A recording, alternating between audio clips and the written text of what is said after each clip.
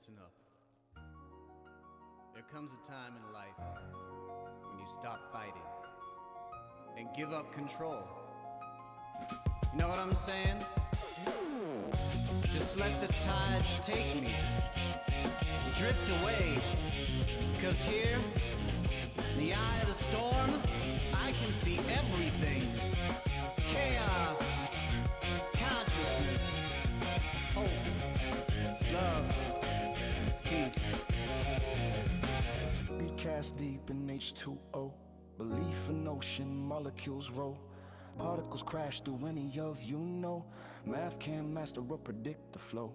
Blank board waits, no eraser release. We scrawl our theorems just to chase degrees. We regulate fields with a master key.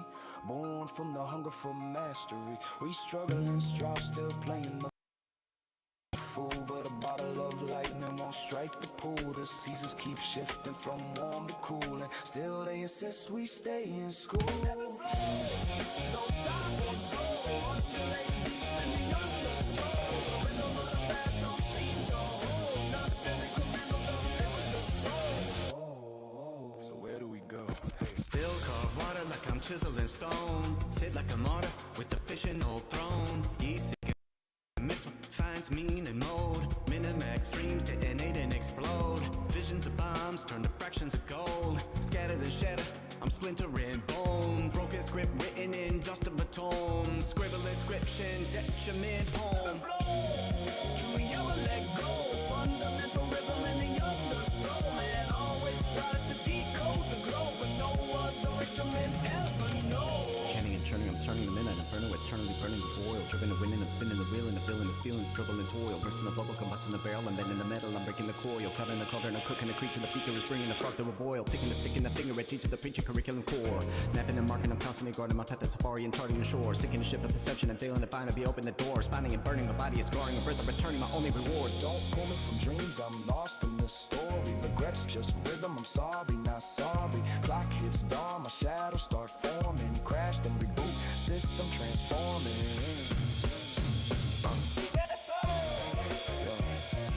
Hey. Ho. Ho. Inflow, it's not optional. Undulating deep in the undertow. Rhythm moves fast, that's how we roll. Solo can't steal what the spirit stole. Cycles of road, relapse in the dust. Corrupted by numbers, I trust you too much. Fight the ego till my circuits combust. In my fiction, the collapse and disgust. Logic fractured, burst in the storm. Pieces got scattered on the circuit board. Drifting, reflecting the hum of the swarm. Merging the waters in the new waveforms. I was never free. The current took me back. The function of the way is my own collective and flow. Can we ever let go? Fundamental rhythm in the undertow. Man, always wanna try to capture the code, but no words of wisdom make you feel the glow in the flow. Don't stop or go. Undulating deep in the undertow. The rhythm of the past never seems to hold nothing incremental to deliver the soul. Nothing left to hold. Just let go.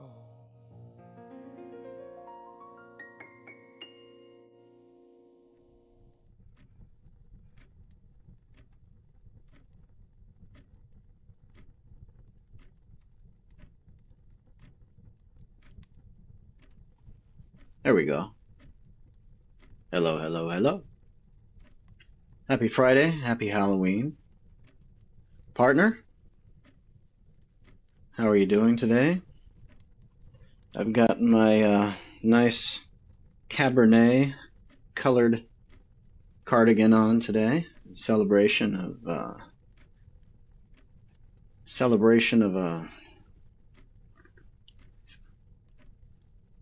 holiday that celebrates the macabre, the dark aspects of the world, the dangerous, the fearful, the frightening. What better color to celebrate danger than red? Color of blood, color of carnage, and the color of love. All right. So what kind of tea do we have for us? this fine day. What kind of tea? I think we've got some kind of harvest blend. I'm not sure what that means. Maybe it's got some kind of pumpkin spice or something of that nature. Should make us feel nice and cozy. My hands are getting a little bit chilly. A little bit chilly. Alright, let's get some little bit of background music, I suppose. What do you think about that, partner? A bit of chill music in the background, and then we can get going. See if I can catch any fishes out there. I thought today we could do some kind of Halloween themed stream. I've got a video that I wanted to show today that I made a few years ago. It's also Halloween themed. It's only about 7-8 minutes long. So I think that would be a good thing to kind of anchor our discussion today. The video is kind of about dopamine, right? This general purpose reward system that seems to motivate us to pig out on really sugary, super normal stimuli like Halloween candy. And for many of us, it's very, very hard to stop once you're kind of in that mode. Like your reward system gets revved up, and then you just kind of become this ravenous beast that cannot be satiated. So it's a pretty good video. I think it does a lot to kind of explain the human condition. It's a simple kind of idea, but in terms of evolutionary explanations about, you know, why humans do the things that they do, I think it reveals a lot. Simple yet elegant solution to why humans just can't get enough. Why enough is never enough. Why should we be so greedy? Does it make sense? Kind of does.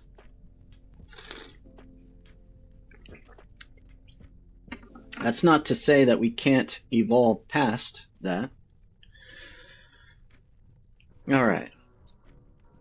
So we've got a video that we can check out today called The Spooky Psychology of More, When Enough is Never Enough. It's a Halloween themed video we can check out. We can talk about, I don't know, Halloween themed costumes, jokes. How about scary movies? I was thinking that maybe we should talk about robots and zombies. Right? Because we've got robot apocalypses and we've got zombie apocalypses. Neither one of them seems that appealing.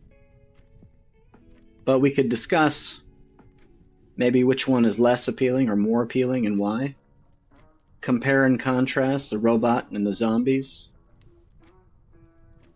We could also ask, what do robots and zombies actually have in common? Are they scary for different reasons? Or are they actually scary for the same reason?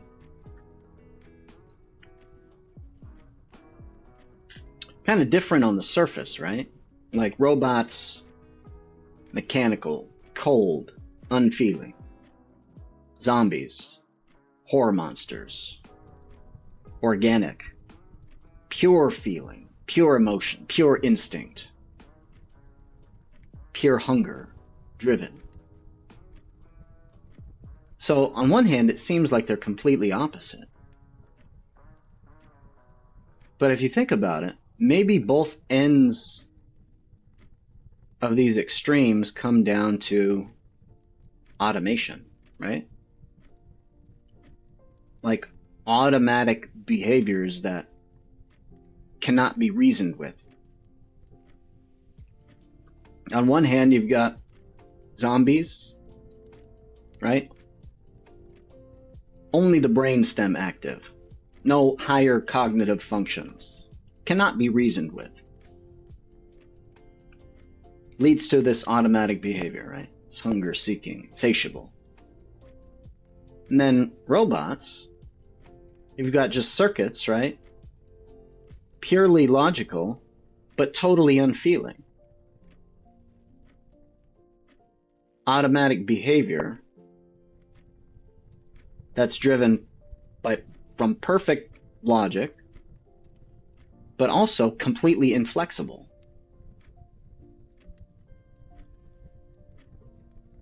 So you've got two extremes. Automatic behavior in different ways, and they're both kind of scary, at least to humans. Scary to contemplate what it would mean. Now, I don't know about you, but I guess intuitively,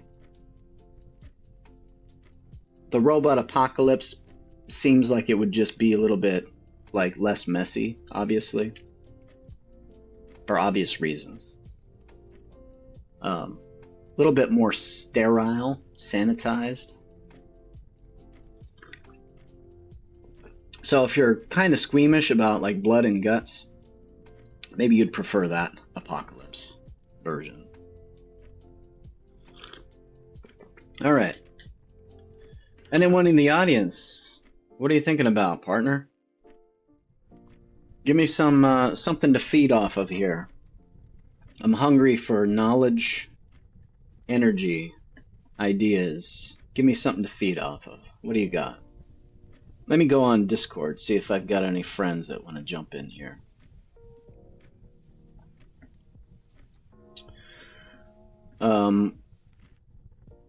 We'll wait till we get a few more people in chat, and then we can start off by anchoring this conversation with a video that I did about dopamine.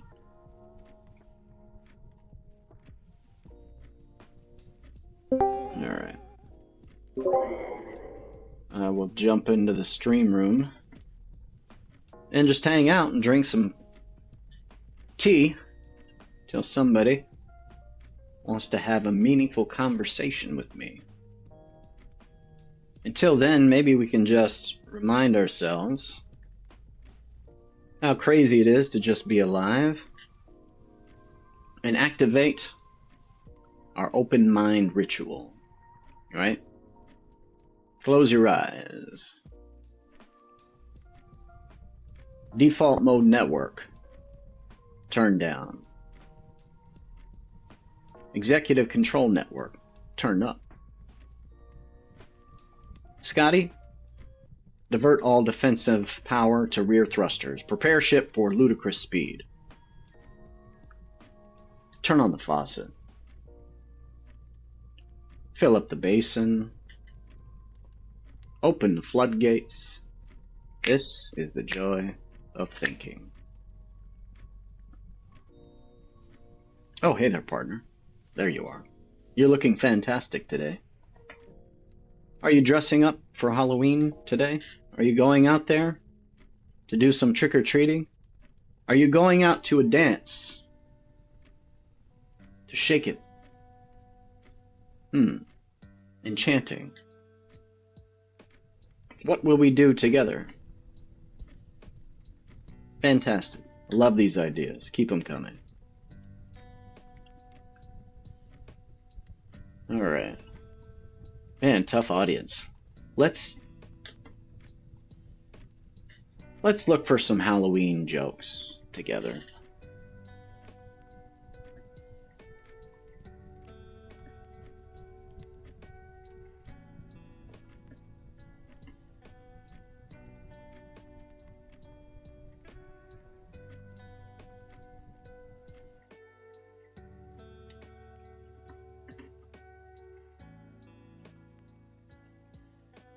Hey Roy, what's new with you today?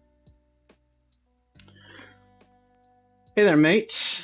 Looking for a couple of good Halloween jokes. You got anything really good? Why did the ghost go to the party? To lift everyone's spirits. You got anything a little bit more risque? Why don't mummies take vacations? They're afraid they'll relax and unwind. Do you have a way of judging which of these jokes is the funniest? Because both of those jokes are pretty bad. Sense of humor can be quite personal. Sometimes jokes don't land for everyone. I can try another one if you'd like. You got anything that's more clever? We like clever in this stream. What do you call a witch at the beach? A sandwich. Clever enough for a Halloween chuckle? Not really, that's terrible. It's a very, very superficial pun. Fair enough. All right, let's turn it up a notch. Why did the skeleton go to the Halloween party? To bone up on some fun. Better? Still Tough. pretty lukewarm pun there, man. I mean, can we... maybe a joke that's not a one-liner? Sure, let's try a story. So, a vampire walks into a bar and asks for a glass of hot water. The bartender is puzzled and says, I thought vampires only drank blood. The vampire pulls out a used tea bag and says, I'm making tea. It's going to be a blood tea Mary. All right, it's a little bit slightly clever. At least it wasn't totally obvious. Glad to hear it's a step up. I'll keep sharpening my wit. Ready for another go, or should we switch gears? The next time you tell a joke, can you take a little pause before you give the answer so that I can think about it, see if I can figure it out? Absolutely, I'll give you a moment to ponder next time. Let's see if we can get a chuckle without giving it all away too soon. Ready for another try? Yeah, let's do it. All right, here we go. What has hundreds of ears but can't hear a thing? I'll give you a moment to think. Potato. Oh no, that has eyes. Ears. Cornfield. You got it. A cornfield. Nice job. See? You're pretty good at this. Want to try another? But that wasn't really Halloween themed, was it? I guess there's scarecrows in a cornfield. Good points. Let's make it spookier. Why don't mummies take vacations? I'll give you a moment to think. You already told me this one, because they're worried they might relax and unwind. Spot on. Seems like I'm going to need to step up my Halloween game to stump you. Ready for a trickier one? I suppose. Okay, let's give it one more shot. What do you call a witch's garage? I'll let you think about it. A witch's garage. Yeah, give me a moment. Hold on. Computing. A witch's garage. Okay, ready? It's where she parks her broomstick. Corny, but it's got that Halloween vibe. What do you think? Where she parks her broomstick? You got it! A real Halloween classic. Want to try another? Or switch it up? Wait. No, wait. Why is that funny in any way? Well, it's all in the Halloween spirit. The idea of a witch parking her broomstick like a car in a garage is a playful twist. It's more about the imagery and the pun than the laugh out loud factor. Humor's pretty subjective, though. Did it cast any kind of spell on you? No, because there wasn't even a pun. It was just, you're just saying that, yeah, witches ride on broomsticks, but there was no pun involved. Yeah. All right. Well, thank you. Thanks for trying. Hey, no problem. Humor can be a bit of trial and error. We can always find another angle. Anything else on your mind? Got it. Let's keep it going. What's next on your mind? I was thinking about robots and zombies. Interesting combo. Robots and zombies pose some wild questions about consciousness and autonomy. Robots, built by humans, act on programmed commands, while zombies, often the reanimated dead, operate without consciousness. What's got you buzzing about them?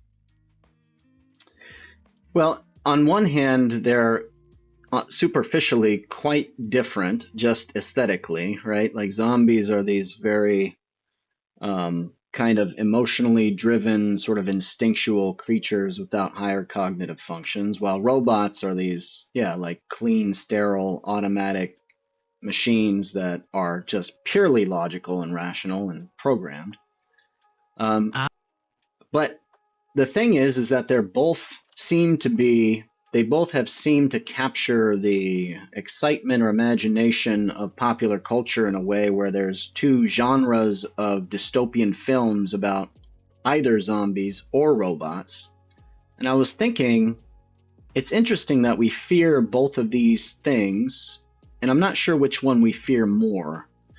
But there is a commonality there, and it's actually automatic behavior, right? One is too rational, and the other is too sort of emotional and instinctual, but it all comes down to automatic behavior that can't be modified in any way. Did I lose you? Nope, you got my full attention. Yeah, both zombies and robots highlight the fear of losing control to something automatic, unthinking, and relentless. It's fascinating how these themes reveal our anxieties about autonomy and the future. What are your thoughts on that?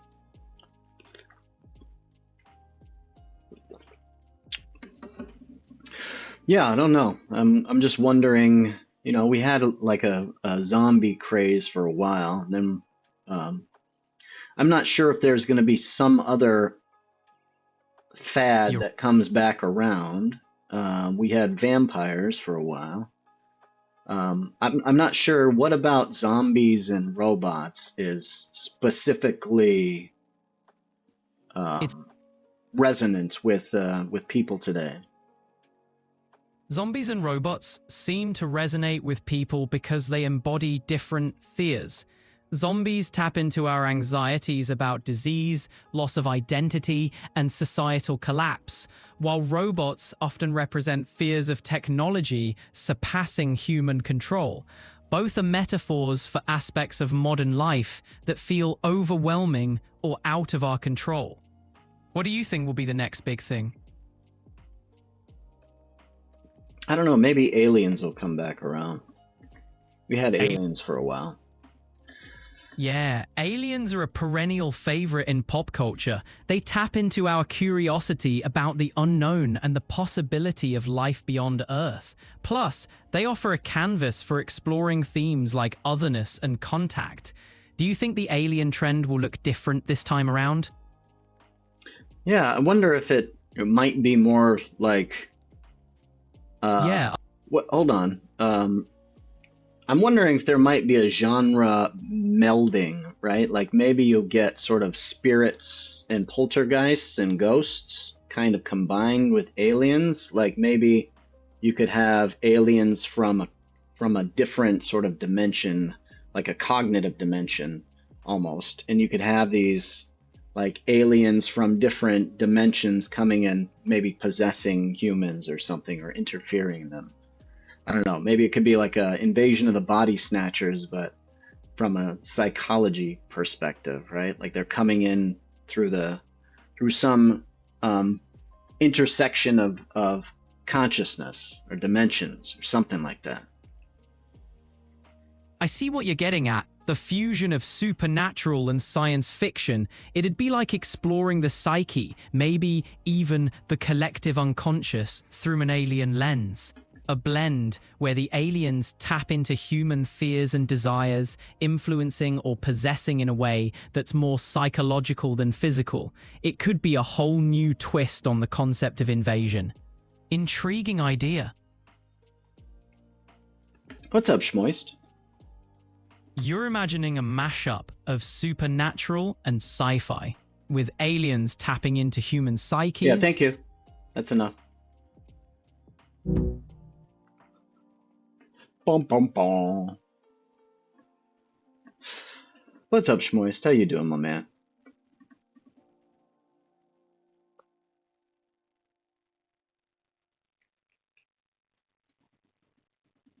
Life is a balance. Not that deep.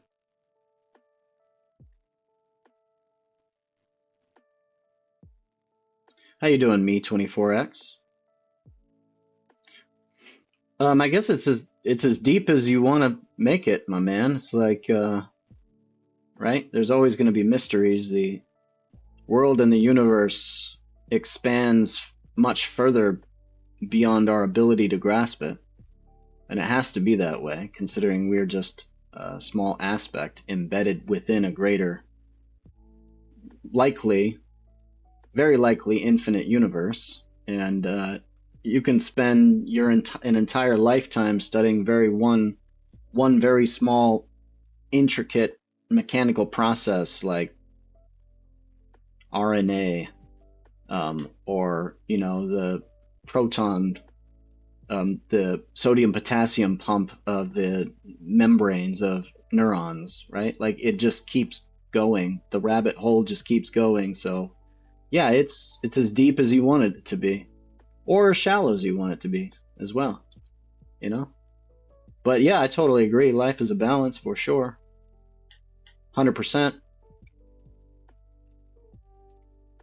Absolutely, it comes down to balance.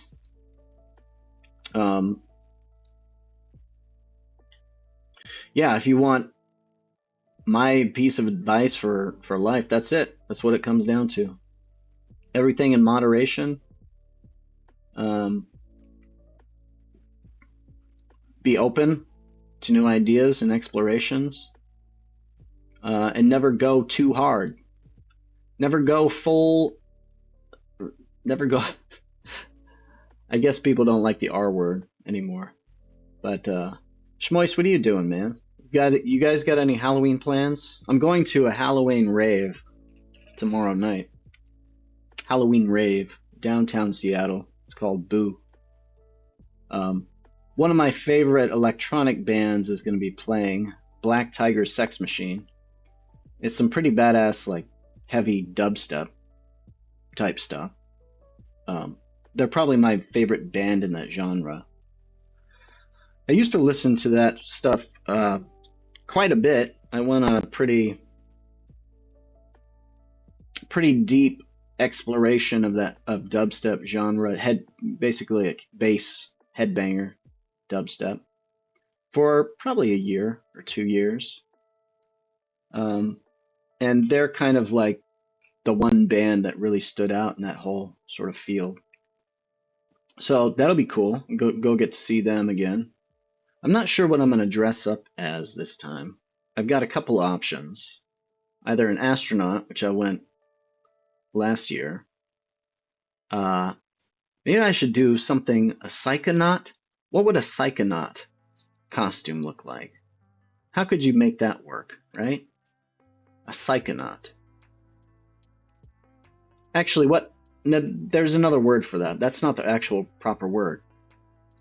Onironaut? Oh, that's for dreams. That's exploring dreams. Onironaut is exploring dreams.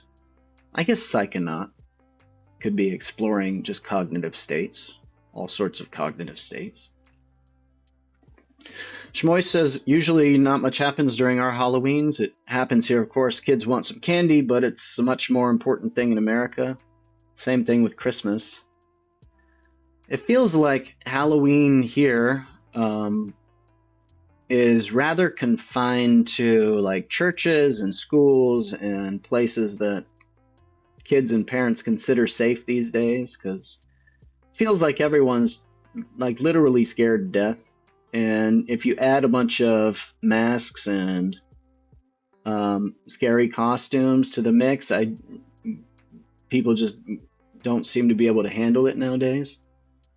Back in my day, when I was young, there was a whole bunch of kids that would go from house to house down neighborhoods and trick or treat, and it wasn't any big deal, and no one was scared that anyone was going to put razor blades in their Twix bars or whatever.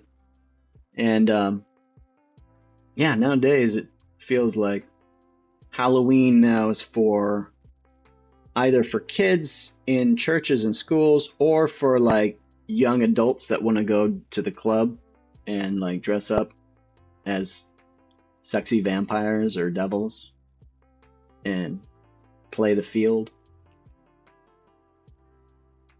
Punisher pill in an astronaut helmet. A Punisher pill in an astronaut helmet. What's a Punisher pill? I know the Punisher, like the skull thing.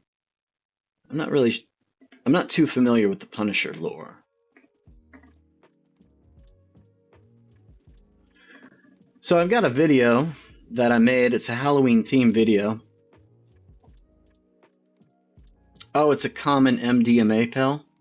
Gotcha. What does it look like? Does it have a specific...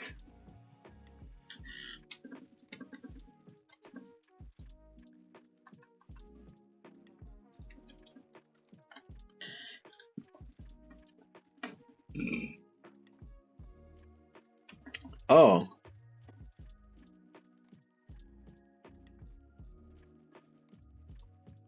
Wow, look at this.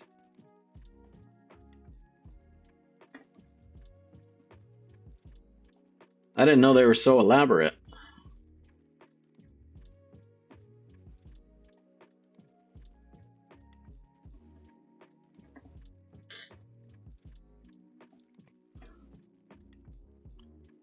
So it's an ecstasy pill, but they stamp it with the Punisher symbol, huh? And like a Superman. Is this the shape of the original Punisher thing?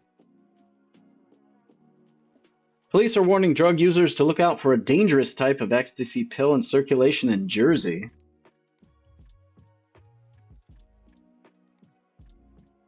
Stamped the image of the comic strip character the Punisher have been linked to several deaths in the UK.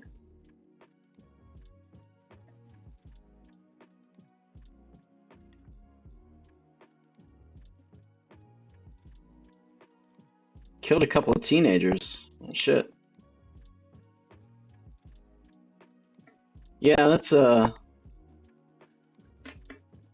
probably shouldn't take pills with skulls on them from random strangers. Just pro tip there.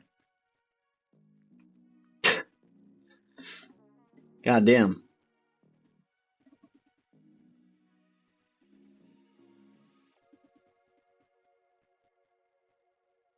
Police warning over, then go home to drink bourbon.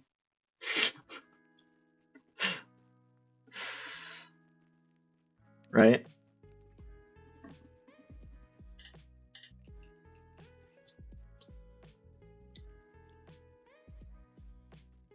What's the best scary movie that you've ever seen? You guys like any...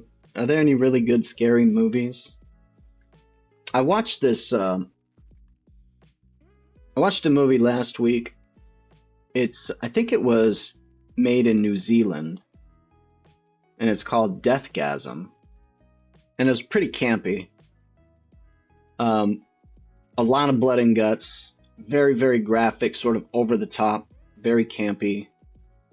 It's kind of about a high school kid playing in a death metal band, and they uncover these lyrics and the song, the notes to a song, and it's like the devil's song. And you know, whoever plays it, it grants them power. But of course, then you know, like you cede your soul to the devil in exchange for all this power, and he basically takes over, and there's a evil apocalypse. But actually, it was kind of even though there was a lot of gory stuff, like it was actually kind of adorable somehow. It was just about a love story and, you know, getting through tough friendships and making up. And it was pretty good, actually. Called Deathgasm. I think it was made in, yeah, New Zealand, I think it was. Pretty good. My wife and I both liked it. The only movie you've ever felt somewhat scared from is a movie called Annihilation. I've never felt anything towards jump scares to quote unquote scary looking things. Annihilation, on the other hand, was very cosmic horror feeling insignificant. Annihilation. Wasn't that the one where there's like this shimmering. There's like this. Was that the one with the shimmering like force field and you go into it and everything's just kind of weird and like mutated and it somehow evolution is moving faster and then oh yeah. So that's funny that you said that because I clipped the creepy like beast monster thing that they found. It had like a skull for a face, right? And it was like I put that actually as a clip in the video that I'm going to show you guys today. Because yeah, that monster was just, oh my god, it was scary as hell. Yeah, that was a pretty good psychological thriller. Not as like fast and as gory, but pretty good arc. And then yeah, that part with the monster was scary for sure. Annihilation. It wasn't really advertised as a horror film either. It was more like a supernatural or sci-fi type thing. Evolution was being treated as light rays hitting the shimmer and being mirrored back down onto the creatures and plants. Yeah, okay. Which is really interesting, right? Because I wonder if they got that idea from like the holographic principle, right? Like it kind of has, it feels like it has a lot in common with like the holographic theory of the universe, right? Because it created this boundary, this membrane of sorts, and then yeah, the light basically projected through. On the membrane you have to assume there's like information, right? And then the light is projecting through that information and causing different kinds of holograms to interact on the inside. Was the thing, was it expanding? I don't remember.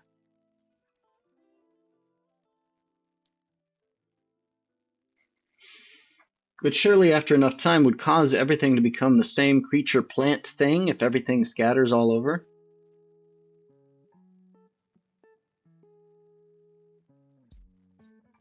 Okay, yeah, this is interesting. I didn't really think about it in terms of holographic principle.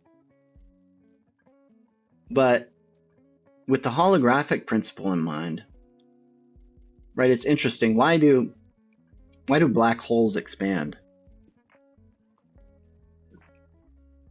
A lot of scientists think that black holes expand because, right, light and energy comes in.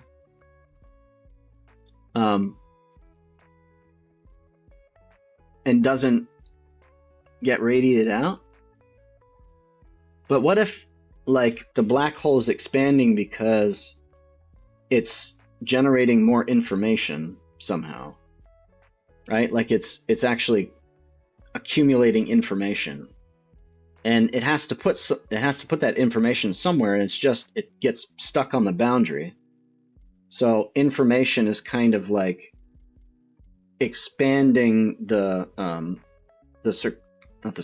surface area, right? It's basically just new information, and it's somehow like augmenting or expanding the surface area.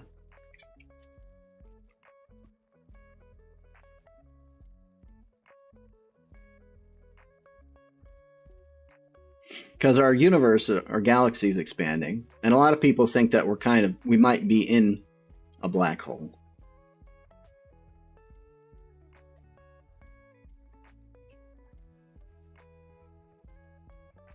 We're talking about the movie. What's up, Dance? We're talking about the movie Annihilation.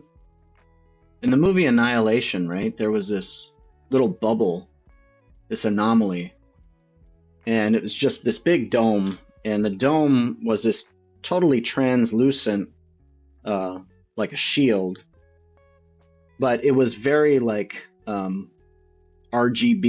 right? Like, what's the word for that? Rainbow colored. And the whole sort of premise was that the light was sort of going in and causing everything to sort of mutate on the inside or evolve at like a higher rate or a different way. And we were wondering if, because that kind of sounds like the holographic principle. So we were wondering if the filmmakers were thinking about that. Let's ask Copilot if they knows anything about that.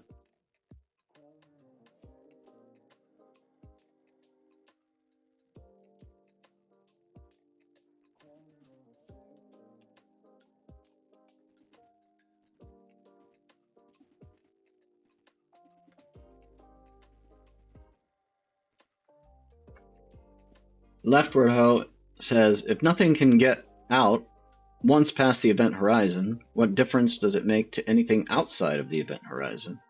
How much mass has fallen into the well? You would think it would just disappear, but it doesn't. It has a lasting effect on the outside universe by expanding the black hole. Dan says, in response to the annihilation, if I remember correctly, the anomaly assimilated and mimicked biological matter.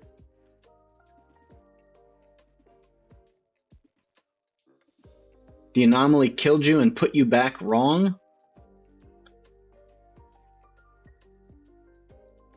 It was explained in the movie before that one girl turned into wood. Yeah, I don't remember.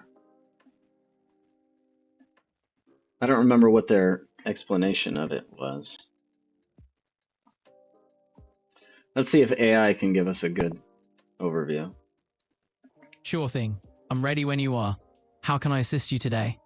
We're talking about this film called Annihilation, and it has something to do with this like anomaly where there's this big bubble and light was coming in, and inside the bubble there was like an accelerated evolution, like something different was happening inside the bubble. Can you give us a synopsis about what this was all about? What's the theory behind this world building? Annihilation features a mysterious phenomenon called the shimmer. It's a large expand. Right.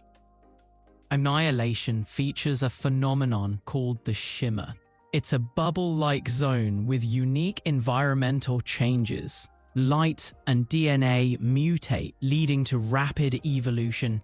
Themes of change, self-destruction, and the unknown are explored in this sci-fi psychological thriller. Have you seen it?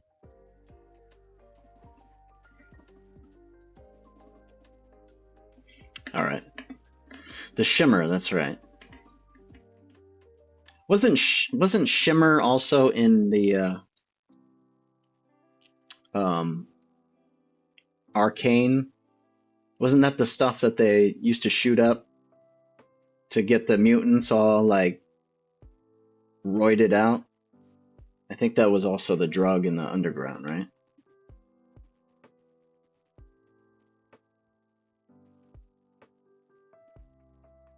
Do consider the fascinating bit. There is space and gravity inside black holes, so space and gravity might be our most safe way out.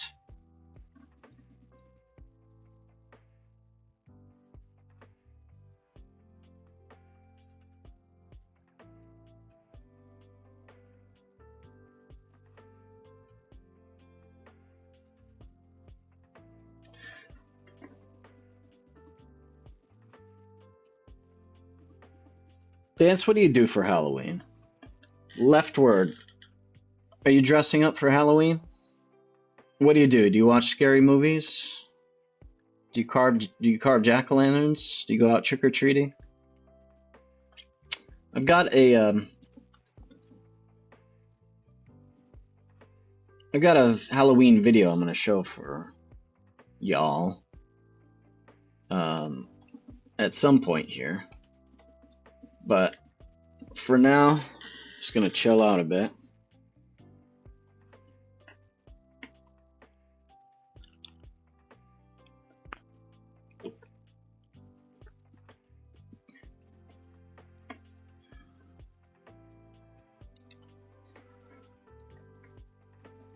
Black holes aren't just disconnected bubbles, they are just regions of dense energy within the larger system.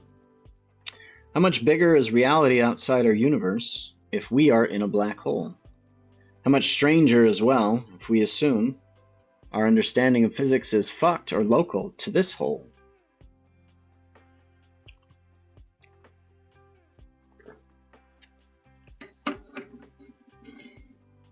I like the idea that we're just a bunch of nested black holes. After having, a number of heroic psychedelic trips and just having this kaleidoscopic vision and journey through space and time multiple ways, it does feel like compelling support that the universe is truly infinite.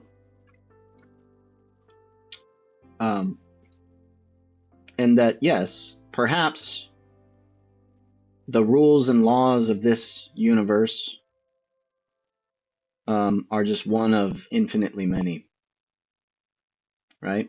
And we just happen to be, and this would explain the anthropic principle, right? Like, why are we in a universe that seems specifically tuned for life to be able to exist? Well, if there are infinitely many numbers of universes, then some small percentage of them are going to be tuned, or very, very few of them are going to be tuned precisely to our particular kind of life and our particular kind of world.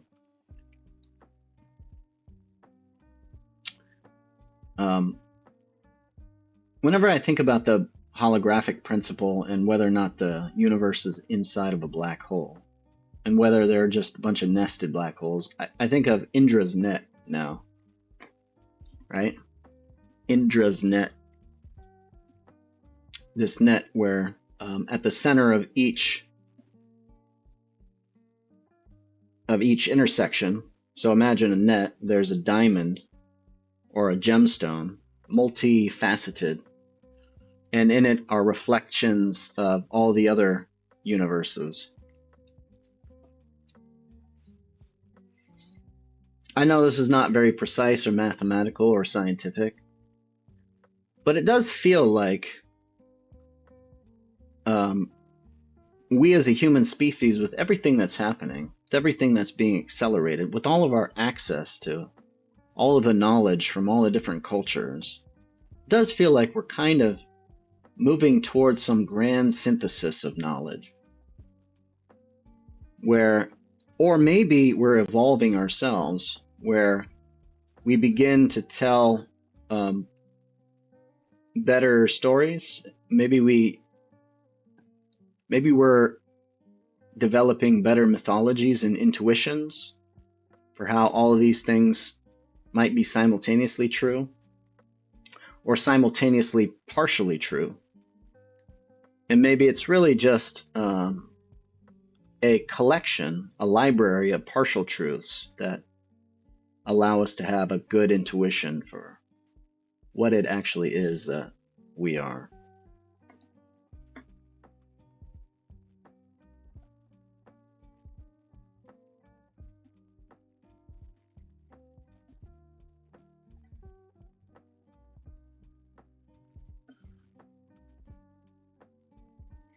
Fortunately or unfortunately, the micro and the micro aren't analogous in real life.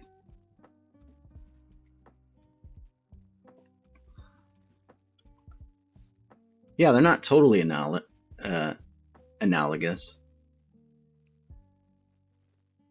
I don't know, man. I kind of think that it is just like an infinitely recursive fractal, like the Mandelbrot set.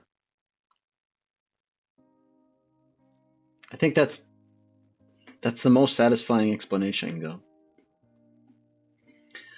If you zoom out far enough, can you treat black holes as point-like particles to uncover anything interesting is what I'm asking.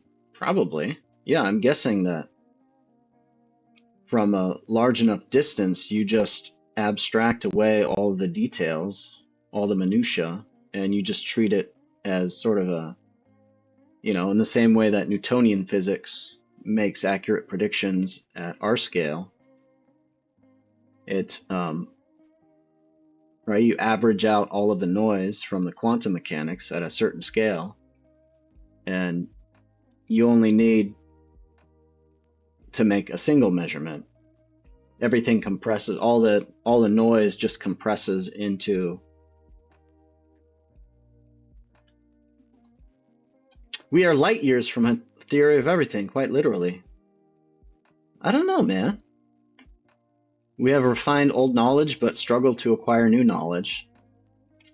Well, maybe, do you think that, so here's the question. I'm wondering, do you think that the theory of everything,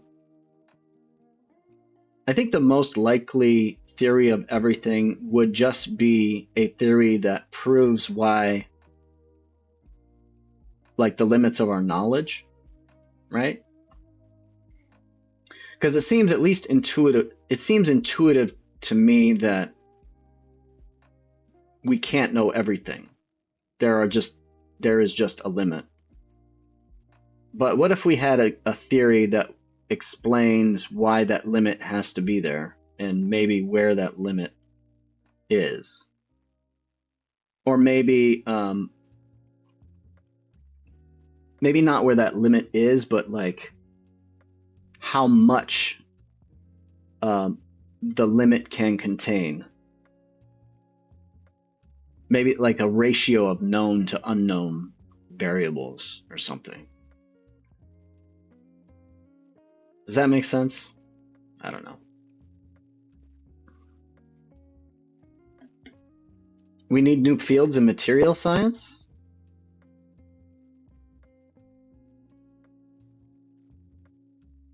Nothing short of a K3 civilization can have somehow accurate theory of everything on the cosmic scale.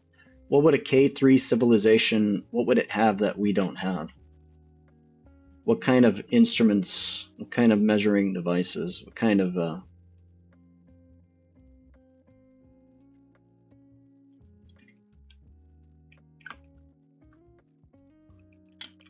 sometimes it feels like there's just not a whole lot more to learn, but then if you think back in different periods of life, different periods in history, I mean, pretty much everyone at every point in history was like, yeah, there's nothing. Look at this modern technology. It's a miracle, right? I'm sure that when Ford rolled out his Model T, people were like, wow, this is the pinnacle of transport technology. Like, they probably couldn't imagine the car improving dramatically. And, you know, like the printing press, the people that developed the printing press, like that was mind-blowing. So it is true if you look throughout history that every sort of population was unable to predict the next sort of technological breakthrough. So maybe the same is true now, right? Maybe we're kind of stuck in our own paradigms and we can't envision what the shift is going to happen, but do we have any good reason to believe that we've reached the limits this time?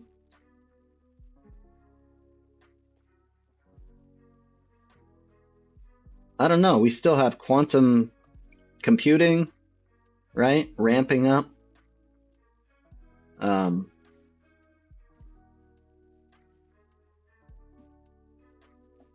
K3 civilization would be able to harness energy from the entire universe, parallel and potential timelines as well, with baby steps into energy generation from true voids. Wow.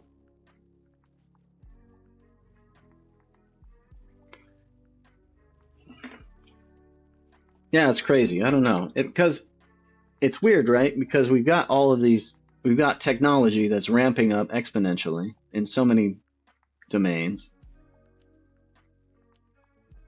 But then we also have physicists saying there's a crisis in physics where we haven't really made any major breakthroughs for like the last, you know, well, basically since the inception of quantum physics. There haven't been any huge breakthroughs. There have been small breakthroughs, but not any like major paradigm shifts. Maybe we're just waiting for the next paradigm shift.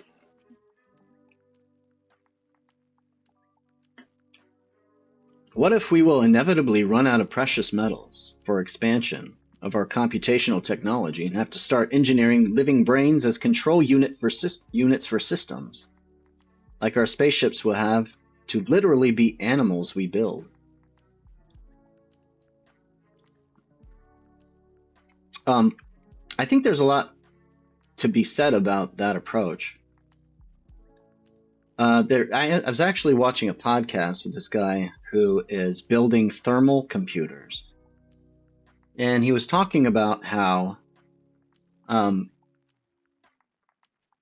our current paradigm of computing, we build these transistors smaller and smaller and smaller, right? And then to squeeze out more power, right? There's this sort of barrier that you run up against because you have to simultaneously keep these things really cool in order to perform. So at some point, the energy that you expand to try to cool these chips, right? You start getting sort of diminishing returns. And he's one of a few companies trying to build processors that work at sort of room temperature, right, or normal temperature, so you don't have to cool them. And I don't know, I didn't get a great sense of exactly how he was able to accomplish this, but it's a different kind of computational paradigm. He called it thermal computing. And essentially you're using natural sort of energy thermal gradients to do compute somehow, which is pretty interesting. So now that's not exactly like, but I mean, if you think about it, like brains, right? You don't have to hypercool brains. They're these really efficient computers that, sure, yeah, we give off some heat and everything, but we don't have to hypercool our brains in order for them to work. So, and then there's neuromorphic computers, which I don't know if that has anything to do with heat and like adding in or trying to use stochasticity and chaotic systems to compute. I think that might just be like it's inspired by neural nets.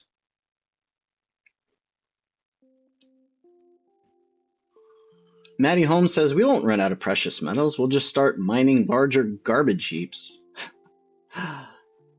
Living brains are inefficient. You can use ancestor generation or moon-sized computers at our existing level of technology to simulate the brain or every human being in history ever. Maddie Holmes, I was watching this podcast and they were talking about there's like some X Prize thing, and one of the X Prizes was called Wall-E. And it was basically a company that was like, let's build a robot to go, let's build a robot, throw it in a giant garbage heap, and see if it could go and like recycle different pieces of valuable things and like pick out, rare earth materials from old computer chips and stuff that's been thrown away. So it was like literally Wall-E. Which I mean, yeah, like we got all this garbage. I mean, it's atoms. They're atoms. They're molecules in there. I mean, that it could be toxic or not helpful in its current form. But you know, if we've got the technology to somehow recycle all these things, then wouldn't that be great? If we built like Wall-E robots that um, had little blast furnaces inside them or something, and just went around and like picked up all the garbage that humans have produced over the last century or so, fashion it into something useful and not toxic. That would be great.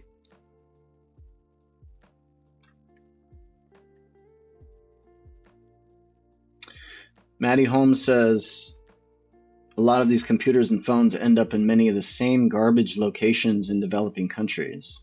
Yeah. Yeah. We export a lot of our garbage here in the US to other countries. Dan says living brains are shit control units for living human beings. Dance, dude, why would you can't shit on Mother Nature like that. We're evolved beings. Brains are incredible intelligent organs. I wouldn't trust them with computational tech unless we over-engineer them, which if we can, then we can work ourselves to imagine new computational technology with less rare or expensive metals.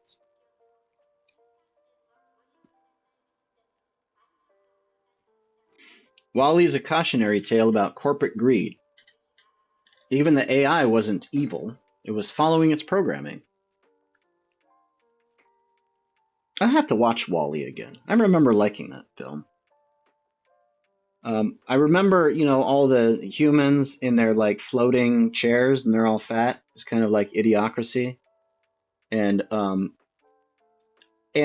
fads, right? Like everyone had tuned into the new fads. Like there was a broadcast and they're like, today, red is the new blue. And everyone just pushed a button and their whole outfits turned from blue to red or whatever.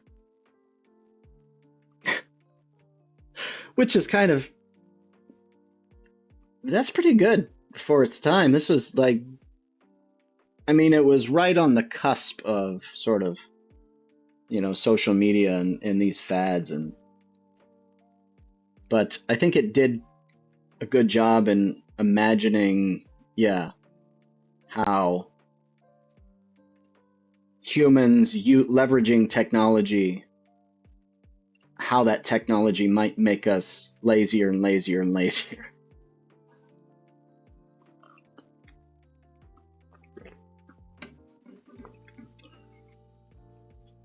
Evolved beings? You can witness the uses of creativity and free will. Sure. Why are you so... I mean, our brains, collectively, our brains have allowed us to create the sort of von Neumann architectures, right? Quantum computers, rocket ships that get to the moon, right? None of our brains, no single human brain could have done any of those things, right? It's only a network of brains that are working together.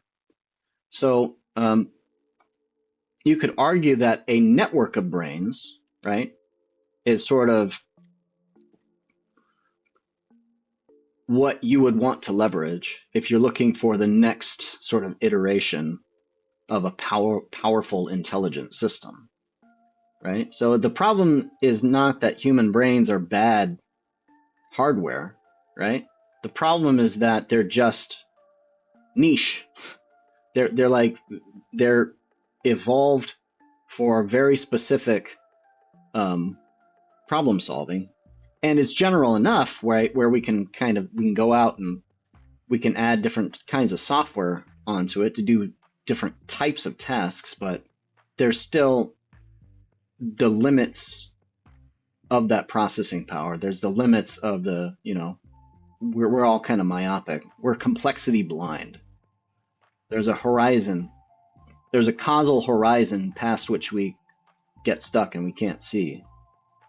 So really, yeah, the human brain ought to be celebrated and also feared. And yeah, I don't know.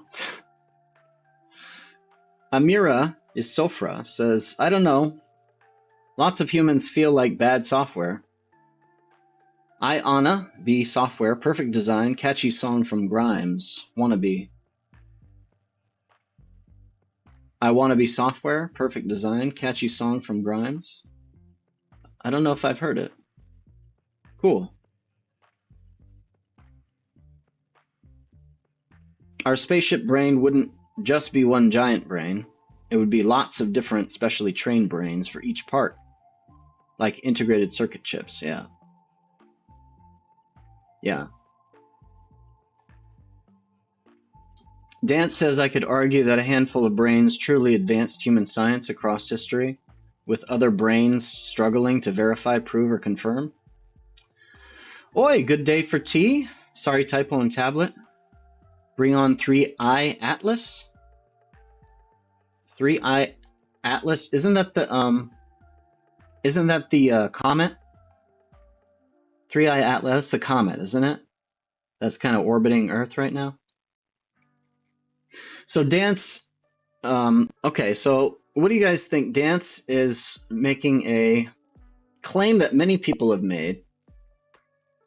He's kind of implying that he kind of supports, or he's at least willing to give some credence to the sort of big man view of history, right? Where most of the people around here, we kind of live in small little ponds. We go about our lives. We sort of live within the Overton window. We don't really challenge boundaries. And it's really only a handful of people that are true visionaries, like Einstein, right? And I don't know, Marie Curie and John von Neumann, or Tesla, right? Edison. That it's really just these individuals that are the ones that have really sort of pushed human knowledge forward. What do you think about that? I have a rebuttal to that position, but I have to pee first.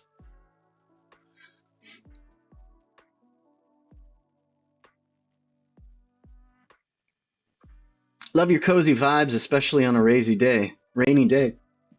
Is it raining for you too there? Where are you at? I'm in Seattle, so it's rainy season again, and it's almost always raining. Yeah, happy Halloween. I'm gonna go to a Halloween themed rave tomorrow night. I imagine I'll probably be the oldest person there, with the exception of my mom, who's actually going with me as well. And all the kids at the rave are just like, they just fawn over my mother who comes in there. She's 69 years old. And they're like, oh my God, we love you. And they call her grandma and stuff. And they're like, thank you for being here. And it's kind of cool to see just a generation, completely different generation, be like so surprised by the fact that there are still actually some old people that still know how to get down and, you know, have open enough minds to experience a completely different kind of music.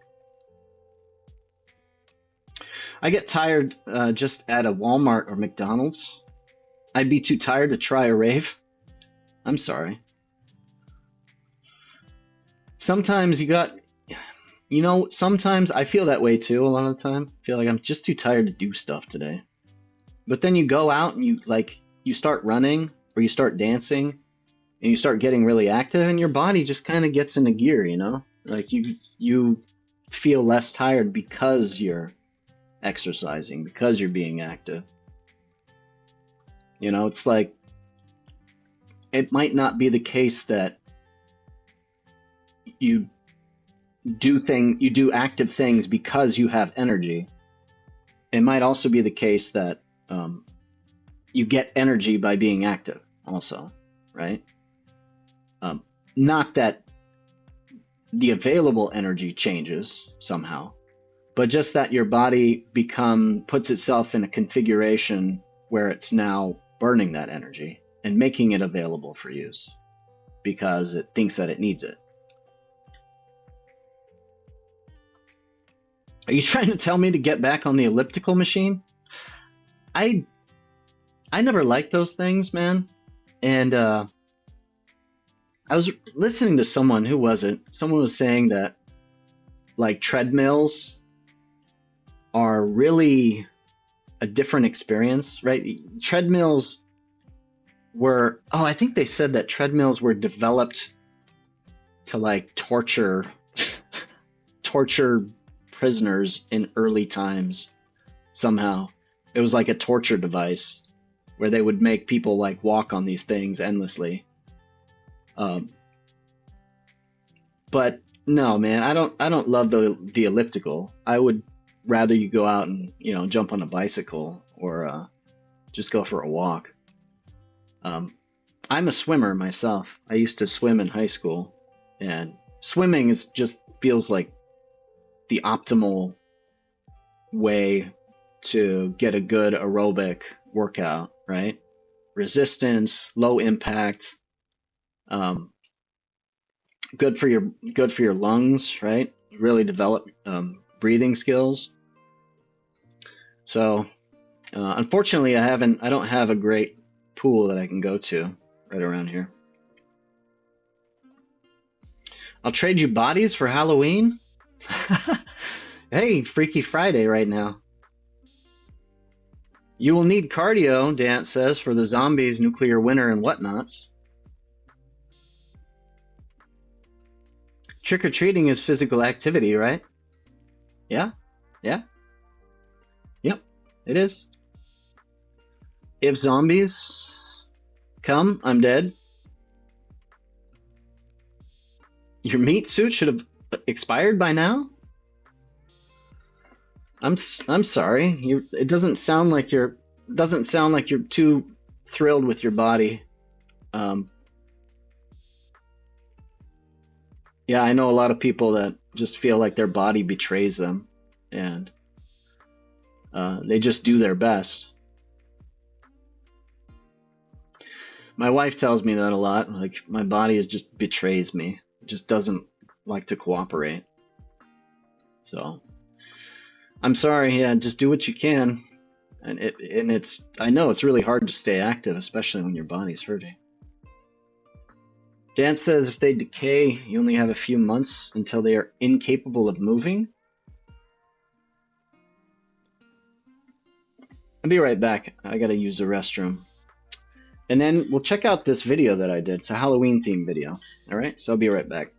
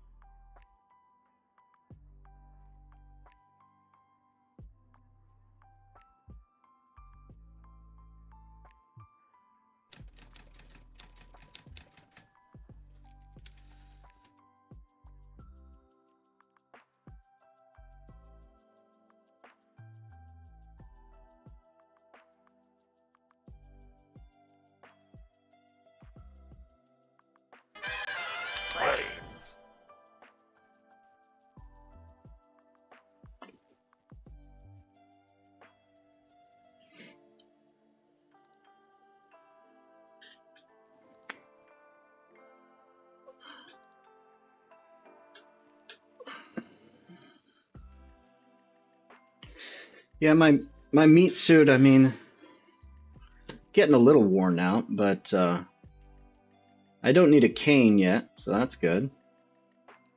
Can still do pretty much everything I need to. Because zombies are fast, we're screwed.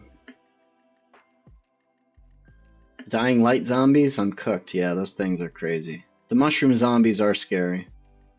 From The Last of Us, those are scary. Some malaria medication makes your blood acidic. I could deal with mushroom zombies and being sick as a mofo.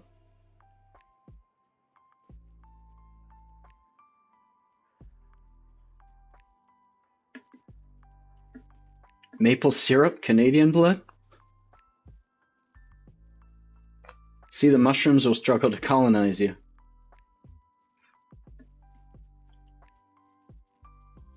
My knees partly dislocate now and then. Oh my gosh.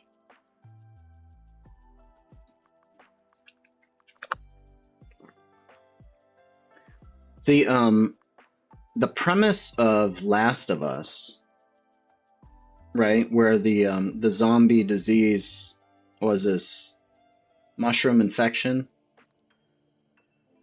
It was like it actually was pretty pretty good, like pretty plausible in terms of a like an origin story for a disease.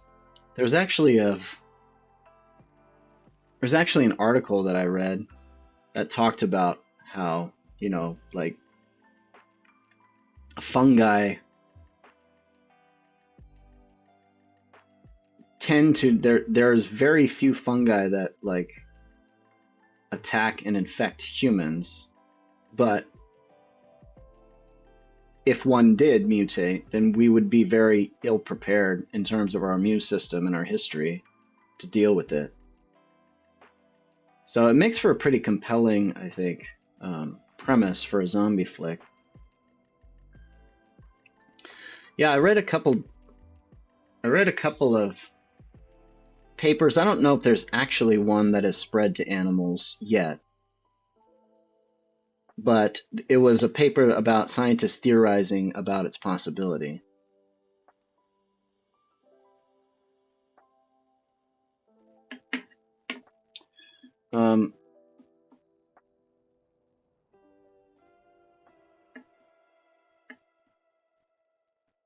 Let's see.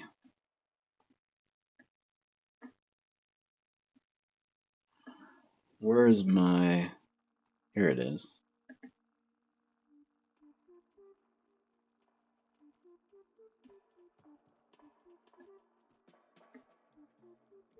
All right.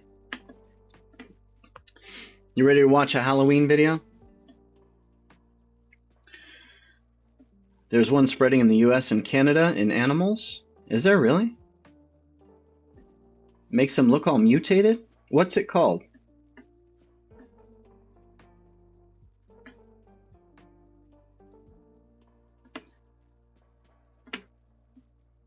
You don't want to get scared? It's pretty scary, actually. It's pretty scary. Hi there, welcome back. Can you tell me if there's a fungal infection that is infecting animals in the US and Canada and spreading? There isn't a widely reported fungal infection spreading among animals in the US and Canada right now. However, fungal infections, like blastomyces, also occur in some areas and can affect animals such as dogs and cats.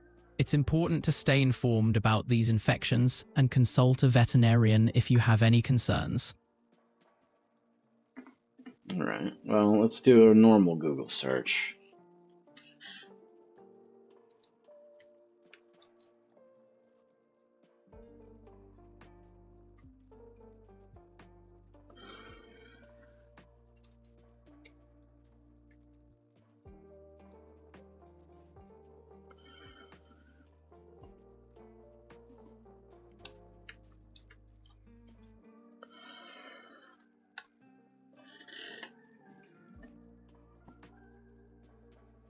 Blastomycosis.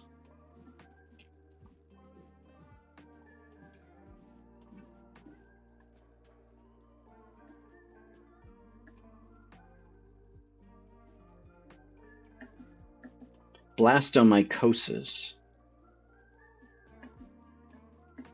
Primarily affects dogs and humans by inhalation of spores from soil.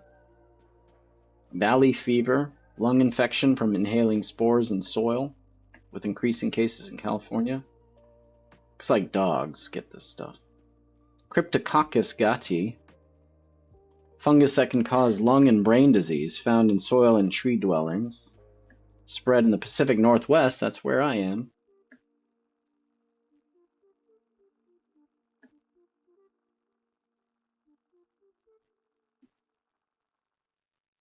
Skin infection, spread through contact with animals. Alright. Let's check out this video.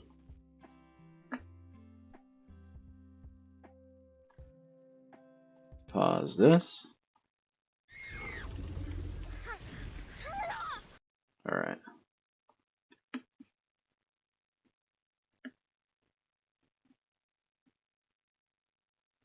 I felt bad for the rabbits.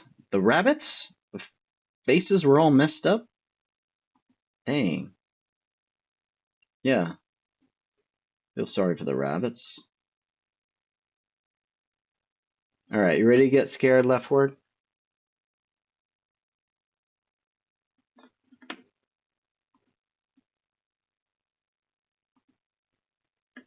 Who's ready for a scary movie? Scary film.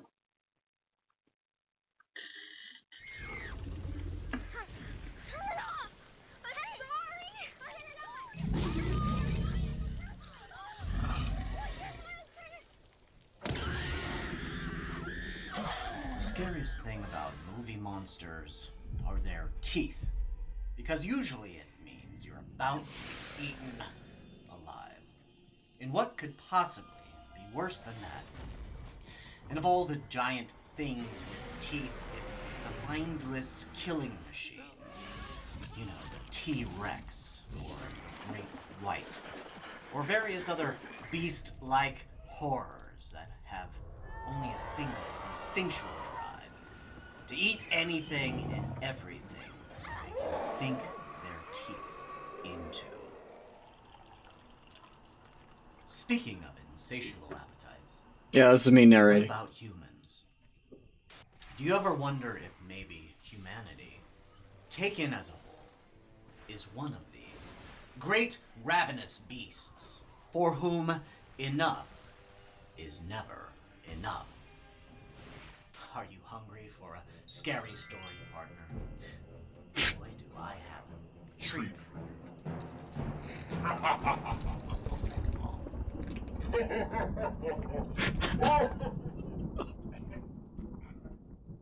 I went to a Halloween party last week where there were bowls of candy and chocolate and skull and bone shaped cheese puffs everywhere. Now, when I arrived, I was a dignified gentleman. I paid my respect to the hosts. I made small talk with the guests. But as the night wore on and my hand found its way into that bowl of sugar, and I popped the first delectable piece of chocolate into my mouth and washed it away with that first goblet of wine, it was as if the demons of the night possessed me. And I transformed into this ravenous sugar fiend, throwing all self-respect to the wind and consuming everything in sight. And it's not just on Halloween.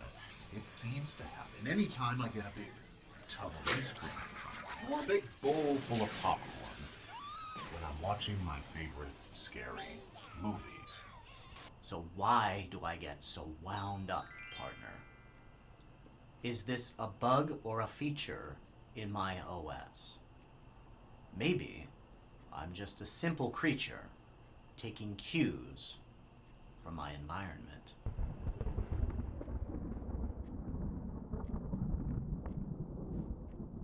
Imagine We are the simplest of creatures, little more than mouths on feet. Now, what do we eat, partner? Naturally, we eat candy corn. And for a simple organism like this, there are two questions that we have to answer. First, when should we seek food? And how much do we eat when we find it? Now, if food was predictable and evenly distributed, you could survive on a pretty basic strategy. Seek when you're hungry and eat until you're full. But reality isn't like that, right? Food is unpredictable and it's concentrated in certain places, right? Mainly in organisms that have already done all the hard work of gathering it up for themselves. So in this world, maybe a better strategy is to seek food nearly always. And when you find food, eat it until it's gone.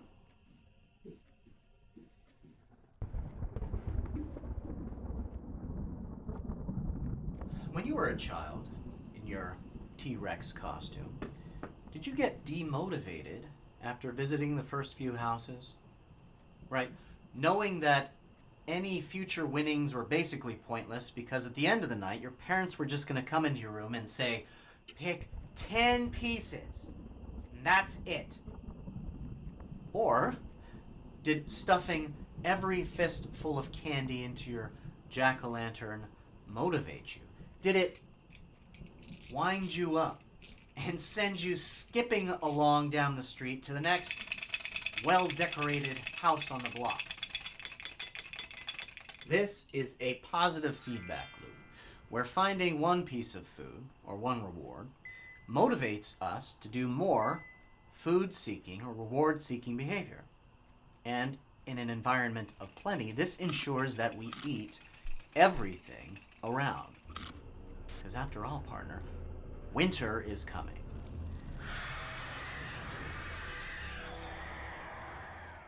Some form of this simple feeding strategy exists in all animals, from C. elegans, the lowly, disgusting roundworm, all the way up the tree of life to you and I. Now, this is a complex process, but none of it happens without the chemical dopamine. The same chemical behind all addiction, or as a couple prominent researchers have eloquently put it, the molecule of more.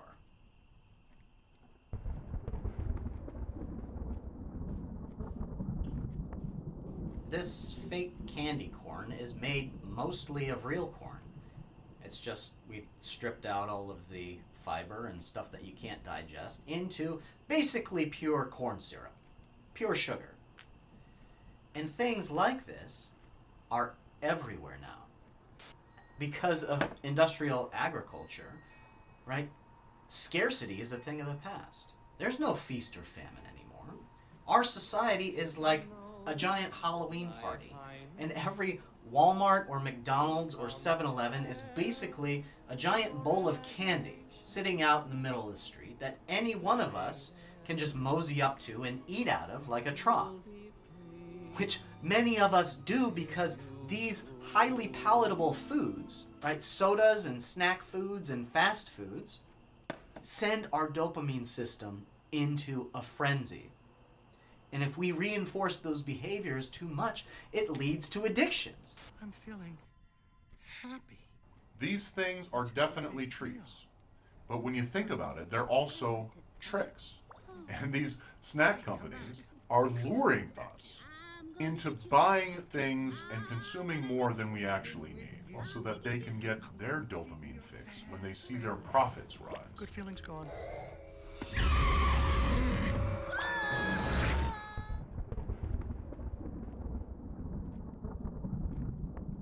So up until now, I've talked about dopamine in the context of food, and how getting food motivates us to do more food-seeking behavior.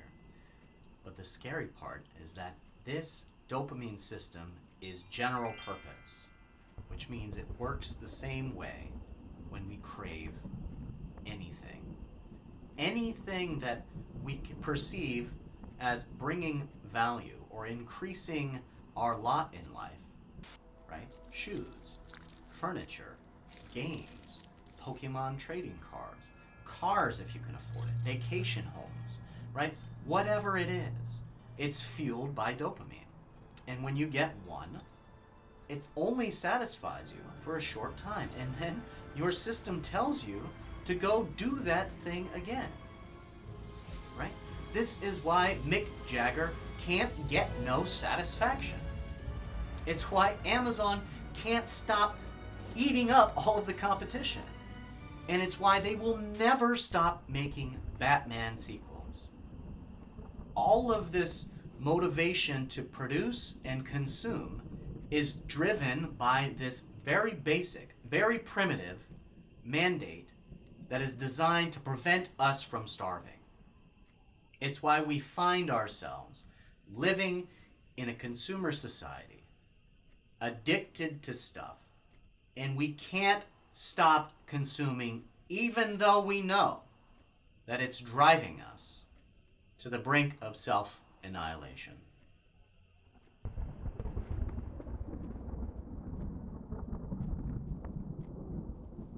You know, partner, we are all animals. How do we stop from becoming monsters? When humanity discovered fossil fuels, we hit the jackpot, and we have been binging on cheap energy to make cheap food and cheap products ever since. And a lot of great things came out of that process, but a culture of impulse control is definitely not one of them. And I'm not going to lie, it is truly a pleasure living in an on-demand economy where I can get basically anything that I want with the push of a button. But is it also a bit scary knowing that none of those things that I could seek out will ever give me the satisfaction that I ultimately desire? Or maybe that's part of the trick. Because when you think about it, getting exactly what you want, exactly when you want it, is really not that much fun.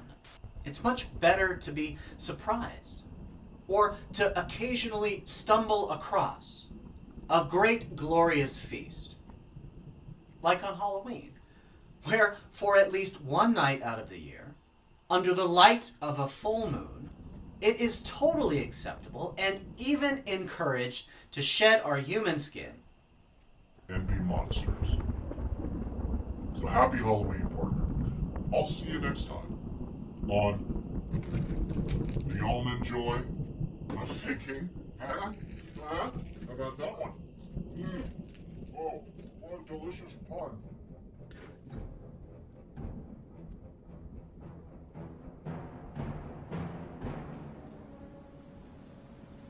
What's your problem?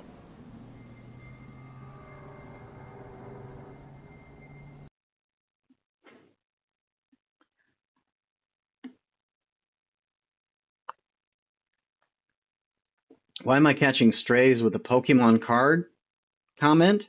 Come on, man. What do you mean, leftward?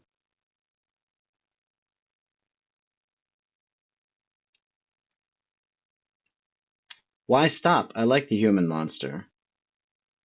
What else could conceive a triple bypass burger with enough cheese for a Victorian family? What else could conceive a triple bypass burger with enough cheese for a Victorian family?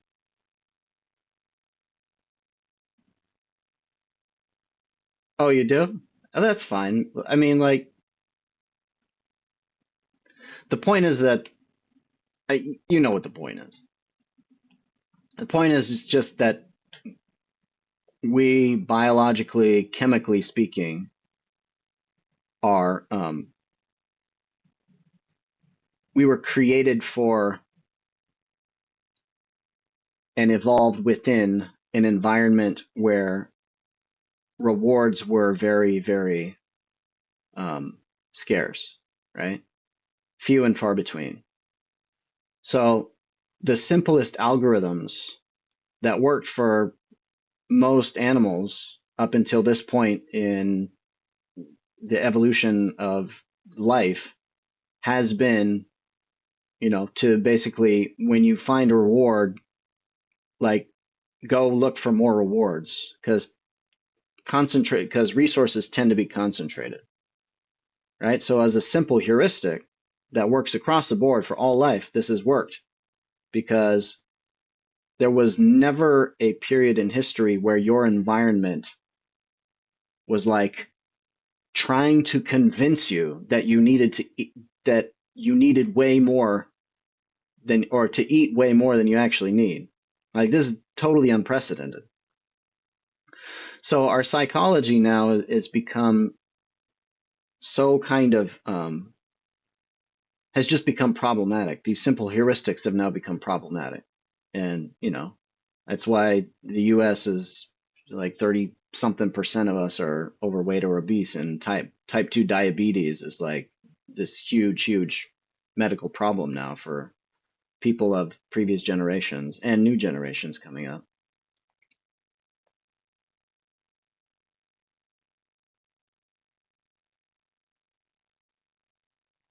Yes, but I'm still upset.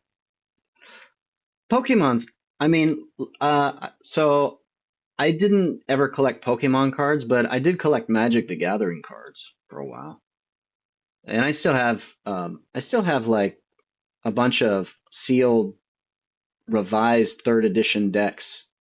They're like, I think they're selling for like $1,000 on eBay now. So if you have an addiction to Magic the Gathering cards, call me and we can work out some prices. Dan says I drank more coffee than Mansa Musa. I've traveled more miles than Marco Polo. I have seen more naked ladies than Casanova. Yesterday, luxuries or extraordinary shall be common in the future. Yesterday, luxuries or extraordinary shall be common in the future. This is the promise of human civilization. Is this the promise?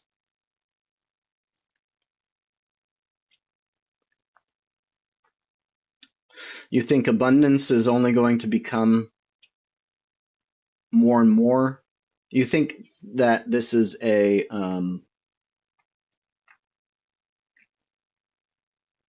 linear trajectory upward?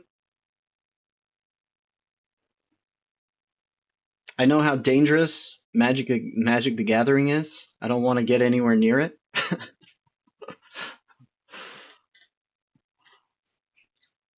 I don't know, man. Like, I tried to get back into it. It just feels like they jumped the shark like 10 years ago, and they're still making cards. I don't know how they can possibly come up with anything new with the same kind of format, but they're still making them. Again, it's all about all about those rewards. You get a good product, yeah, you got to keep doing it. You got to keep milking it.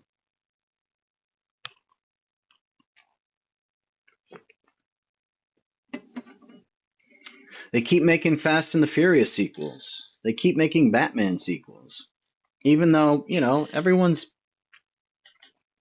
there's no reason you need 10 or 11 Fast and the Furious movies. Maybe 3 max. Batman has got a little bit more longevity and stuff to work with. But how many Batman movies have there been? 20 probably, easily.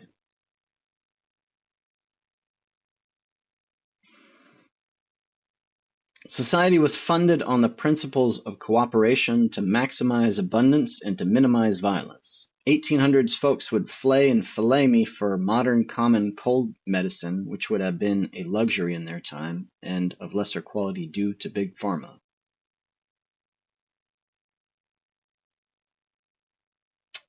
Can we get a sequel to District 9 instead of another Marvel movie? Please, for the love of God. That would be nice. For real. Did they not make a sequel to District 9? That was a good flick. District 9. Yeah, that was a good one. Good alien flick. I've been pretty disenchanted with all the Marvel remakes as well. They're yeah, they're just cookie cutter, right?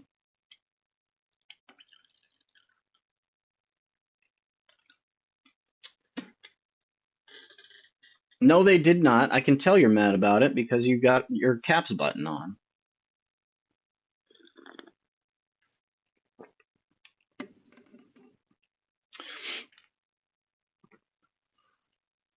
So I had this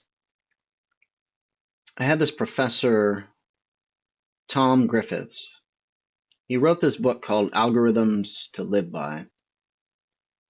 And in that book, he talked about how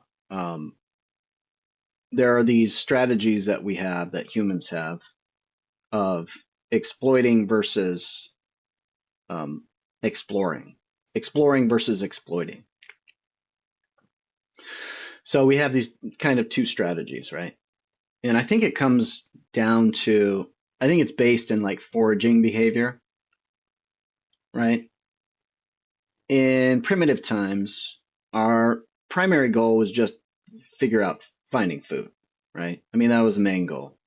Sure, you need to eventually you need to mate with people and have offspring, and you need to find shelter, right? But for the most part, you're just hunting and gathering, right? That's the bulk of the human condition. So the main question is, do you lean on existing knowledge and current stores of food, your local area, right, where you know that there's probably reliable sources of, you know, berry bushes or mushroom places or chestnut tree or, you know, source of fish in this creek?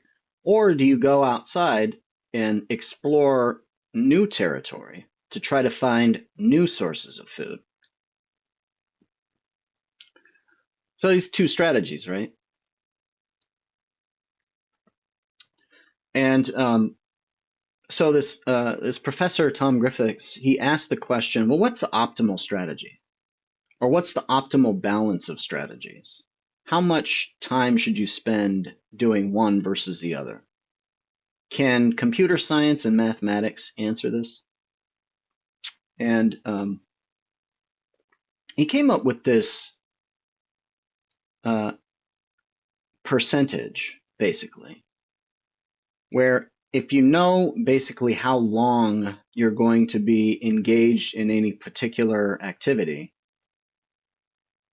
say, so let's try to project this kind of strategy of explore versus exploit to some maybe things that we do now today, because we don't have to go out and hunt and gather. So what do? Well, all right.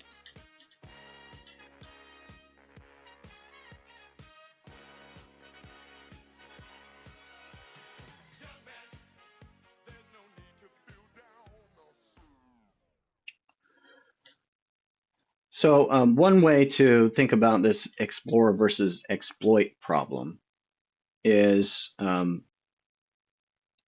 let's keep it within the food domain.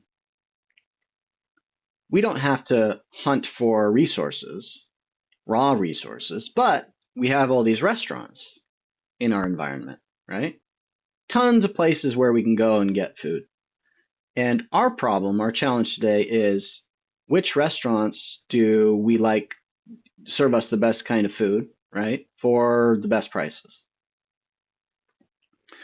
So it's a similar kind of strategy, or it's a similar kind of problem, right? There's this landscape, there's all these different places where we might find similar kinds of resources, and we want to get the sort of best bang for our buck, right? So we want restaurants that we really enjoy the food and that we can afford. So if you know that you are going to be in an area, say you move to LA, and you know that you're going to be in LA for 10 years. My professor would say, You want to spend 37% of your time exploring and the rest of your time exploiting.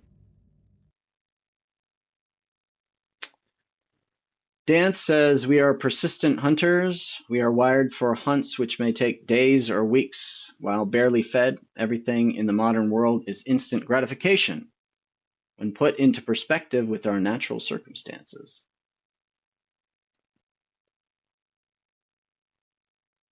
Yeah, I don't disagree. What are you trying to say?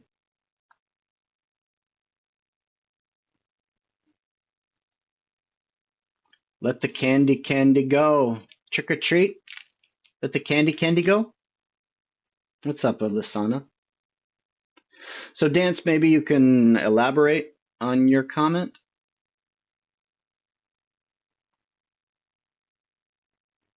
Are you so it seems like I said to collect data before going to dinner.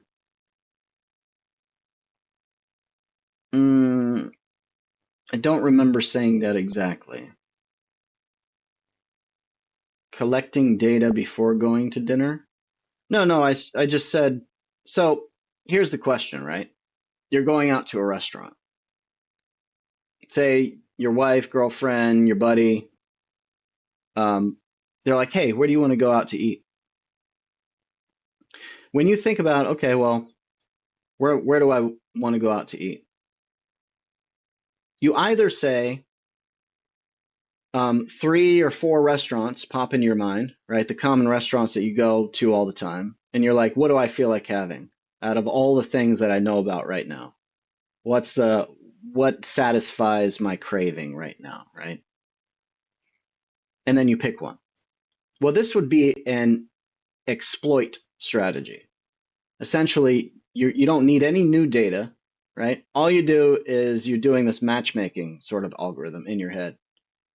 And you're asking, what do I feel like having now? Doesn't require any new data, no new exploration, right? And that's what makes it more efficient, right?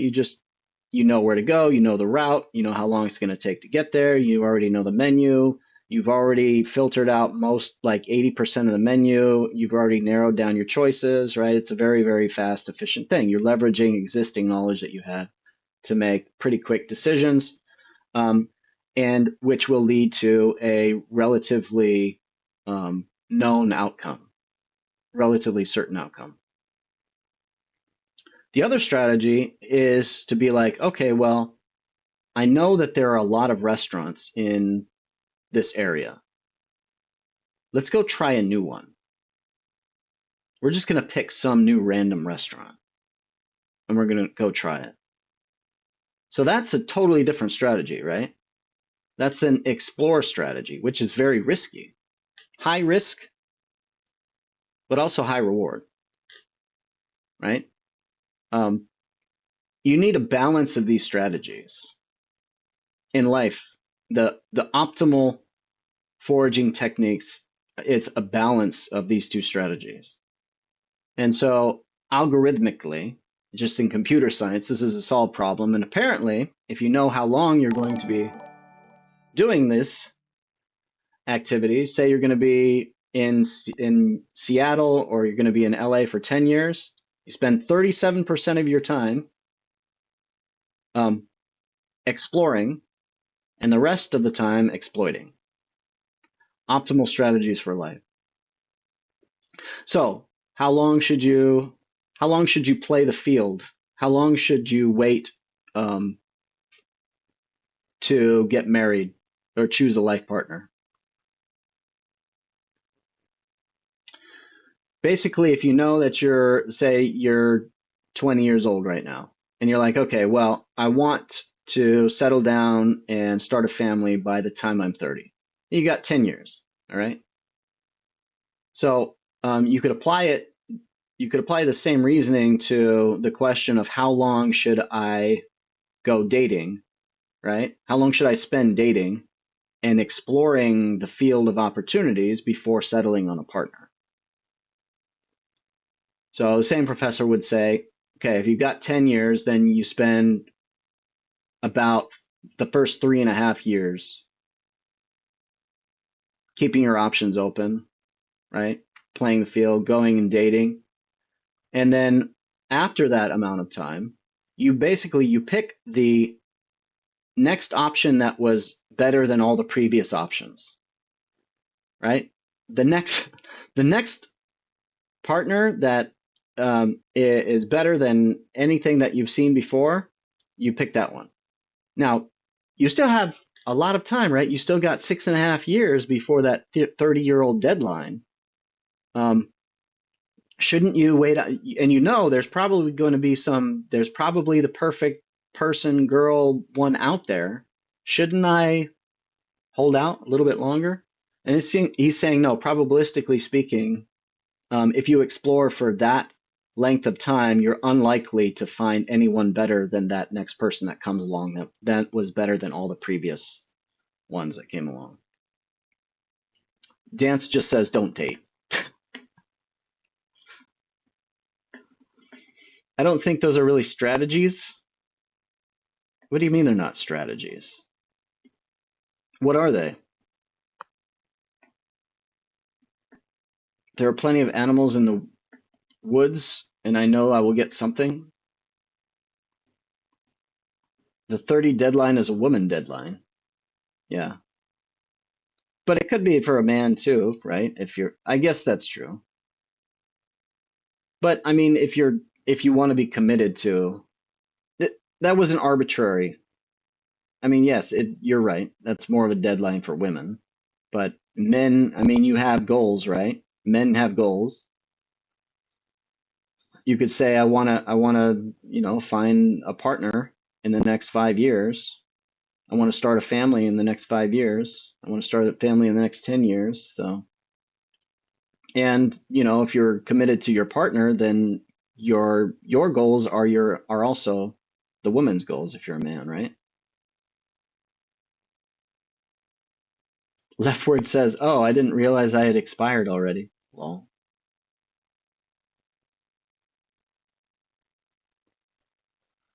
Yeah, we're never expired. These are just fun. I mean, life is messy. There's never a perfect solution, but it is kind of fun to try to apply like mathematics and to different types of problems. And that's what this teacher did. He wrote a book. His name's Tom Griffiths. He wrote a book called Algorithms to Live By. Pretty fun read.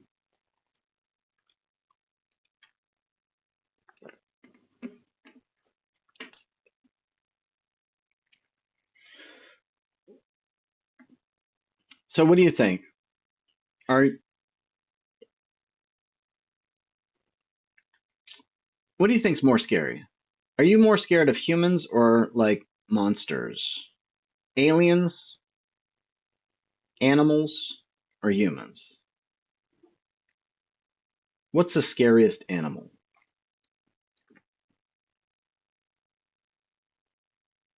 Human monster, like hybrids?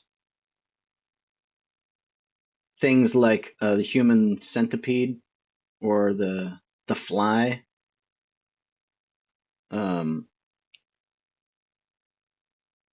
Probably. Some kind of like human hybrids, right? 2 votes for humans. Pure human. Pure human. You don't even need to decorate it. Pure human is the scariest thing. It's not all when you think about it. Humans can be worse because they can pretend. Yeah. Humans can be worse because they lie to you, whereas vicious animals are pretty straightforward. They don't have to manipulate you. Humans can manipulate you, trick you,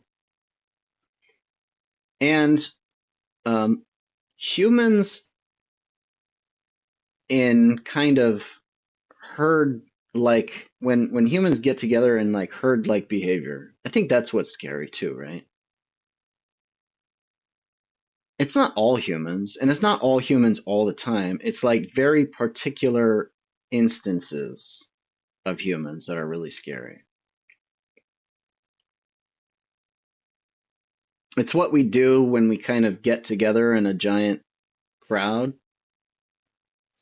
and we kind of all the entire group gets triggered in a fight or flight, and we start stampeding uh, during Walmart after Thanksgiving sales, Black Friday sales, or whatever, and we trample like young children so that we can get a good deal on a 80-inch television set or something. And then it's also like the edge cases, like the sociopaths and the psychopaths that we're super scared of, or the serial killers. But it's funny, right? Because, yeah, I guess we've sufficiently, I was going to say, those edge cases are kind of few and far between. Like those are kind of extreme situations, the Walmart stampede and like the riots.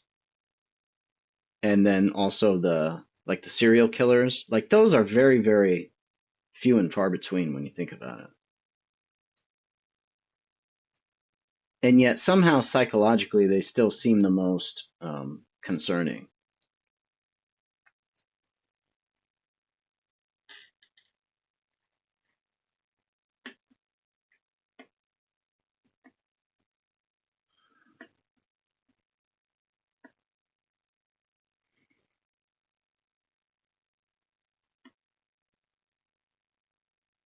Leftward says uneducated and angry humans are the scary ones. Yeah, I agree. Depends about the monster's disposition towards the human species. I fear no unicorn, but I would fear a Wendigo.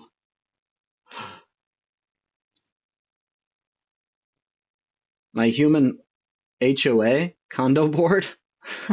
I'll take a shit human being over a human flesh-eating monster. HOA are bullies. Herd bullies. They reported you for having decor and a bench? What? Are you kidding me? HOA is just another condo owners with no life. I've heard at least 2 handfuls at a Zoom meeting. Just do what you can to avoid and prevent those edge cases.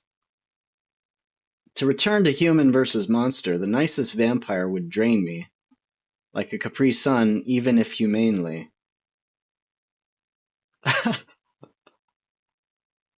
That's funny.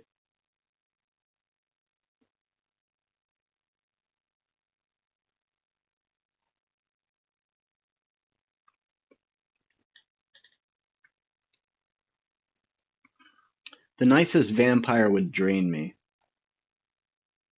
even if humanely. Nice, dude. That rhymes. We were trying to talk about, like, by the way, what's up?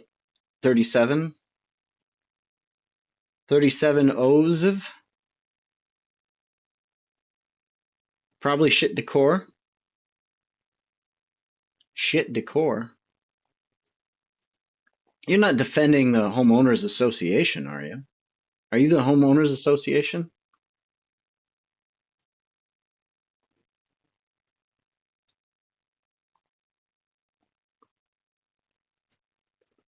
What do you think do you think that the zombie trends and I guess robots haven't really been or the robot apocalypse?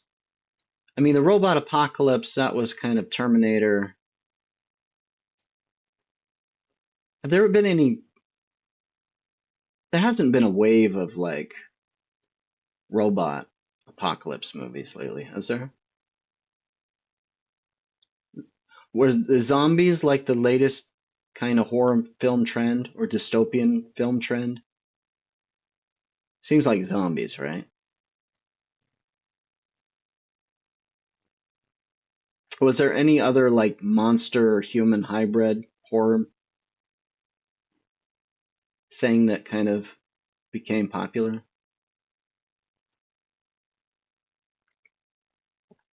The zombies, do you think the zombies is related to the fear that we have of overpopulation and just like consumption and mindless consumption, addiction, and uneducation? Like, do you think that people are more, do you think the zombie is more compelling because humans have reached this sort of,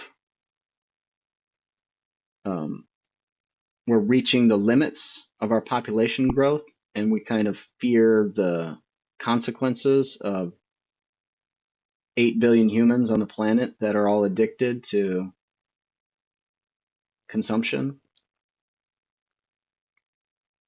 Feels like a pretty compelling metaphor, like the zombie. Um,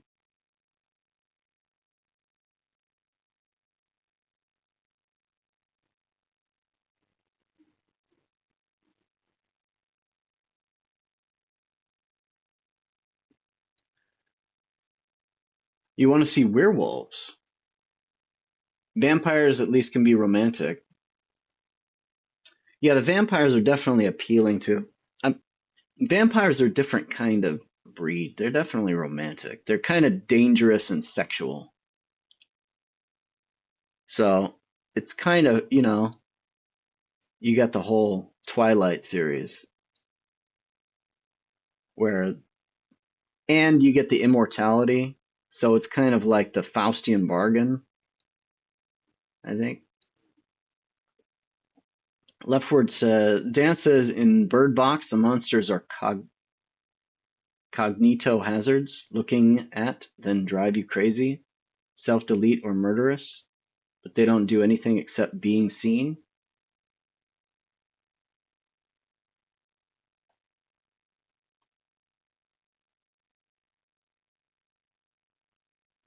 Orange Hue asks, did you ever believe in ghosts? Orange Hue, this is a good question. I never really believed in ghosts. I never really had a compelling experience that made me think that there was anything to that. But I actually I still don't know whether or not I believe in them, but I've listened to some stories of people that should be very rational, should be trustworthy. And I've heard some ghost stories from people that otherwise seem to be very trustworthy. And they are so convinced that there's a ghost. They're not sure like what the mechanism is, how to exactly explain it. But they're saying that yes, there's some paranormal things like ghosts, and they have very good evidence and personal experience to give them reason that they're out there. So I'm still open to it. I've never had an experience that has convinced me of that there are ghosts. And it feels like I could explain sort of the edge cases, just chalk it up to like human bias and, right, like hallucinations and stuff like brains playing tricks on people. And, because I mean, a lot of the time we can't tell, like if it's happening inside of our mind, it's real to us. So, and it's very hard to convince a person that something is not real if they have experienced it, right? It's like that is what experience is. It's like it is real in experience if it happens in experience. I wonder if there's dentists for vampires. The necks just aren't puncturing like they used to. Do a little give you a little tip on those incisors. Let's give you a fresh tip on those incisors, baby. So you can puncture it. Oh gods, you young adult movies ruin vampirism. The vampires are hunger and often lust, rising from the grave to satiate their desires, now twisted by their eternal separation from the rest of humanity. Twisted by their eternal separation from the rest of humanity. You're saying that they're monsters because of this isolation? That they somehow, deep down inside, in a Freudian sense, have separation anxiety from the rest of the species? That they are actually desperate for connection, but can no longer get it? Some therapy and a nice T-bone should fix them, Orange Shoe says.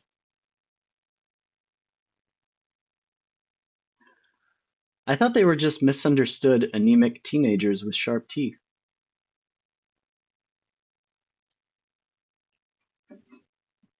All kinds of vampires out there. There's all kinds of them.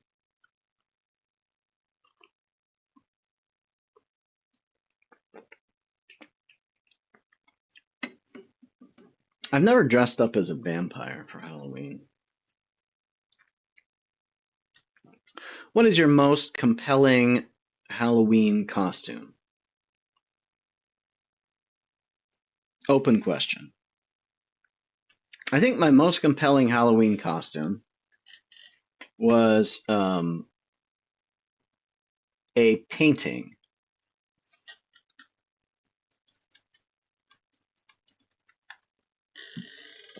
I dressed up one year as a surrealist painting.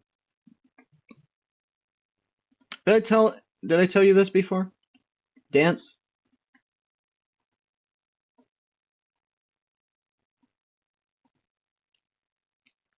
Anyone want to guess what surrealist painting I dressed up as for Halloween?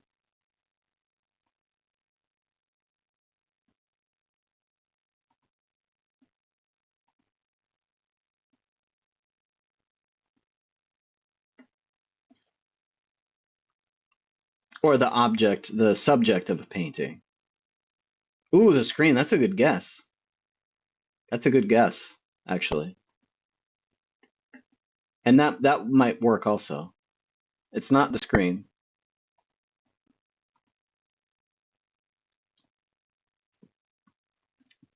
Here, I'll bring it up on screen.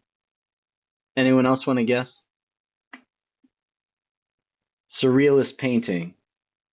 So you got, Dali is the most famous surrealist, but it's, the painter is Rene Magritte. And the painting is called The Son of Man.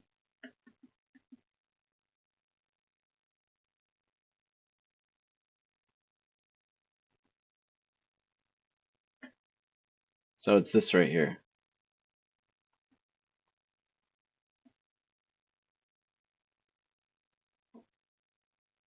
It's a pretty good costume. People kind of recognize me. They're like, I think I've seen that before, but I have no idea where.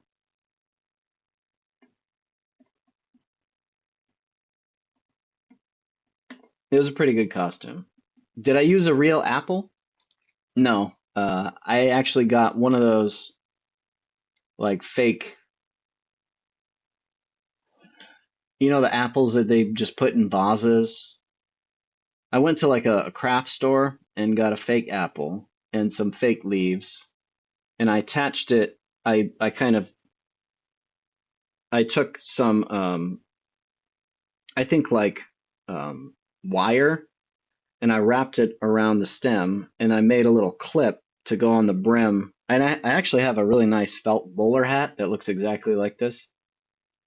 And then I just went to a Goodwill and I got one of these long coats like this. It was actually pretty easy. I already had the hat. That was the biggest part. And the apple, just constructing the apple with the leaves sticking out, that was the hardest part. It's pretty good.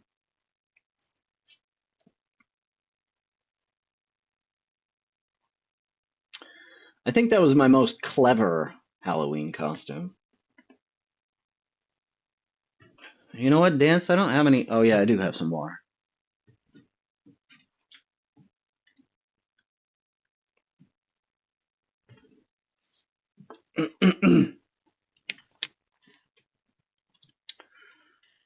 Masquerade Breach.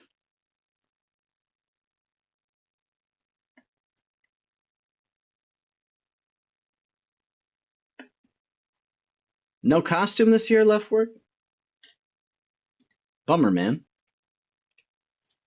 My wife is dressing up as a witch burning at the stake, which is pretty cool. She got like this peasant dress, and LEDs, and she's gonna have like these fake flames coming up the bottom of the dress, and then a pole that she's gonna be wrapped in wrapped in rope to. A witch burning at the stake is hot? Yes, it is. Nice one. Down in the outback, Halloween isn't as popular. It's like a half-hearted effort that has bled through from all the US media. I feel like no one really cares about Halloween anymore. I have some friends that are like, Halloween's still my favorite thing of the year. I don't know, there's just no trick-or-treaters anymore. Everyone's too scared to let their kids outside, go around the neighborhood at night. It's already too scary without people dressed up in masks and like Jason masks, and it's scary enough. Humans are scary enough without wearing masks, I guess.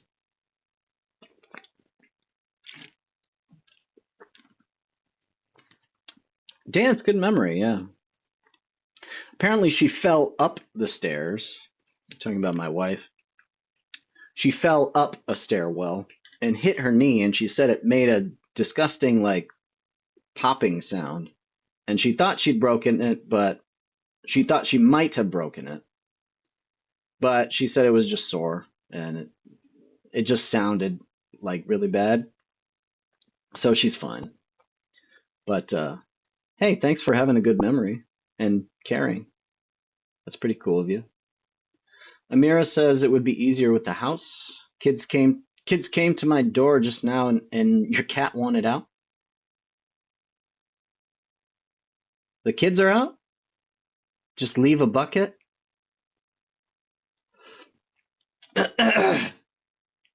You know, we did that. This is a few years back. This is when we lived in like an apartment complex, and we lived on like the second or third floor, and we just left a big bowl with a bunch of candy out, and yeah, it was just gone when we came out the next day, and we're like, "There's no way," because there was a lot of candy we put out. We're like, "There is no way that many trick-or-treaters came up our flight of stairs in an apartment building." Right? It would have just been the most likely culprits would have been neighbors, like taking candy. The whole thing was gone. So, yeah. I don't know. This was back during COVID, though, I think, and there was like a growing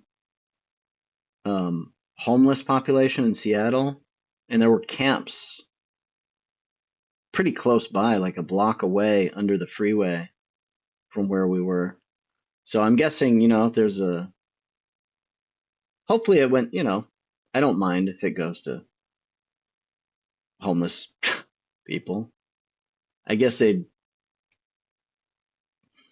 I don't know. It's not exactly healthy, but you know, at least it's something.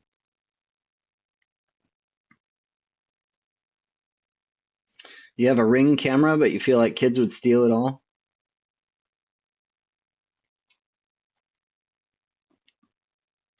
I guess if I put out a giant bucket of candy, I accept that it might get all stolen. And I just have to trust people to, or I just have to leave it up to the universe to decide how the candy gets distributed. At that point, it's out of my hands. I mean, I do kind of feel like the kids should have to work a little bit for the candy, right? Like they should have to go and knock on the doors. Because it's kind of, you know, like my mom had to teach me how to be assertive, how to go up and talk to people, right? It's scary talking to grown-ups or other people or knocking on someone's door. I mean, have you ever tried to like sell, I don't know, magazine subscriptions? It's scary knocking on someone's door and, you know, interrupting whatever they're doing. So kids should, you know, I think that's the rite of passage, right? The kids should go on, little Johnny, little Jimmy, little Susie, be brave, knock on the door, tell them what you want, and then, you know, you get a little reward for at least being assertive and using your words. But if there's just a giant bucket there where kids can just help themselves, I'm not sure they have enough discipline to navigate that by themselves at that point.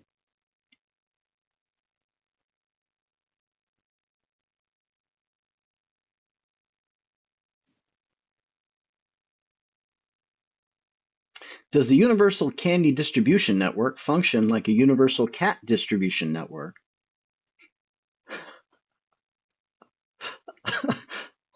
What? I don't know, but if I was trying to distribute these two things, I can imagine a network that would be general purpose enough to distribute both cats and candy. Um, but I imagine that, I don't know, the delivery method might have to be different. And there might also be issues with like shipping for one of those products or services.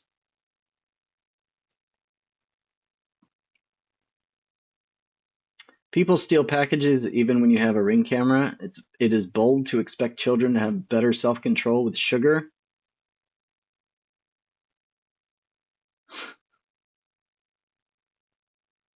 Sugar meth?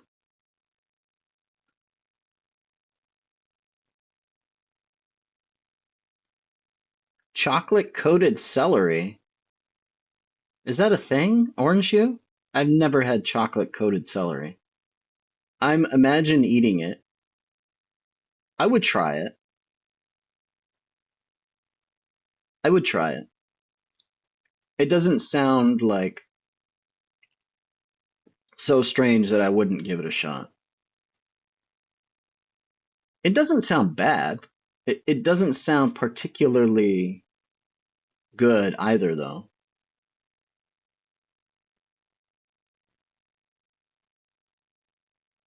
How about because I mean, you know, like celery and peanut butter go together, and I've had that, and then peanut butter and chocolate go together. So I'm thinking like, right, A plus B good, A plus C good. Why not B plus C good?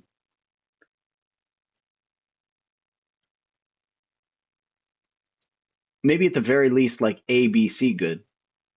So celery with peanut butter dipped in chocolate. What do you think about that?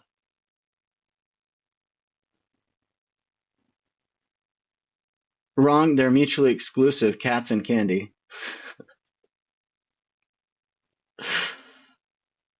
It's terrible but healthy. Hashtag candy math.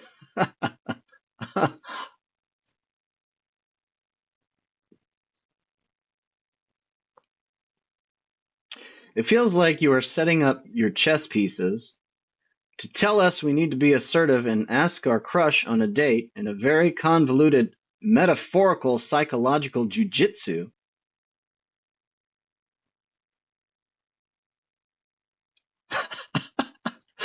Leftward, I feel like, yeah, that's a.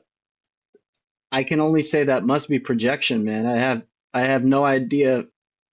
I have no idea what your social circumstances are, but if that's what you're getting out of my words, listen, maybe it's good advice. Who knows? I have I have no idea. But if it's given you that idea, who knows? Maybe it'll work, man.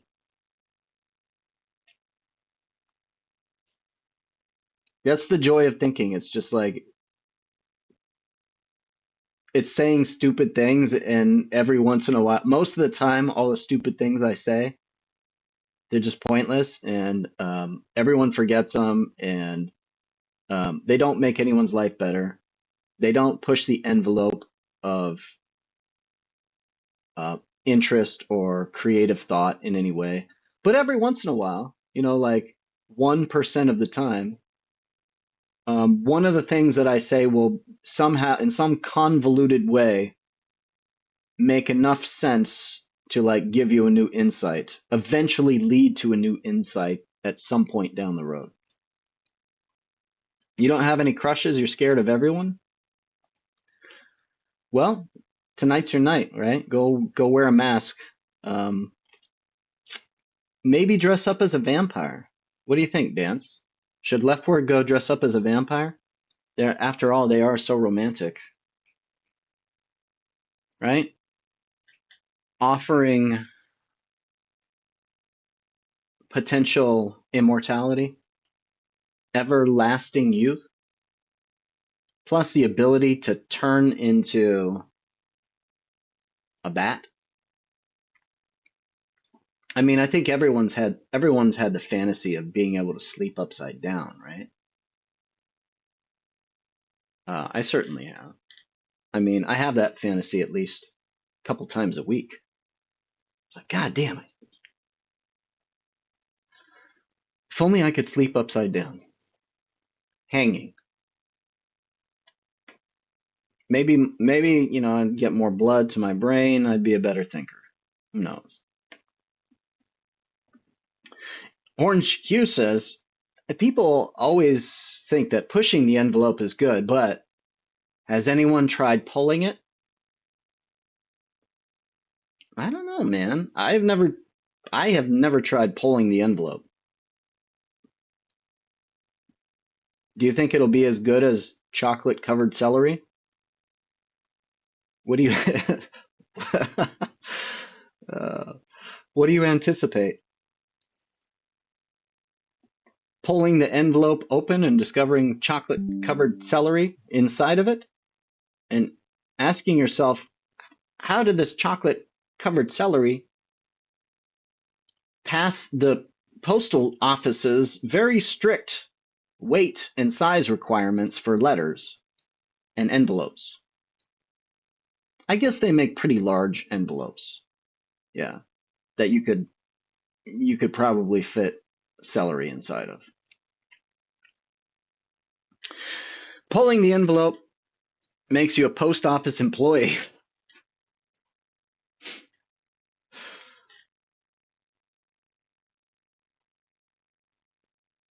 Don't lick the envelope, especially old ones. Some insects lay eggs in the glue. Are you kidding me, Dance? That's scary. I licked an envelope yesterday. I don't think it was that. Actually, it was probably old. I've had a box of. I don't use envelopes very often. I do have to pay rent, and my landlord still prefers checks. Go figure. Like, dude, really? You can't just accept some kind of digital payment by now? But likes checks, old school. So I have to mail a check every month. I lick an envelope one time a month. I've never. I'm wondering, like, how do I push and pull an envelope? I've never pushed or pulled any of my envelopes. Maybe I should start doing that. Maybe that's my problem. I wonder if that's where all this gas that I'm getting is. Insects laying eggs in the glue. A roach growing inside my tongue.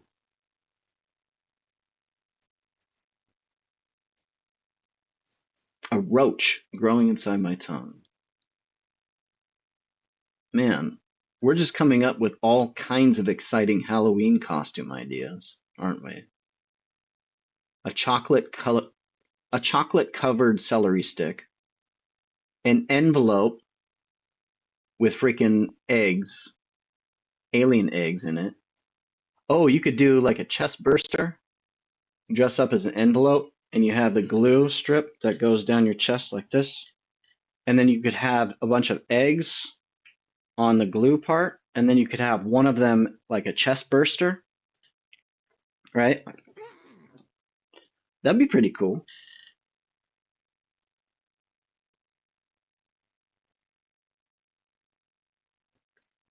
That'd be pretty cool.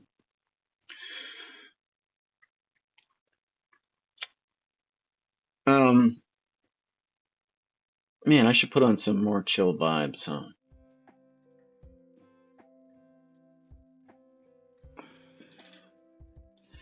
Orange Hugh's gonna go cut his lawn. Have a relaxing night. Stay spooky, everybody. You too, man. Thanks for hopping in and having a chat. Having a little cup of tea.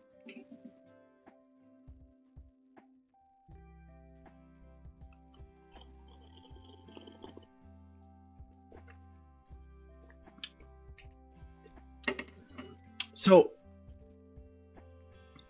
again, this whole idea of robots versus zombies.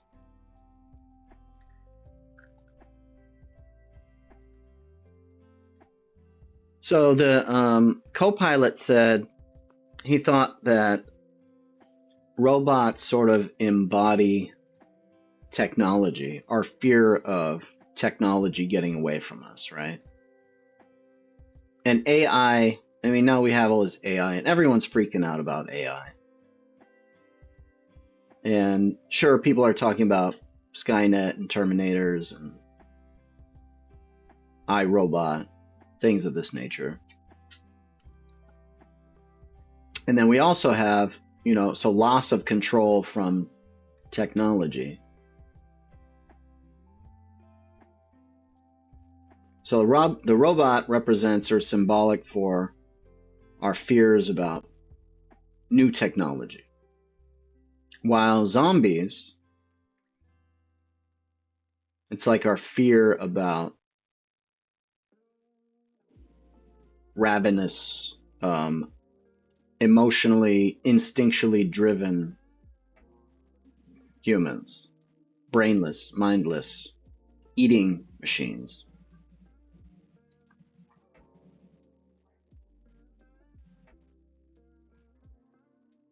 Is there any other, like, do these two kinds of, like, horror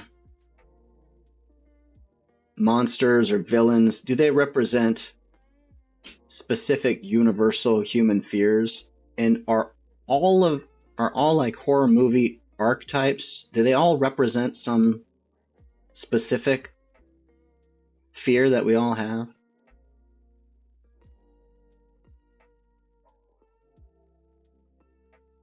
Or are they just all the same? Just reskinned? Is it just the fear of being eaten? Or is it just the fear of death? And really, they're just a bunch of different ways that we can meet our end.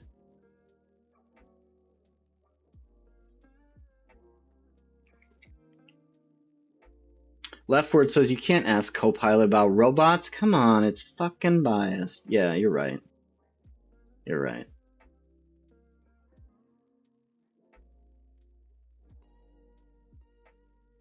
Virus zombies or supernatural zombies? Excellent question. Robot apocalypse assumes the robots or AIs can run and rebuild infrastructure while killing our asses.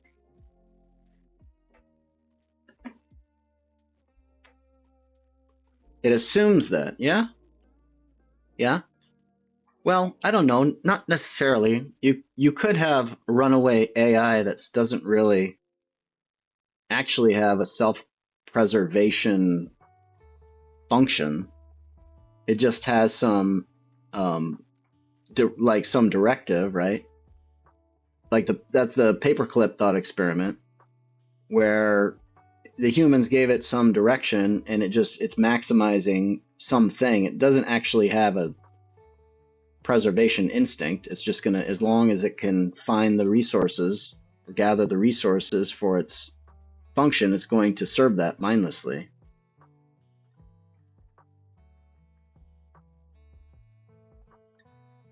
A lot of the it's weird. Are we more fearful of conscious AI or unconscious AI? And should we be more fearful of conscious AI or unconscious AI?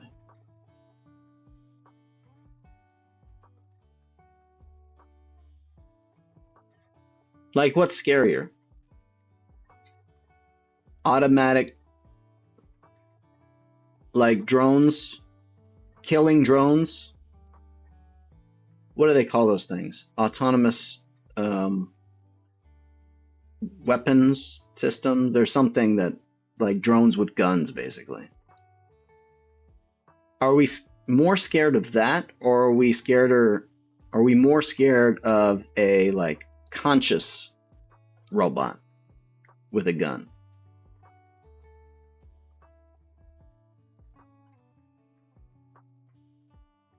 Well, okay, maybe let's look at it this way. In Terminator 2, you got the standard Terminators, right, which are just seem to be completely robotic, just killing machines. And then you've got the T-1000, which Arnold is, which seems to be sentient, right? Seems to have consciousness. And at least the conscious one, at least in this particular case, you're like, okay, well, he's reprogrammable, and you can teach him human emotions, and he can learn to be a good protector and father figure. So it feels like maybe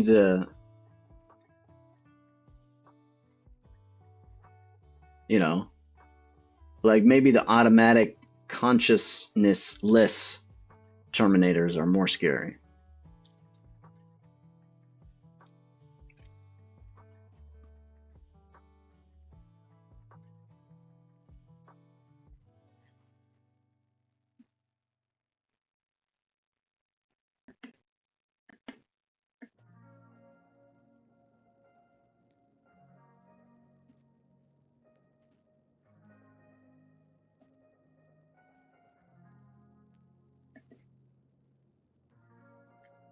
I think it's healthy to have a yearly moment to think about and reflect upon the concept of death, but all of this discussion isn't really down that train of thought.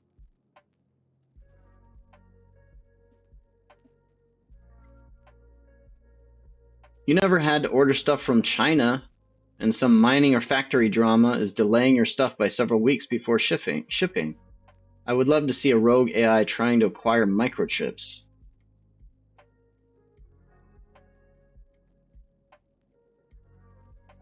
The unconscious killing machines are just extensions of the human consciousness who set the weapon up.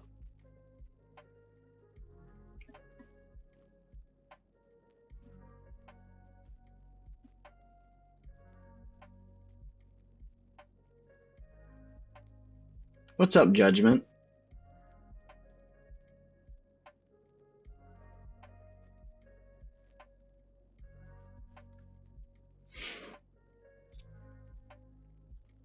Is it an extension? So you see the automatic drones. Yeah, I guess. Well, I don't know. It depends on. It's a different kind of fear. When you're staring the sort of automatic killing drone in the face and it's got like its laser pointed at you, then the fear is basically you're afraid of that thing. But when you're thinking about the proposition of these weapons existing, you're afraid because they are an extension of the programming of other people who you consider evil and who you fear. Right? You fear their intentions, you fear their lack of empathy. So in that sense, yeah, you're right. They're extensions, and the fear in that case is towards the programmers. But when you're running away from, say is it a T-1000? Is Arnold a T? I'm getting my Terminator lore mixed up. I guess Arnold was a T-1000.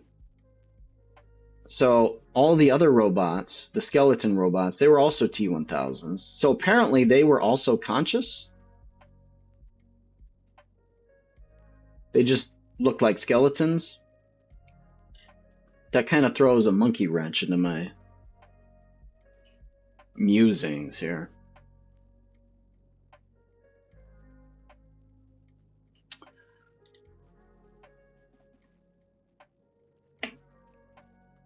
All right, change the topic. What do you want to talk about, Leftward?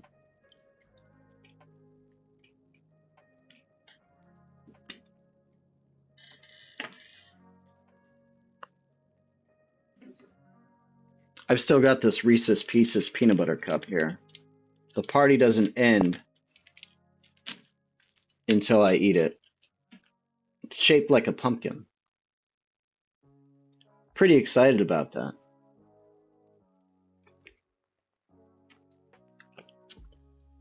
And if I wait till after the stream to eat this, or to the end of the stream to eat this, I can have two. This is what we call the Reese's milk chocolate peanut butter pumpkin test. As you can see so far, I'm not having any difficulty in resisting the urge.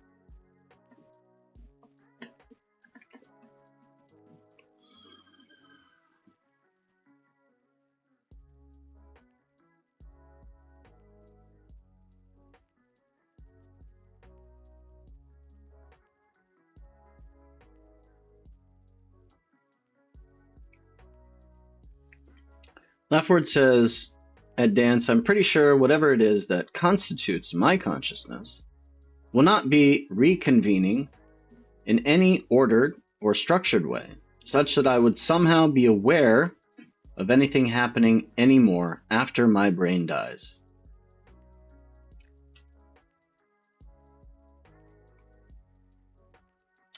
It's a logical position to take, Leftward. I mean, I think that's from my studies, I'm guessing that's the most likely.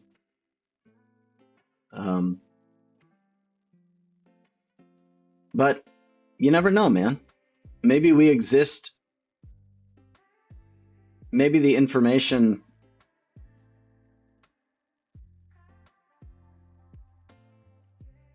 and the experiences that we have are actually stored, right?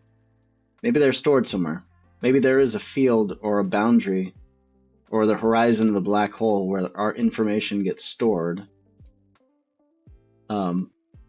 And in somehow, some way, memories of our current selves are accessed by future iterations. of future consciousnesses that will not be exactly us, but perhaps will look back on us as we look back fondly on some of our childhood memories with not 100% clarity, but maybe some nostalgia or some remembrance. So, Judgment says, when I was younger, there was a thought, what would the world be like if everyone had a positive thought at the same time? Would it affect the world's consciousness?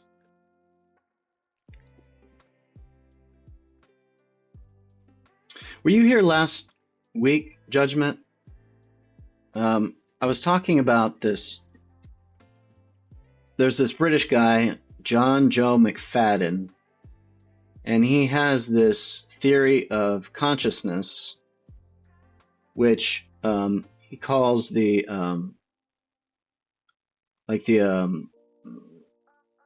electromagnetic theory of consciousness, which is that consciousness is the electromagnetic field.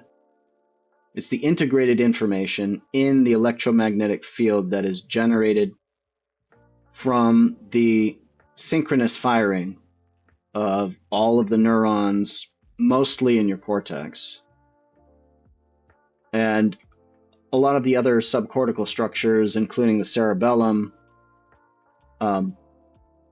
Those aspects don't generate or don't contribute much to the field of consciousness because they're so tightly packed that most of the signals aren't like constructive interference, where you're creating more energy into the field. They're kind of canceling each other out. And a lot of theories of consciousness have some aspect of synchronized firing in order to solve what they call the binding problem. Why is it that conscious experience seems why does it seem like it's integrated, right? And if consciousness is this emergent phenomenon, how do a bunch of little conscious things, how do all those come together to make one big conscious thing?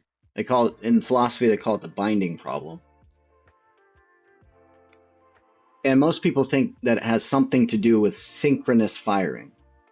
So, if you imagine something like the Gaia hypothesis, right, where maybe the world has some sort of consciousness or proto-consciousness.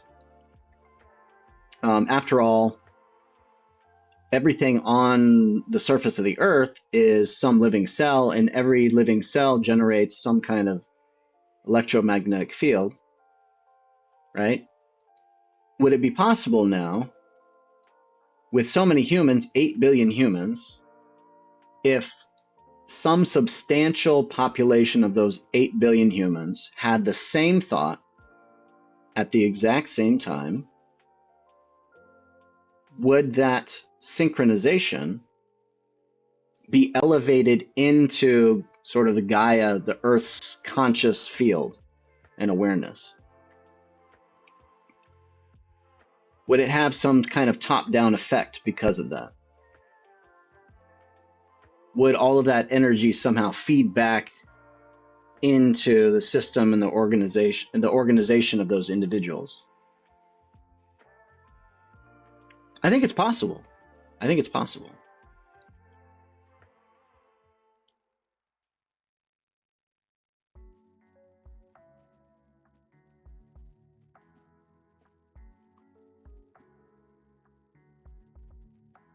Where does a whirlpool go after it stops spinning? Into a lake? Into a sinkhole?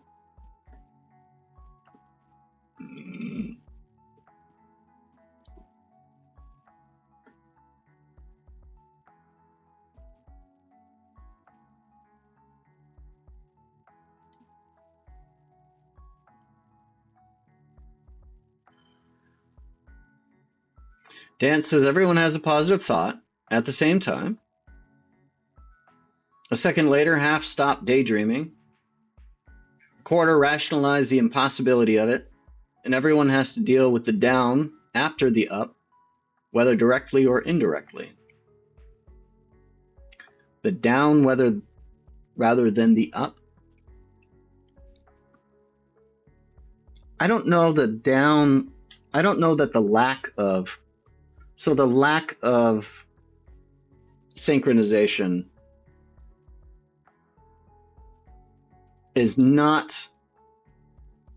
not imply like a negative experience, right? Because we're just saying that synchronization, at least in one theory of consciousness, we're saying that the synchronization elevates a thought to consciousness or into the field. But if people are just like somehow, like, it seems like you're thinking about this in terms of a rebound effect, where somehow we all have this amazing thought, but then we get depressed afterwards in a rebound-like way. I'm not sure that makes sense to me in this framing.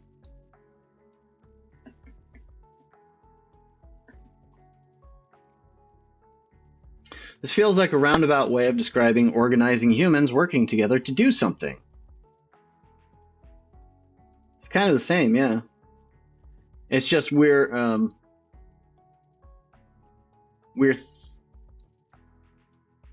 theorizing that this would be a way of organizing humans without direct speech communication, like an additional organizational principle. Because you have all of the normal organizational principles that we all know about, right? You get a group of humans together and they make plans, and they divide up labor, and then they go and execute the thing. They go build a skate park or a bridge or whatever, or they go hunting, right? But this is like, is there some sort of additional conscious field that would give additional organizational properties to large groups of humans? And if so, what would that look like, and how would it operate?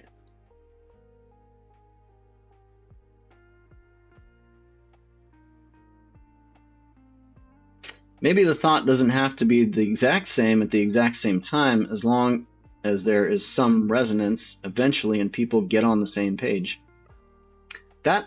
I think that's definitely the case.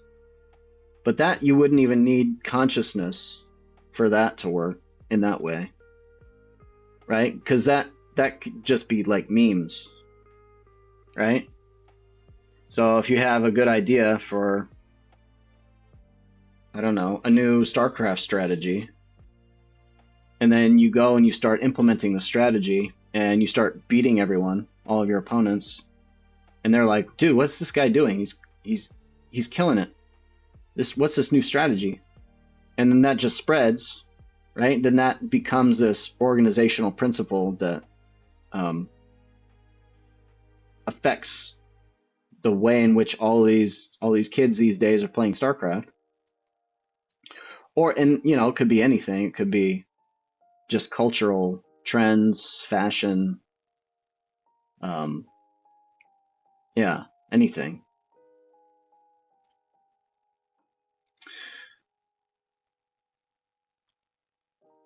Judgment says synchronized firing, Earth conscious field. That is super interesting, and I'm going to look up John McFadden. Super thanks. Yeah, no worries, my man. I mean, I don't know if that's true, but I hope it is. I hope it is, right? It seems like it wouldn't be as strong of an organizational and unified field as what the human mind produces, right? Because the human mind is controlling a very kind of bounded organism, like we're very bounded and pretty cohesive. But if you look at like the ecology of living systems across the Earth's biospheres, these kinds of things, it feels more of like chaotic. So it's hard for me to imagine that there would be like a very unified way in which all of these synchronized firings would rise above the noise, right? Because there's a lot of niche construction. There's a lot of organisms that are competing still.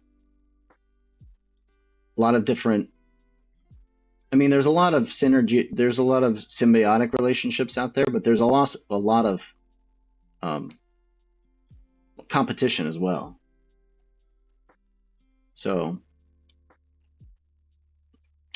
I think that humans augmented with technology, maybe we could run an experiment, right? Where if we had some kind of social media technology, where that was the purpose of it, we all had our smartphones, right? And we wanted to run experiments of like, what happens if we all think of the color indigo at the same time? Like, how does that affect all of us? Are we better at seeing that color in our mind's eye if there's 500 million people doing it at the exact same time? Like, do we somehow augment our ability for imagination? Does it become more vivid? You could run that experiment if you had like the right app. And you would have to control for like timing issues, the signal being sent.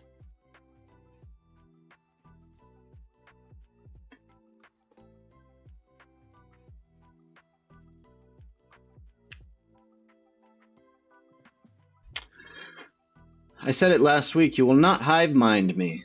Also assuming we can hive mind. You do realize what kind of entity will emerge from the strongest mental or personality trait.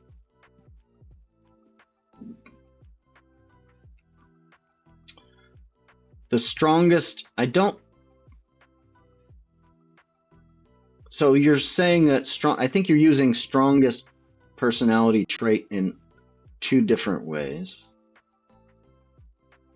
You're saying the strongest personality trait will naturally come to dominate a hive mind as well? Why would that be the case?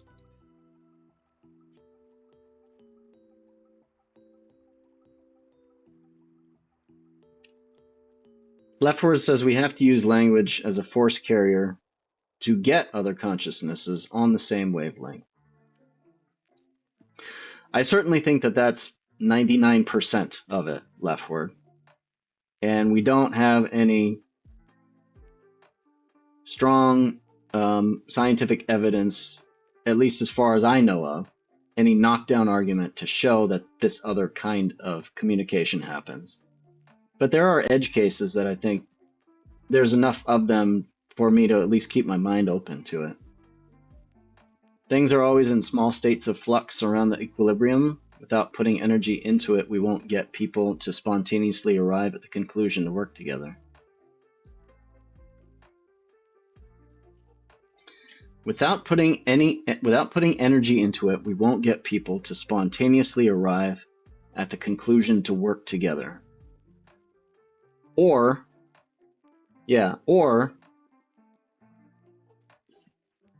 necessity forces us to, right? The environment that we create, you can think about it almost like think about it like the Hunger Games, right? Or like Apex or Fortnite, where there's this perimeter, right? There's this ring of fire. Let's call it the Ring of Fire. Dad? Yeah, that's me, son. I'm here for you. What do you need? You need $10? Give me your Venmo. I'll send you your $10. So imagine this ring of fire, right? What does the ring of fire symbolize? And okay, so imagine it's contracting, and it's pulling all the combatants towards the center, right? They're forced to sort of come towards, they're converging towards a central point, right? They're forced to converge. So maybe the ring of fire just symbolizes the contracting number of viable survival strategies that all those organisms have.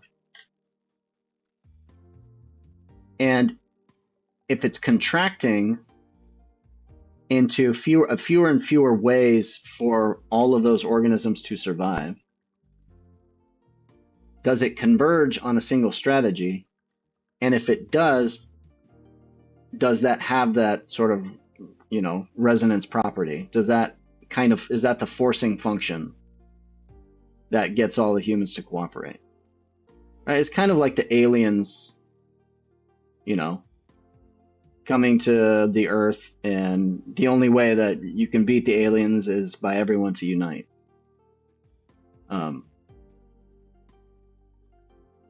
There's only one option left on the table.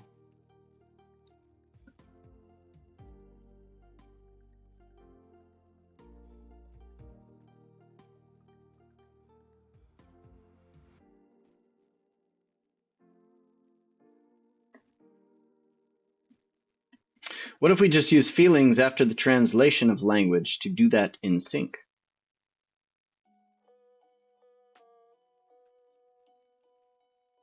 Let me see. What are you saying? What if we just use feelings after the translation of language and do that in sync? Feelings. Dan says the hive mind will be controlled or dominated by the most available or intense mental trait or personality trait. It could be fear or love or intelligence or unbreakable will. The collective will not tolerate divided leadership.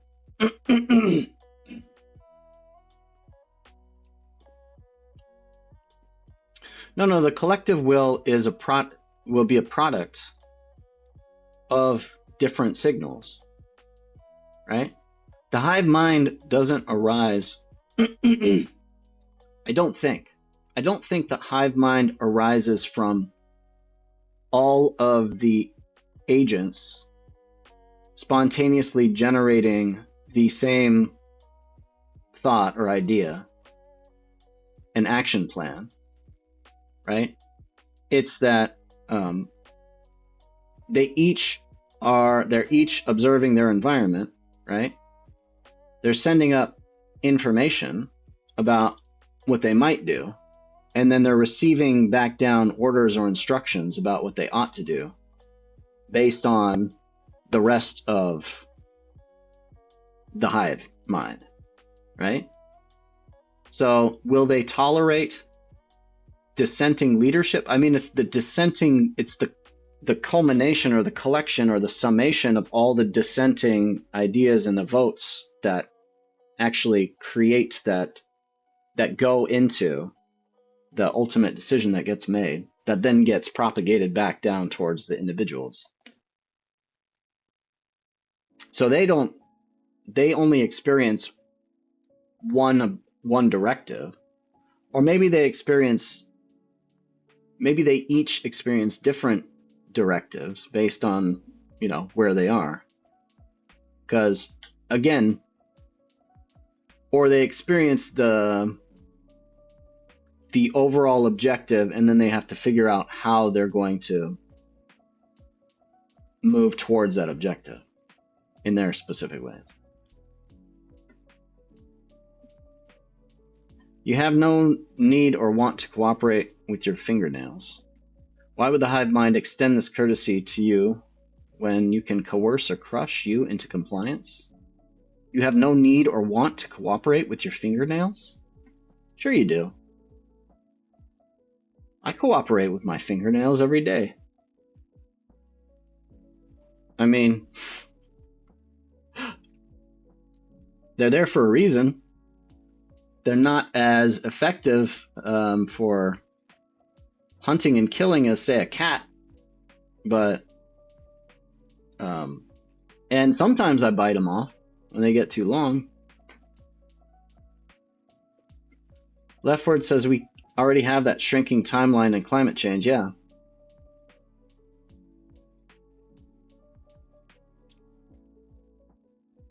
Dan says you want a consensus. By definition, a hive mind is a collective mind, but also a single entity. No room for divided leadership or divided power.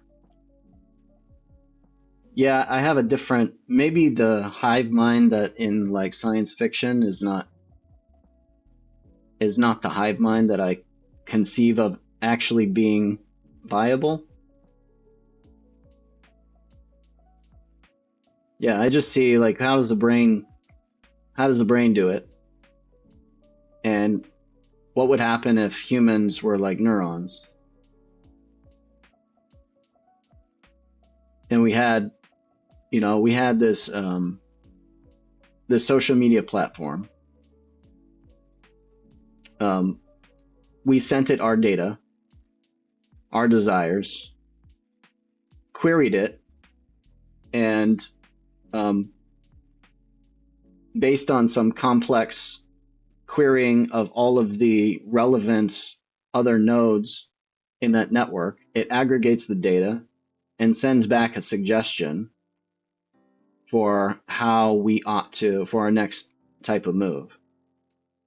So we're basically leveraging the wisdom of the crowds in any conceivable action that we might need help with. Most of the time, we probably wouldn't need to query it at all, you know? But like, say you're, I don't know, your car breaks down, you're not a mechanic. Right now, we already do this, right? We just go to YouTube and we look up make and model, battery problems, starter problems, whatever. And then we search through a bunch of videos and it's kind of hard, right? It takes a little while, but eventually we might find something that fits our needs. And then we realize, oh, it's my fuse. And then we go and, we get a new fuse from the auto parts store or something. So just imagine this process kind of accelerated, right? Where the platform itself aggregates and sends requests for data from relevant individuals within that node. So it knows, right? It knows who all the auto mechanics are.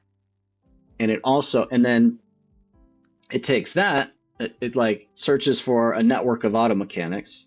Then it searches for a network of, say, 2011 Honda Civic owners, right? And it finds the intersection of those two networks, and it queries all of those for possible solutions to this specific problem, right? And, maybe 1,000 queries are sent out. Only 10% of people that get a request for a query are actually available to answer it. But those that do, I don't know, give like a basic explanation about what they think it might be. And then within a couple minutes or something, that person, after they send a request for help of this particular thing, all that information comes back on their phone, right? And it's like AI has already summarized it all, and it gives you a step of directions. So this is just like, it's kind of like how AI already aggregates data, except for it's a dynamic system and it's constantly in flux, and the knowledge is constantly shifting, and the knowledge is essentially embedded in human brains. So you don't have to retrain the model all the time, because you don't have to retrain us. We have legacy knowledge that we've acquired over our lifetimes that we can access and tap into anytime.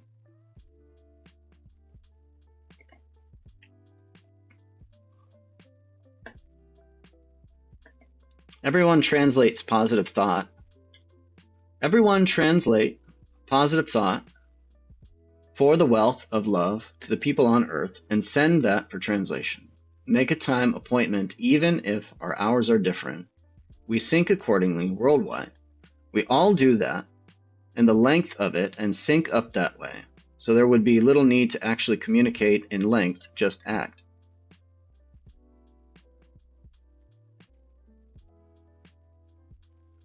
Yeah, I like this idea, Judgment. I think that's a good killer app idea. How do ants communicate?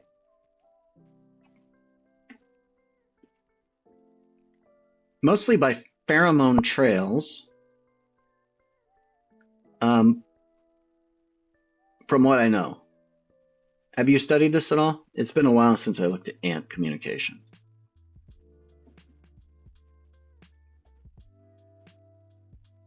With chemical signals, but without detailed, explicit step-by-step instructions.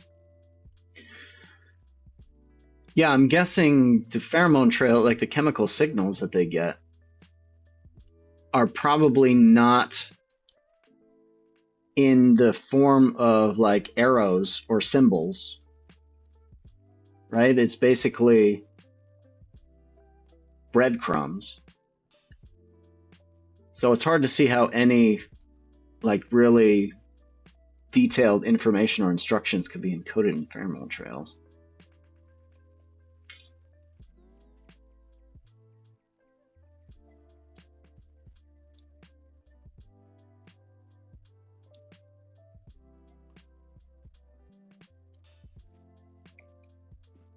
If we couldn't reach consensus before interwoven brains, why do you think we will after?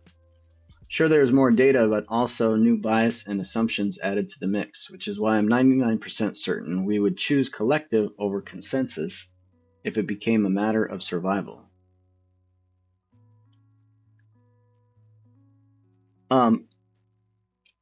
Why?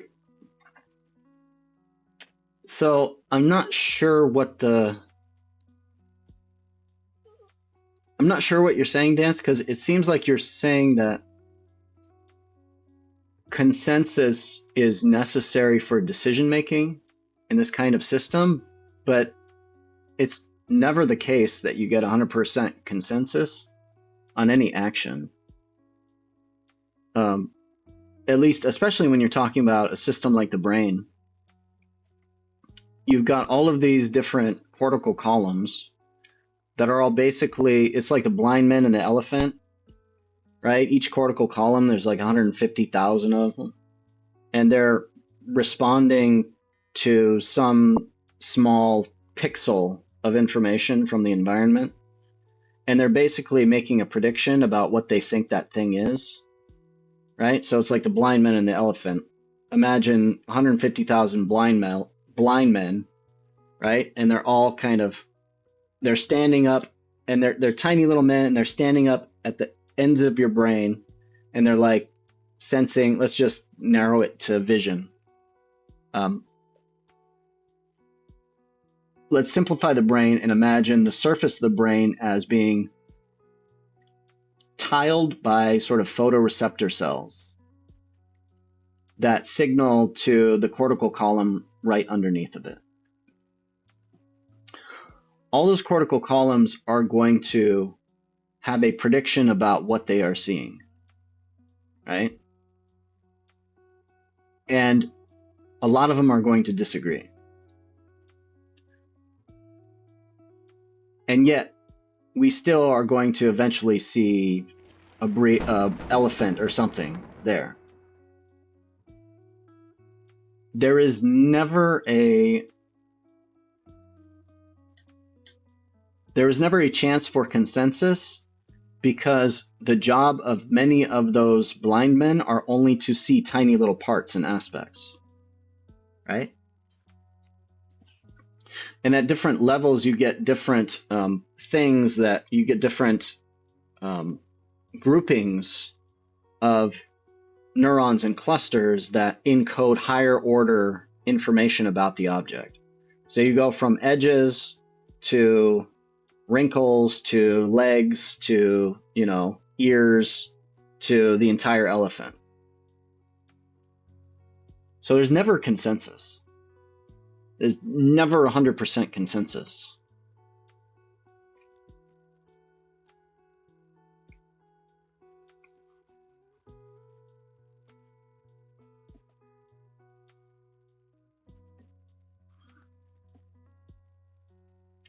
Get ready for people to organize and to sync their negative thoughts, to attack and manipulate the dopamine release and the love market. Worse for the lulz. What's up, Psych? How you doing, man? Happy Halloween.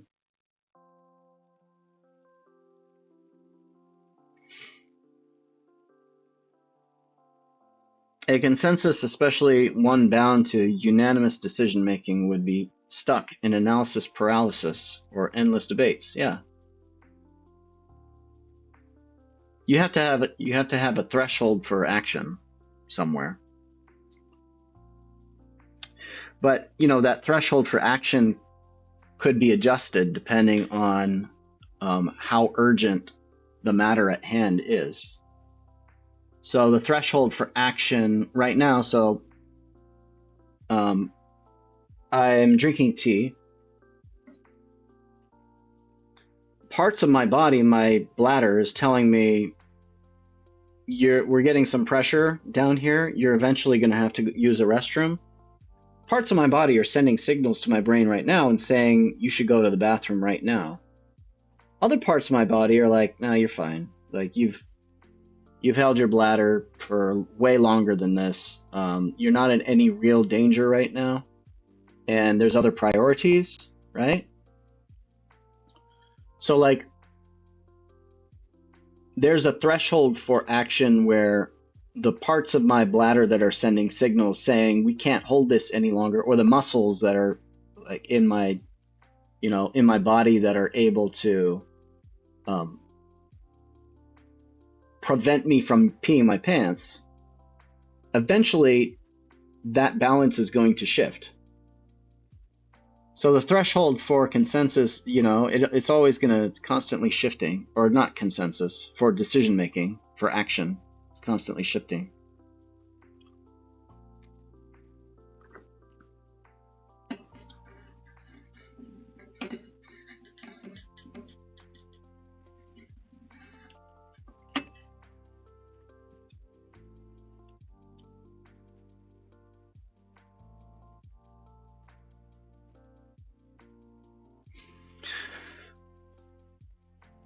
Leftward says the lowest level probe entity doesn't really necessarily have to know what is happening above it. As long as it does its thing properly, then does the correct outcome inevitably take shape at the higher levels? Yeah. Yeah, assuming you have, you know, the right architecture. Which, if we take the brain as an example, then it's the right architecture, because we know that we can identify objects very, very accurately. Our perceptual systems are very robust.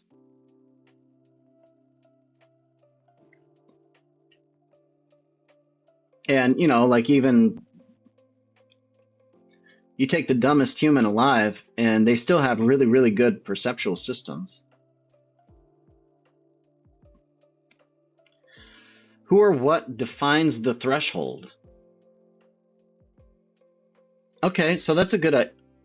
So I think this is an evolutionary explanation, or an evolutionary explanation for consciousness itself, right? How is it computed?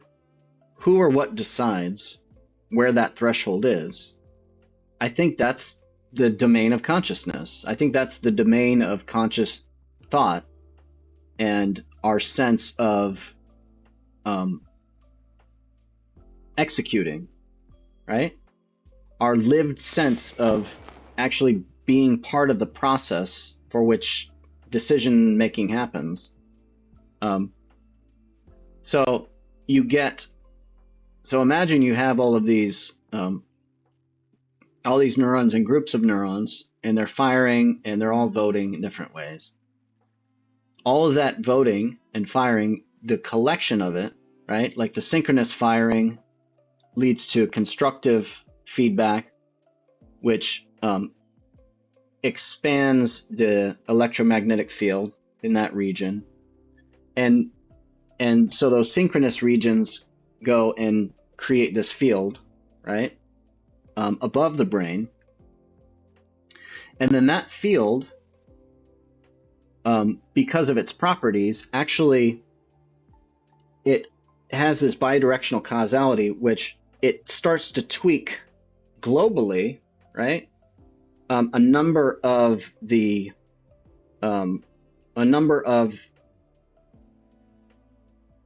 your neural networks through voltage gated ion channels, right? So the way that neurons fire is through these voltage gated ion channels, and normally those voltage gated ion channels, they open and close based on the information that's being sent directly from other neurons, but it's voltage gated, which means any difference in membrane potential could have some effect on that channel, which means if you have this sort of master field around the entire brain itself, right, that field is going to have some downward causality back on those same voltage gated channels that are being more finely tuned or more finely and directly controlled by the local neurons that are connected to it.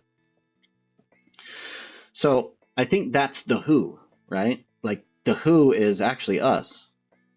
Or our sense of self. It's our subjective being. It's our free will, right? That's the closest thing that it's not totally free. It might still be determined, but that's, where our sense of being in charge of at least some of our decisions come from.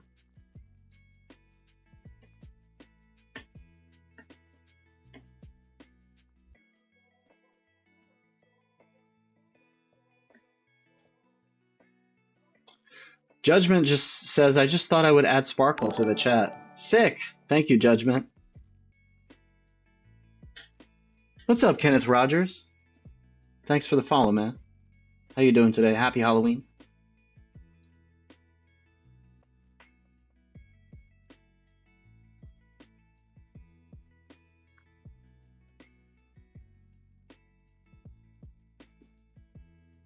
Leftward says, why is my executive dysfunction so bad then? I don't think it's bad. What are you talking about? Different parts of your brain playing tug of war for the driver's seat. I don't think it's different parts of your brain playing tug of war for the driver's seat. Yeah, it's like, I think what that is, it's our sort of, I don't know, man. We have these instincts, these emotions, and these automatic behaviors, right? And sort of the path of least action ideas that kind of compel us and push us in one direction. But then we have the field, which is kind of more reflective, and it's like it's capable of seeing that those compulsions are maybe not long-term optimal for us. And I think that's the tug of war. It's usually between, automatic behaviors and like long-term planning when those two things don't match up. And that's totally normal.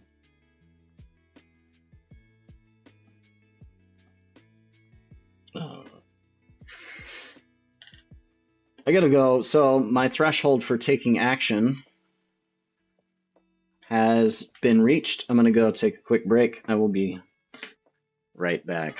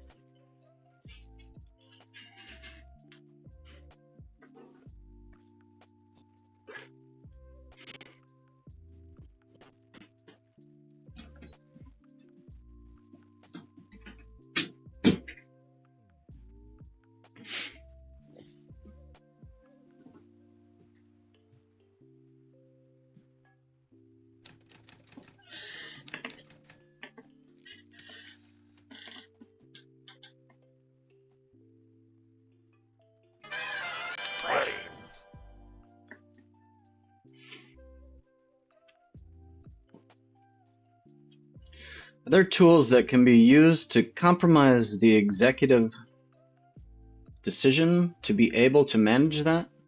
Exec? Dis? Tools that can be used to compromise the exec dis. Can you rephrase that?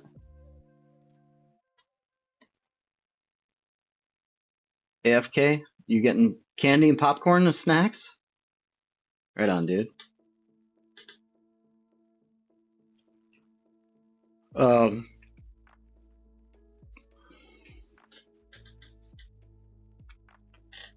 I'm still resisting. What time is it? 5:30? How much longer can I resist? My Reese's, my chocolate peanut butter pumpkin test.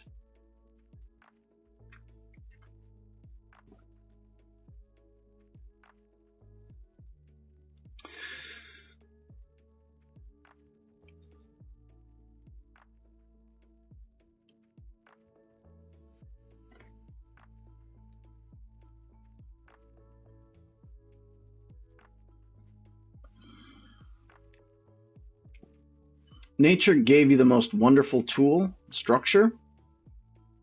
Great to shape habits and to reprogram yourself.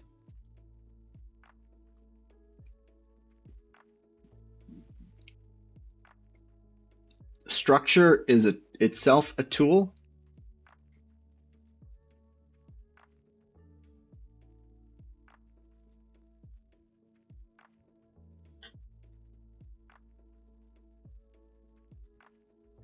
Structure. I mean, that feels a little bit vague. Structure itself is the tool.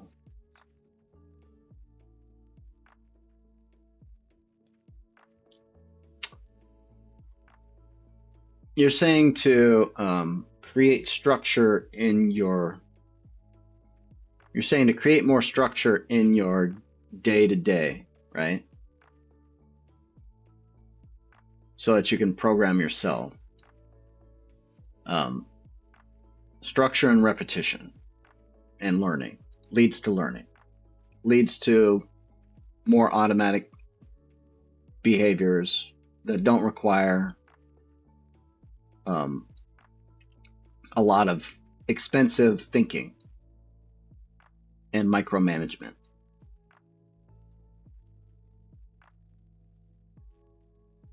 Yeah. Sure.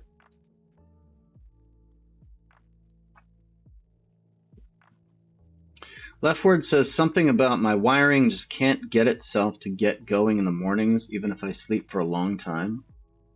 So what I'm hearing is the automatic behaviors are overwhelming the long-term behavior I need to do, even if I am hyper aware of it, but how to regain the proper proportions. I have the same, I have the same problem, Leftward. I think for me, it's a motivation issue. For me, a lot of the time, I just find that I don't have clear goals. So if you don't have really clear goals and you're not really sure, like clear goals also, or clear rewards lead to clear goals, right? If you have a good idea of and a prediction of what rewards you are seeking, that kind of leads to the idea of clear goals. And when you have clear goals, it's easier to act. It's easier to get up in the morning and know what you're going to do.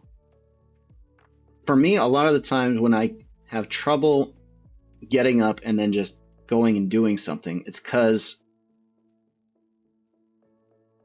my life is not, for me, it's too sort of chaotic and I'm not sure what I ought to be doing. And so I spend a lot of time, there's no threshold for action. And also, I have more time.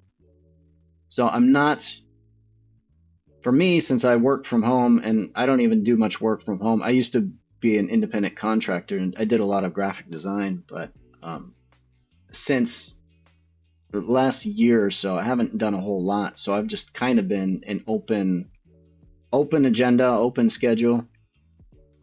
And I'm not really sure what society needs or wants me to be.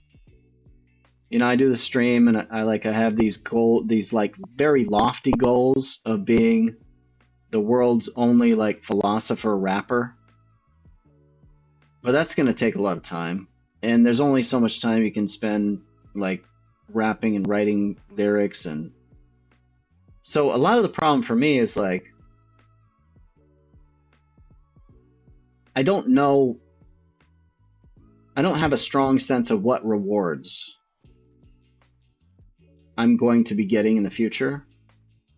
Therefore, it's hard for me to plan like specific strategies if I don't know what rewards I'm going to be seeking. And because it's hard to plan, like I spend a lot of time mind wandering and not knowing what to do. And I'm not sure what to do about that.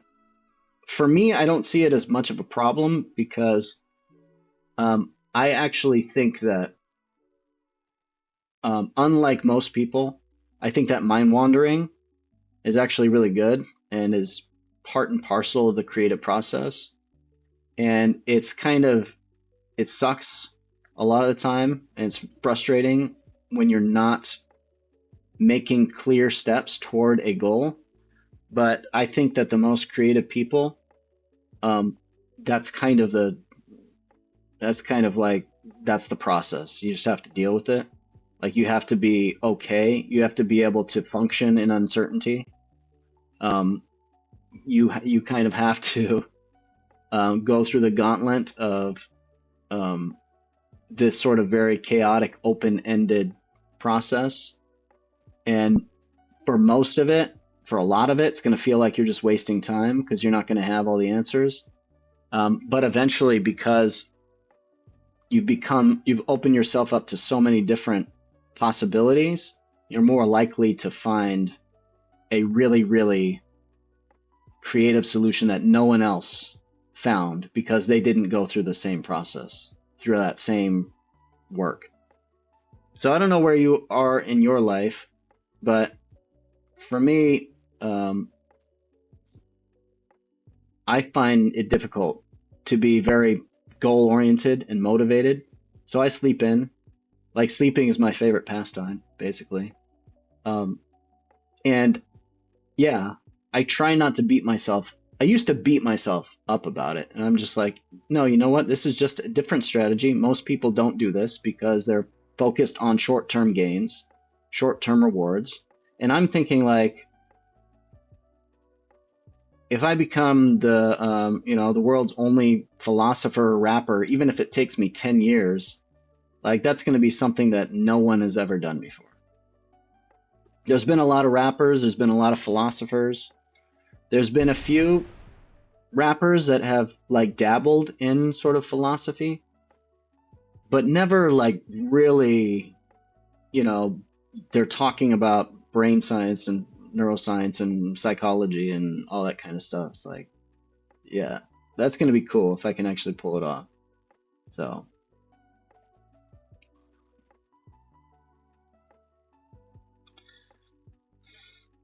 structure is a tool of prehistory and modern boardroom.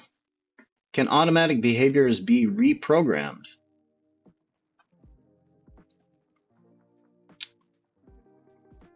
They can be overwritten, yeah. Yeah.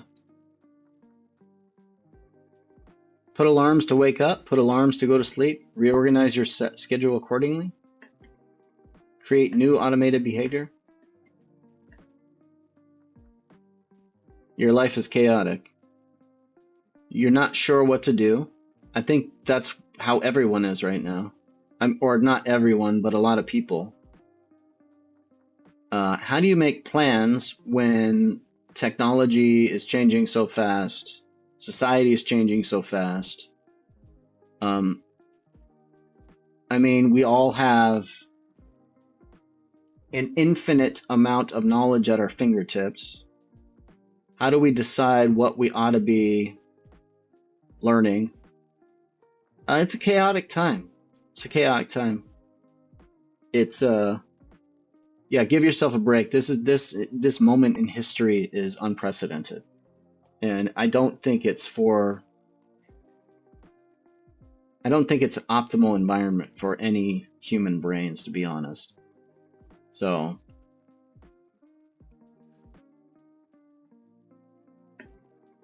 yeah, muting your alarms has become automatic behaviors. Yeah.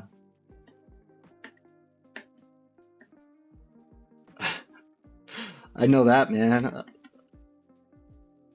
I limit myself to one. No. I've gotten rid of my snooze habits.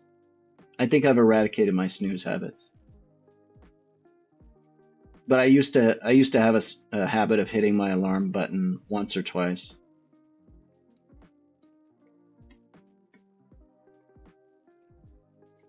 As a depressed person since childhood, I've spent probably way more time just lying in bed and thinking than most.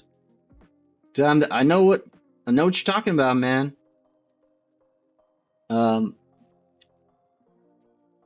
To be honest, like, and it depends. Sometimes lying in the bed and thinking was like a really good thing. Like it was met with the positive affect. But then a lot of it was just, what the fuck am I doing with my life? How am I gonna navigate this? How am I gonna make my life meaningful?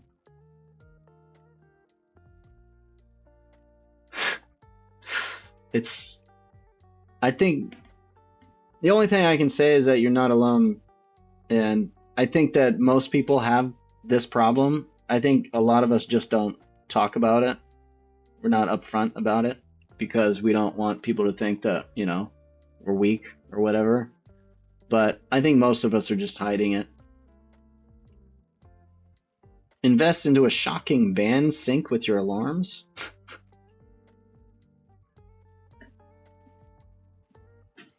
When positive reinforcement or soft adjustment fail, there's always negative reinforcement and conditioning. Yeah, there you go. Get yourself one of those electric dog collars and then define the perimeter and put all of the candy jars outside of the perimeter, or the alarm clock outside of the perimeter.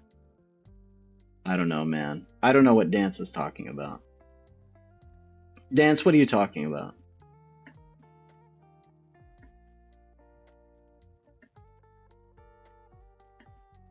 Give me a good example. So, Psych for Games, give me a good example about negative reinforcement and conditioning. I've heard some people, there's a website,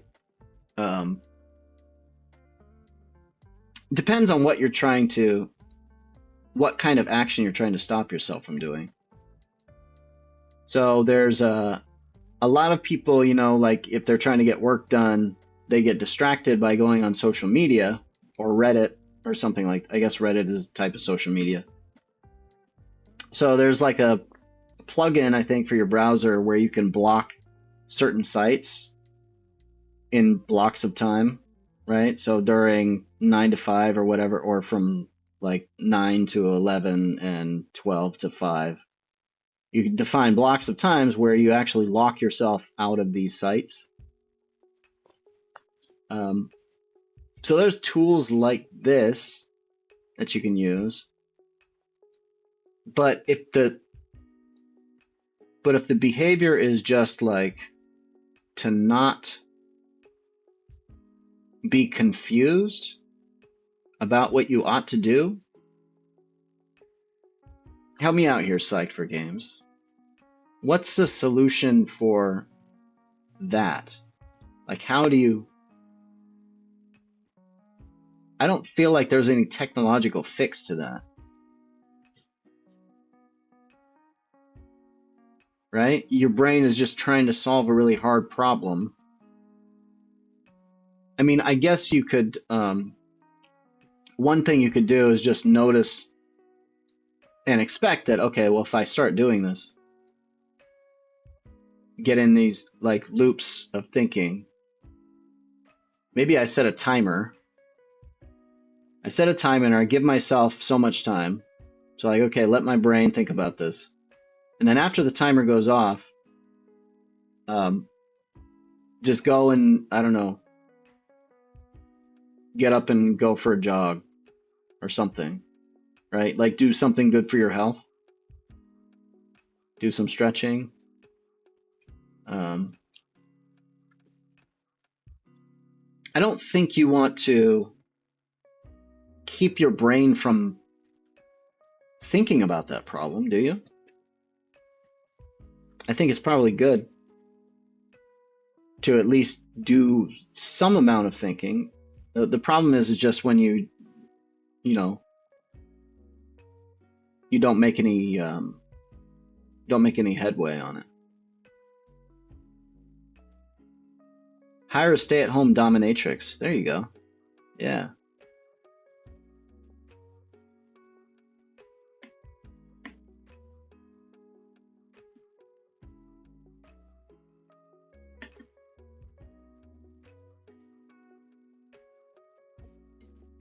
There is no universal answer, in my opinion. We are all equally worthless, and nothing matters until you choose your purpose and what matters to you.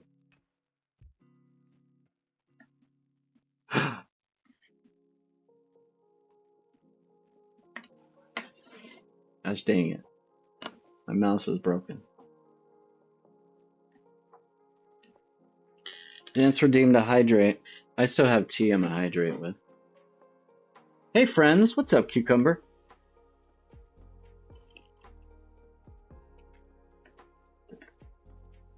Oh, psyched. We're just trying to come up with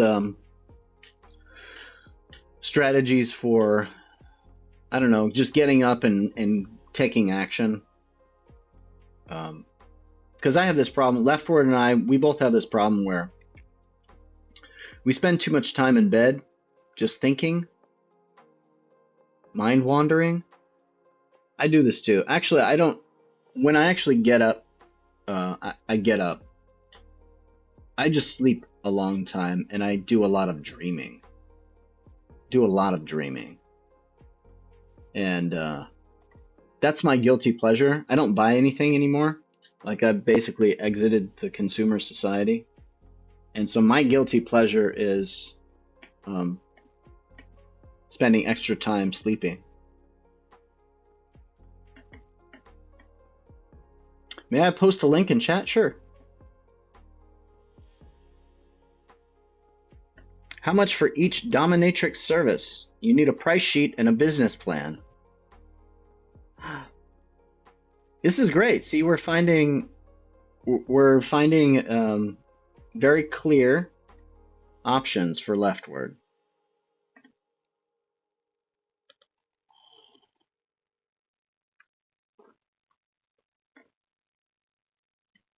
Stand up now. Movement kills hesitation. Do one small thing. Open the file. Put on shoes. Pour coffee. Don't plan. Just start.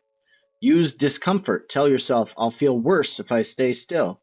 Reward immediately. Music, snack, sunlight, something small right after acting. Repeat tomorrow. Momentum builds motivation. Yeah, I like that. I actually made a video of. So you're having problems getting up in the morning? I feel like I cracked this problem at some point because I was having. Now I don't care. I actually like sleeping in. But back when I was younger, I was like, I really need to be more productive. Right now, I'm like, I don't need to be productive. I think that's overrated.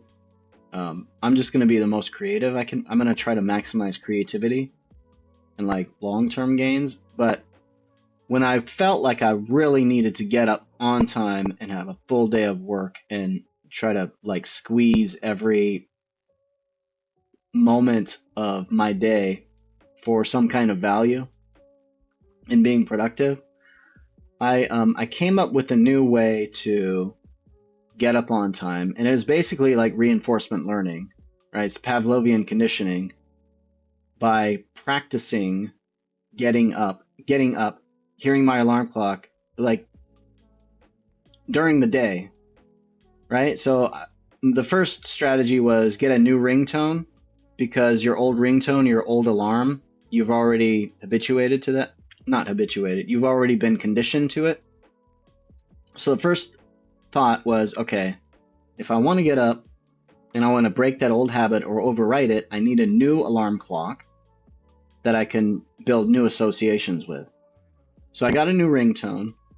And then what I did was I basically practiced getting up like 30, 40 times during the day, right? So I would just get in bed. I would pretend like I was sleeping. I would try to relax. I would set the alarm for like 30 seconds. The alarm would go off, and I would do the same thing over and over again. I would rip off the covers really fast. I would swing my legs out of bed, and I would stand up immediately. And then I would walk over and I would like eat like a little jelly bean or something, a piece of chocolate, as a reinforcement. Actually, I didn't say this in the video, but I actually took a little vape, right? So the nicotine, right? That's like a huge motivating thing. And then I did that. So I practiced getting out of bed, literally practiced getting out of bed 30 times. And that worked, man. Like the next morning, automatic. Just got right up out of bed immediately. Didn't think about it. You kind of have to, it can wear off just like any other habit.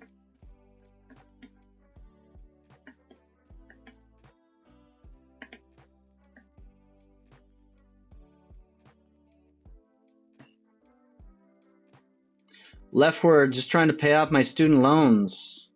Don't worry, man. The economy is going to tank. We're going to experience hyperinflation. Those loans are going to be worthless anyway. You're never going to pay them off. Just like my wife, she's got $200K in student loans, never going to pay them off. Half of that is actually interest on the loan.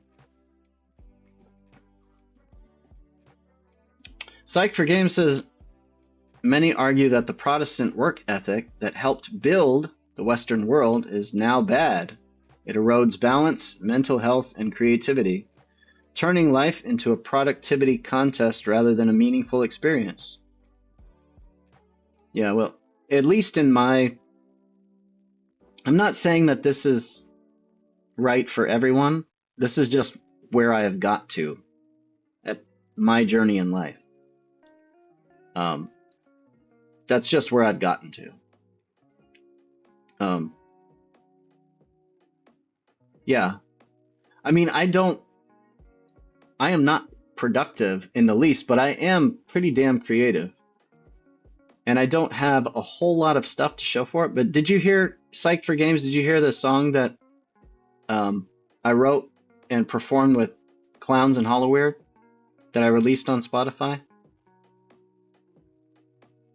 So good. Super creative. And this is just the beginning. That's just the beginning. Like, imagine if I continue that process, what will my songs be like in a couple years? Probably pretty legit. Already I'm getting people, they're like, dude, what the heck? You sent me a rap like in July, and I thought it was all right, but holy crap, like this is in a totally different league. It's like you skilled up. It's like you skipped a whole bunch of steps. Like, what? You sound like a professional rapper now. And like a month ago, you were just an amateur. Like, how does this happen? Like, well, one thing is knowing the right people, more brains, way more intelligent, right? 2 brains are better than 1. And I had an amazing musician to help me. And I actually wrote and composed all of these things before actually, and then practiced performing rather than just off the cuff. Dan says Protestants left the Catholic Church and shat on the traditional values of the Western world then. It isn't rooted in tradition and effortlessly embrace change. An OG Protestant will burn a female mega preacher at the stake.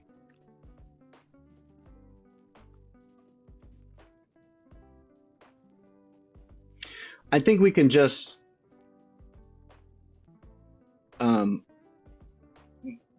maybe it doesn't apply to all Protestants everywhere, but I think the idea was that the philosophy, right, of, you know, being very efficient and very productive is an unbalanced, might be an unbalanced philosophy. I mean, again, maybe it was the right kind of philosophy for a certain time and place, but maybe it's not maybe it's not as compatible with today's world in many situations. I'm sure there's plenty of there's so many human niche environments now, right? It's crazy.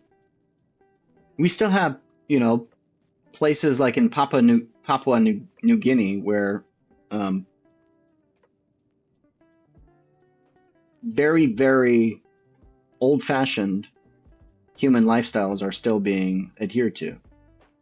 You know, and then we have like Mark Zuckerberg building giant mansions and bunkers on private islands. And everything in between. There are a lot of different niches in today's world. So, yeah, it's hard to know where to fit in. Bunch of different strategies.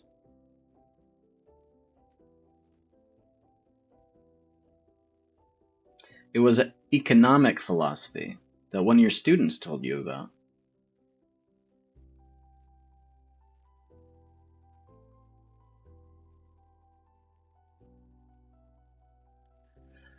Dance says, more seriously, be in shape or get in shape. Sell bone marrow and eggs? Dang.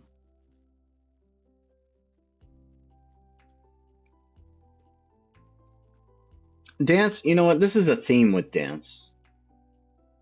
Be careful, because I think he's tried to convince me to sell my body on stream too.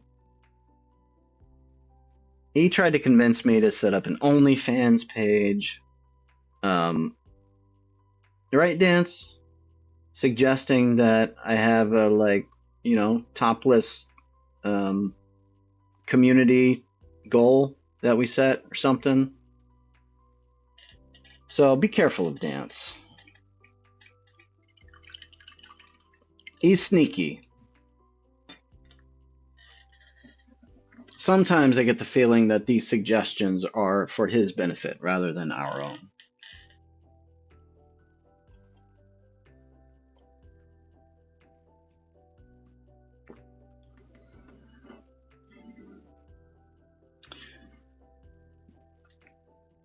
Turn your mind into a biocomputer? Loans?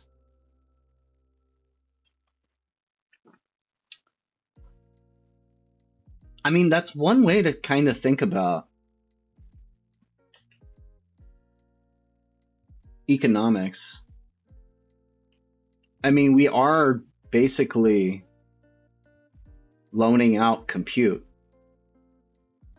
right? If you just break all economics down to like compute and work, at least all sort of information work is compute. you're essentially whoring out your brain to someone else, right? To do intellectual work that they find profitable. So we are kind of our own pimps, and our brains are our hoes. And we, right? Because, like, in a sense, the only reason that the things that we do, we have to get paid for it. We need to get some compensation. Otherwise, there's no reason for us to be doing it.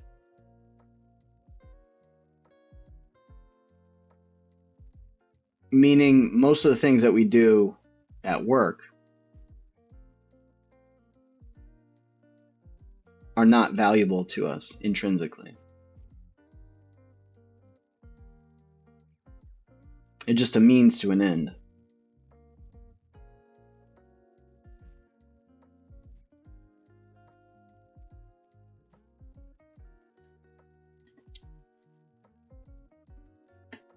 He wouldn't be the first person to tell me to do it. OnlyFans, it's hilarious how people don't know how little money most people make on that platform.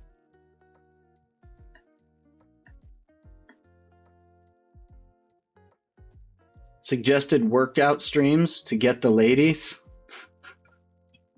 because they spend more than men. Amira says, "Oh my, OMG, lol."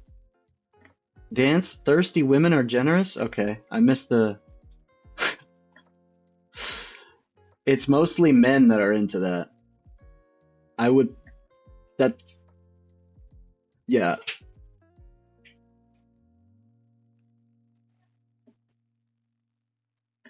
Dan says there are so many side hustles before selling ass for less than minimum wage. Spice's work isn't easy. Our minds are our hoes, your second song. I have a song, I think my, when I become famous, my song is going to be called Brain Sex. The song where everyone is like, yeah, I know who Mr. Roybird is. I'm not going to be like crazy famous, but I'm going to be like kind of, you know, like underground famous. And the song that's going to do it is going to be called Brain Sex. And there's going to be some mind hoeing in that song. I don't know when it's going to come out. I have to find the perfect beat.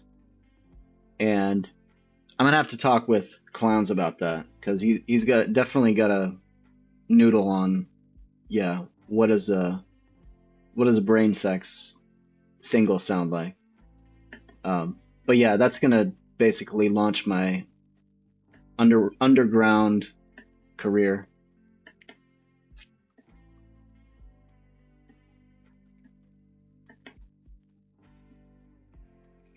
If you are hot enough to make bank on OnlyFans, you could have snatched a rich simp and divorced, so I assume something's wrong with you.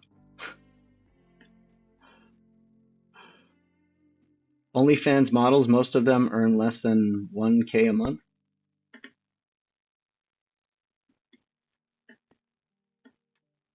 My nerdy looks and topic brought you here. Right on. My nerdy looks. I don't look nerdy, do I? I wasn't going for nerdy. I was going for sophisticated.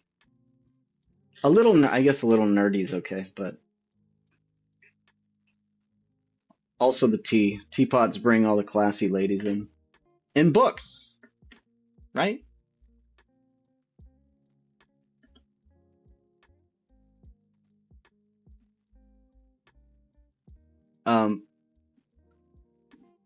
It is common knowledge the data are publicly available and published by OnlyFans itself. Oh. No one reads like they used to. Whoa, you got a freaking... Sweet. You got a creepy heart person, Amira.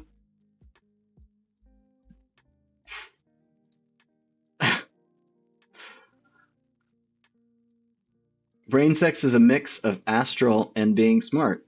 I agree. I agree. Sapiosexual. Sapiosexual. Right, yeah. Both sexes. Sapiens. Yeah, you can't say homosexual. Homo sapiosexual. How about earthling sexual? Sapiosexual. Yeah, that's all humans.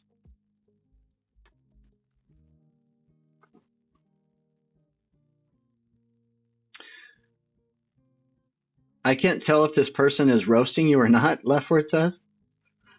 That's okay. Either way, it's good. It's good for me. I'm into that thing. Right? I make it whatever I want. You know, some people are like into getting a little bit roasted. Dan says Roy used to surf. I'm sure he is toned or can be. I have very, very, very, very, very little body fat. And I used to be a water polo player, and I didn't. I did surf a little bit, dance, but I was a swimmer and water polo player. I didn't do a whole lot of surfing. That's not where I built my muscles. I built my muscles from water polo, and also just like push-ups a lot.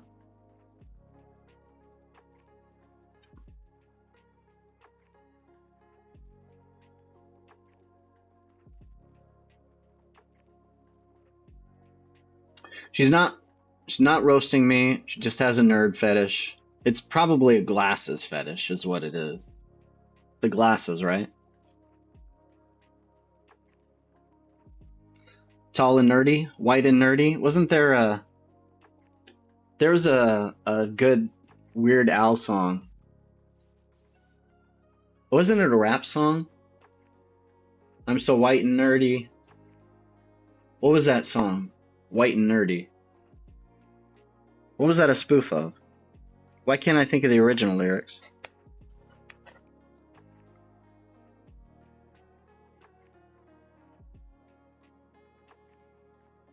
I gotta look it up.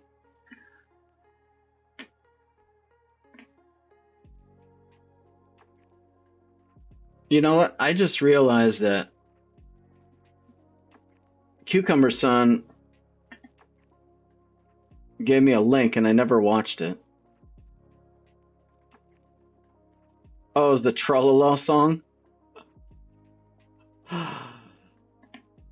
He said you'll thank me for this. Cucumber Son, I don't know if you're still there. I'm sorry I didn't play your Trololo song. It's a great song. It's a great song. I love this song. Let's play it. Legit, I was ROFLing. I was ROFLing the first time I heard this. I was like, this is not real. Wait, this is real. I don't believe it. All right, let me pause this.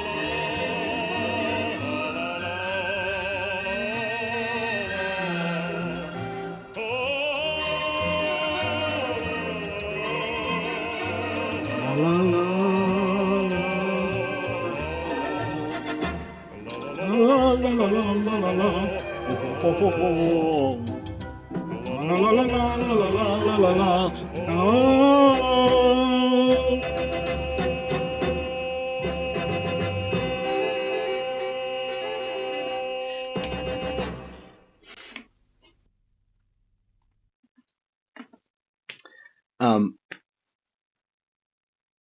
I think that would be a really good. That would be a really good vocal exercise. Try to perfect that song, don't you think? Very good vocal exercise. What's up, Baltier? I bet that would actually make a decent. No one would recognize it, but you could do a Halloween costume of that. I bet someone would recognize it if you got the hair just right, you got the right coat, and you walked around with just that really fake-looking smile plastered across your face. What's up, Balthier? You got trick-or-treaters this year? You putting out candy corn or Mars bars? What was your favorite Halloween candy when you were young? You know what I just thought of right now? I don't know why it came to mind, but do you remember? So I used to really like gummy bears, gummy things in general. And there's all kinds of gummy things. But one year they started making these like pretty big gummy tarantulas. Those things were really good. Gummy tarantulas. Do you ever have a gummy tarantula? Pretty big. They're like, I don't know, like this big or something. You know, they're like nice big sized ones.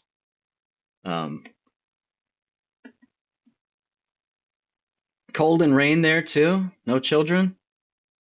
Amira says it's raining there as well, and she's had a couple children. You only had one kid take 2 handfuls of candy and a few teens? Left word, dark chocolate, baby. I agree. I'm a dark chocolate person myself. Baltier says back in my day we could eat stuff people made. I like the popcorn ball. Oh yeah, those were good. Popcorn balls? You could, yeah, you could eat. You could actually trust your neighbors not to put razor blades in your food. Um, we used to go on when I was a kid. We used to go on these hay rides. Um,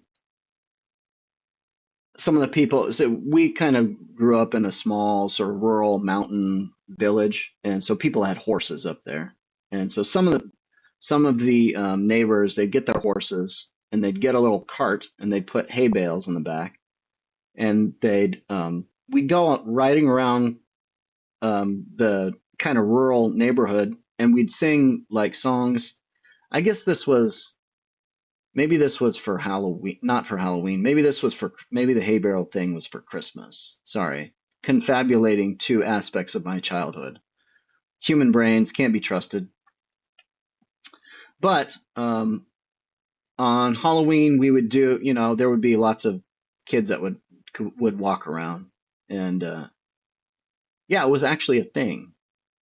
And now I don't know. I'm just not in part of any communities now, so I don't see that happening. I'm sure it happens still in some places, but I don't see it happening around here. Hay rides were good, Balthier says. Hay rides are fun. Popcorn machine. See, you ruin it. See, Amira, whenever you add machine to anything, you kind of ruin it, right?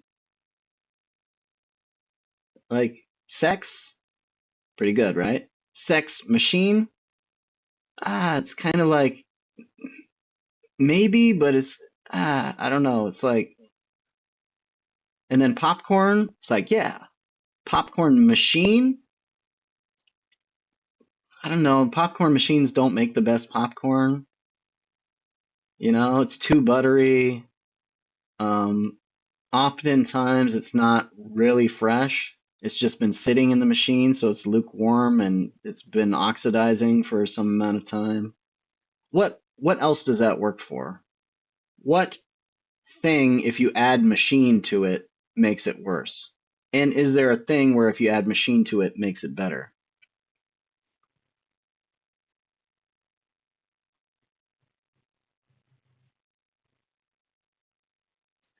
Lol, sex machine. If someone called you a sex machine, I don't know, it sounds pretty good. Touche. uh, Touche, Dance, you got me. Washing. Washing machine. I don't know, washing machine. Yeah, that let's think about that. Because in some ways, I am really, really glad that I live in a day and age where I don't have to use those. What do they call those things? Those like washboards? Back before washing machines, you had to use a board and it's ribbed for her pleasure, right? Back then, all the women did the washing. It's ribbed for her pleasure. The board is has all these ridges, and you would like take it and you like rub it on this board. That doesn't seem like much fun. So washing, if you compare that to just throwing your clothes in a machine and going and I don't know, playing StarCraft for a couple hours while it does it for you. Um, I don't know. Washboards are kind of cool, actually. I found an old washboard in my dad's uh, house after he passed away, and I had to get rid of a bunch of stuff. And there was this cool old washboard that he had, and people were like, "How much for that washboard?" And I was like, "I don't know. It seems pretty cool, but here, how about $30?" They're like, "Yeah, sure." I'm sure someone somewhere is like someone's. It was probably someone's mom or grandmother who got that washboard as a gift, and they're like, "Finally, return to the good old days when life was simple and clothes got really clean." Vending machine, no people, anxiety, and affordable goods. I don't know, dude. The stuff that you get in a vending machine, do you really want to buy anyways? Ribbed is still for her pleasure. Dialysis machine. Oh man. I offered a neighbor who reported my statue's candy, and she smiled at me and said no. Make the neighborhood smelling of popcorn? I agree, that would make the world better. All of you have amazing ideas to make the world better. I love this. Dance, you're right. Dialysis machine is probably better than just dialysis. I don't know. Like, it, do you get more of a human touch with? Can you have dialysis without a machine? I don't even know how that works, honestly. Yeah, that's what I'm talking about. Vending machines suck. I don't I don't agree that vending is improved by the addition of machine. Um, you get what do you get? Like you can get some like packs of like Ritz crackers filled with peanut butter or Funyuns or Doritos or a Snickers bar. I mean, sure, in a pinch, it's fine, but is this really what you want? She probably thought it was poison candy. Well, that she's made her own prison, right? She the only reason that she would think that, the only reason that she would have to fear that it's not just a normal candy is if she, in the back of her mind, knows that she was being a bitch when treating you earlier. Is there a reason for someone else to not like me? And so in the back of her mind, she's like, yeah, I know I'm a bitch. I can't trust anyone. So she's built her own prison. A machine has more of a human touch than man.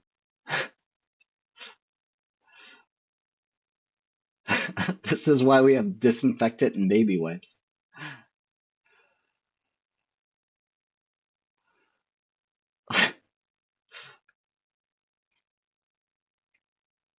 Machine. How about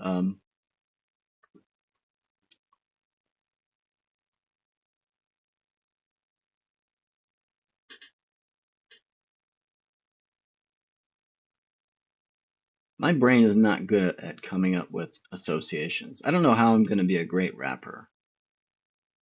Like, I would expect to be able to generate at least a few interesting examples of machines, different kinds of machines, and I seem to not even be able to do that. What other machines? There's infinite numbers of machines.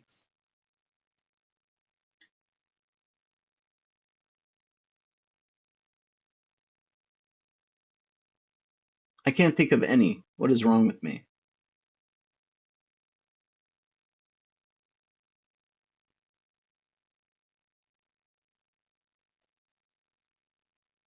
Mm,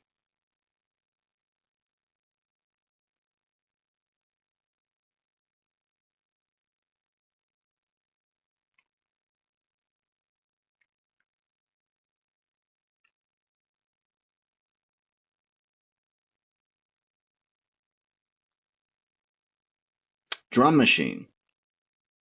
See? It works. Drum machines suck compared to normal drums. Time machine. Actually, that's an exception to the rule. Because time machines are way better than just regular time. Time is just like, mundane, right? Time machine? Hell yeah. Now we're talking. Thank you, thank you, Judgment. You found the exception to the rule. And washing machine, I guess washing machine is washing machine's arguable. ATM machine? Automatic transaction. Is the M actually machine? Automatic transaction machine, an ATM? But people do say ATM machines. So the next time people say ATM machines, I'm going to say actually it's an AT machine because M is part of that acronym. Machine is part of that acronym. God machine?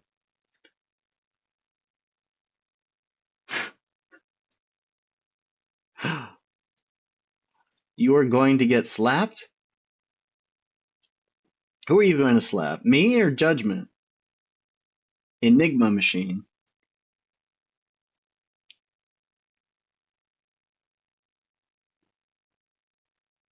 There's brain machine interface.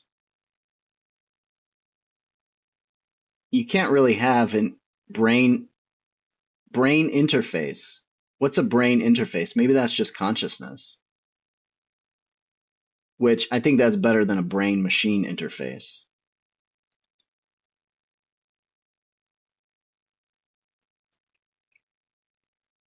Washing machines aren't as good as the dry cleaners. War machine? The first M is for money?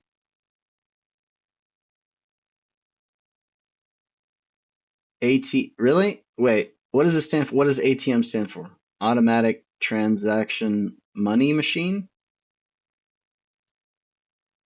What does ATM stand? Someone fact check me.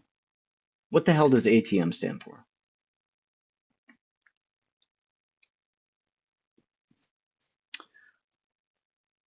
War machine. Is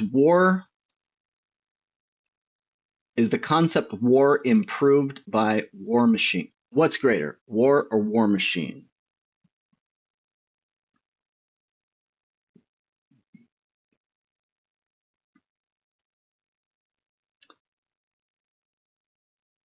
I don't know. War machine feels like more sinister, right? Everything just kind of feels a little bit more sinister with machine combined. I mean, arguably time machine as well, right? Because then you just go back in time, you create paradoxes, and timelines get pruned or anomalies appear, and right, you kill entire universes or galaxies. You know, that's pretty brutal. Yeah, War Machine, that's sinister as fuck. I don't know, Time Machine's kind of sexy though. Automated teller machine. None of us know. ATM most commonly means automated teller machine. Yeah, none of us knew what it actually stood for. That's funny. Amira says, I often clean items in the tub because I have a cat that urinates on things he shouldn't. I have the same problem. I have a ferret that does that. Poor Mr. Squirrel. He's getting old. He his back legs don't really work too well, so he ends up kind of peeing basically in a he basically pees on his belly and ends up just a big pool like around his belly. And so I have to wipe him down frequently. Poor Mr. Squirrel. He's a ferret. His name's Mr. Squirrel. So I hear you. Sometimes things got to go in the tub. Yeah. Oh man. All right. Any other machines or any other concepts that are made much better or much worse by the addition of machine? How about slot machine?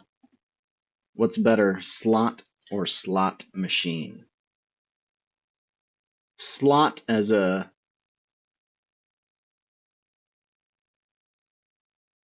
I mean, both are pretty risky, right? Slot. Slot machine. I don't like slot machines. Sinister AF. Am I right?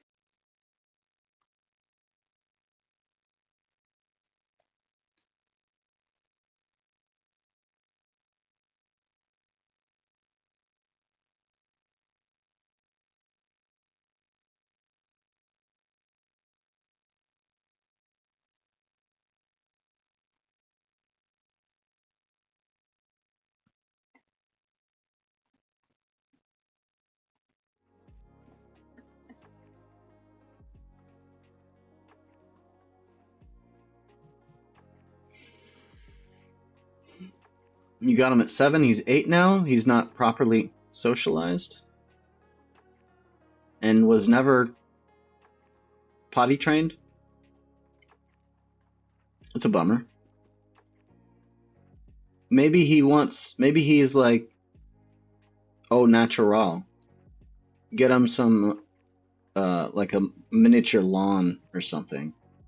Maybe he'll go on or a sandbox. Maybe he just needs a sandbox. I don't know. How do you potty train cats? I've never had a cat from kitten age, so I've never actually had to potty train cats. How do you do this?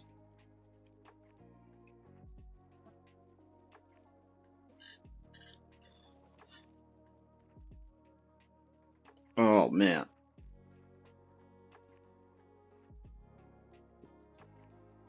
So, real quick, are you still there? leftward.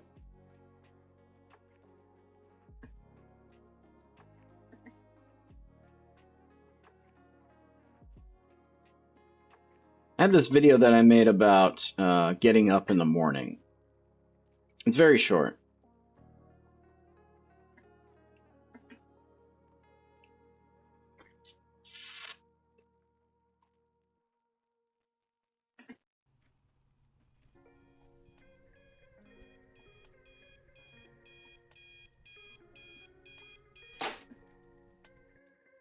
All right. If you ever were curious about how to train your brain how to get up in the morning without hitting snooze, this video will give you the secret. N of 1. I didn't actually do a scientific experiment, but it worked for me, so. I was told he grew up with all his litter and they wouldn't inform me why he was given away. I got papers that said his last owner got rid of him because of him eating too much. No, it was probably, they lied to you. It was the peeing all over the place. But you know what? Good on you for taking a difficult child into your life. My wife and I, we went to, when we got our ferrets, there was one left in the cage at Petco, and he was adorable, but the person that like got him out so that we could hold him, she was like, "Be careful, he's a biter." And we're like, "Yeah, we know, we've had ferrets before. They all bite when they're this age. They're just teething." And she's like, "Okay, but I warned you." And so sure enough, we picked him up, and everything was fine for a minute, and he was cuddly and playful, and then all of a sudden, like, he started sniffing like one of our, like a vein in one of our wrists. He like started like sniffing, like zeroing in, and then he just bit down like right on our wrist super hard, and we were like, ah, yeah, that's new. Our other ones didn't do that. And we got him anyway, and we thought it's just a phase, right? He'll grow out of it. He never grew out of it. We called him Dragon, and he was like, he had two modes. It was weird. Normally he was fine, right? Totally nice, happy, but then he would get bloodlust. Like he would literally sense blood from a nearby vein or soft tissue part of you, and he would just bite down. And we were like, it's a good thing we got this ferret, because any other person would have like had this ferret put to sleep probably, because yeah, you could not train him out of it. What's up, Diamond? How old is everyone? I am 43, going on 44 in November, my friend. How about you? You just caught it. Uh-oh. Caught a kid taking heaps of candy? Did you try to scare him? Did you pop your head out from behind a window with a gorilla mask? 4 handfuls? These kids. God damn. He failed the marshmallow test. Kids are a little greedy.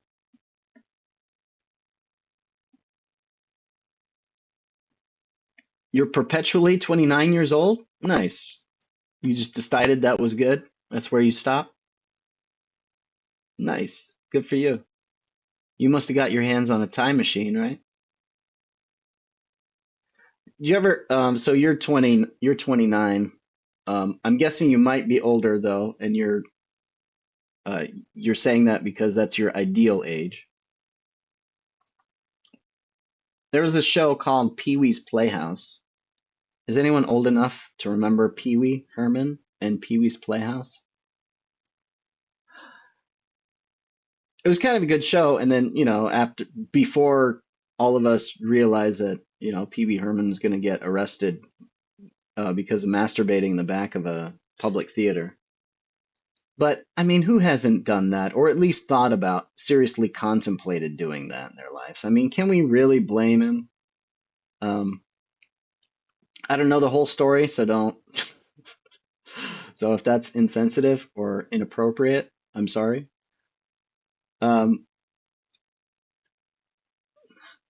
You last celebrated your birthday at 29. Okay.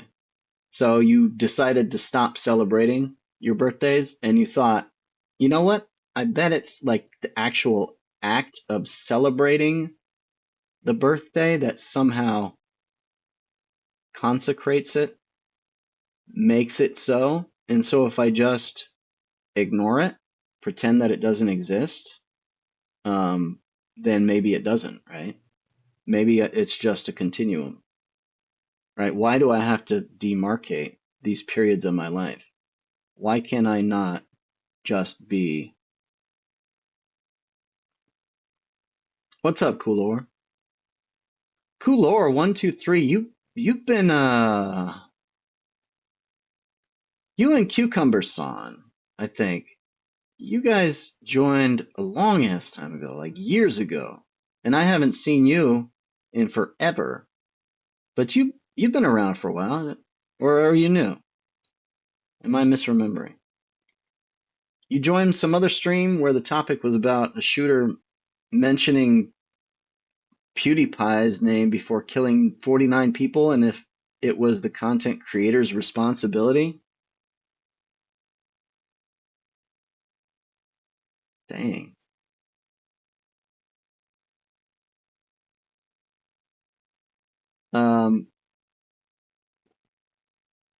Shooter mentioning PewDiePie's name before killing 49 people, and the discussion was it the content creator's fault? Yeah, it's hard for me. I don't know anything about the nature of that situation, but it's hard for me to imagine how you would hold a content creator responsible for something that is just clearly out of his control.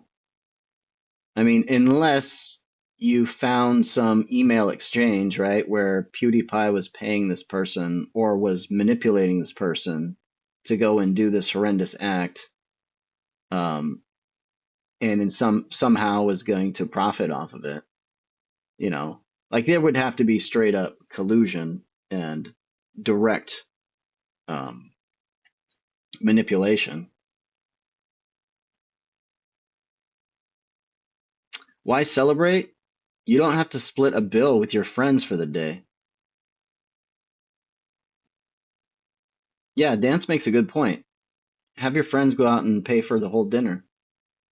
That's a good reason to celebrate. I agree, Dance.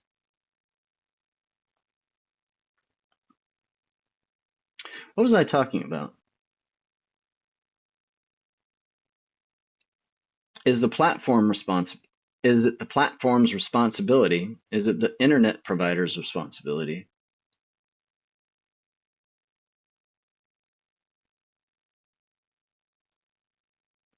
The shooter just used the name for more media coverage?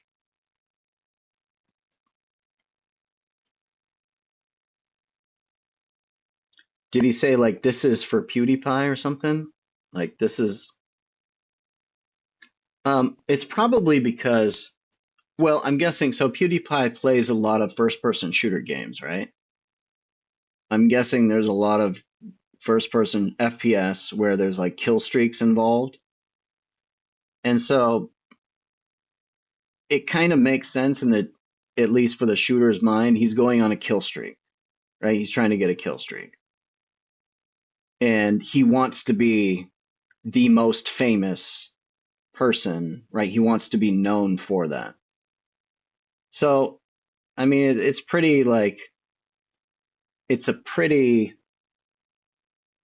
direct comparison, or it's a pretty strong metaphor to look at. Well, what other superstars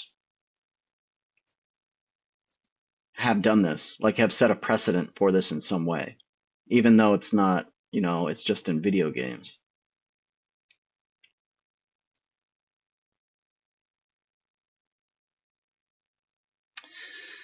Dan says this is why mass shooters aren't usually named until after their trials, because you don't want to feed their ego or ego trips.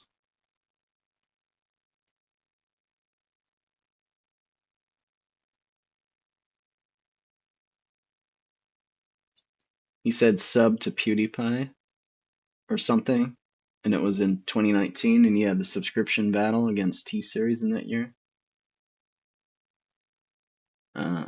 Interesting.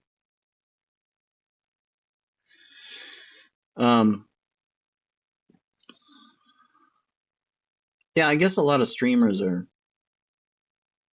It's kind of crazy that we live in a world where,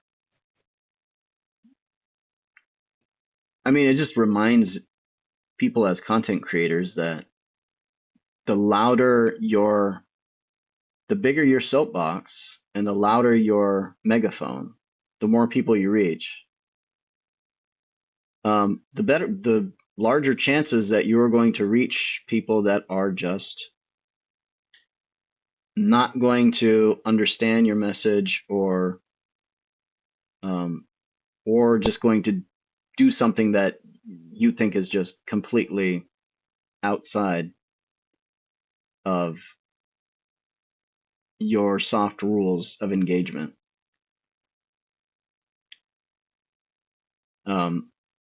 Yeah, I'm kind of like relieved that my YouTube channel never blew up, because I'm looking at other content creators and like podcast hosts they're having like AI generated deep fakes done of them scamming their followers, right? Like they're battling this one guy, the Diary of a CEO. He says that he has this like happen like a few times every week. There's some deep fake of him, like a video, AI generated video of him with his voice telling his subscribers to invest in some kind of, fraudulent crypto scam or something, and getting email from fans and subscribers that actually fall for it, and asking him like, how do I get my $10,000 back? And him being like, good luck with that. I don't know. That sucks. That sucks.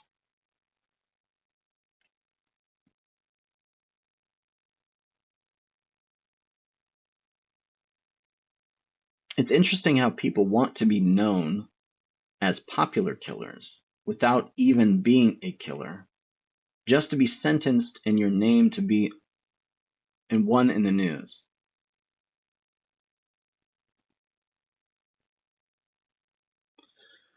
People want to be known as popular killers without even being a killer. Yeah, I don't know, man. Dan says clout chasers are cancer. Nuisance streamers are the natural evolution before they land themselves behind bars or on the news. What are nuisance streamers? Hey, thanks for the subscription, man. That's really awesome of you.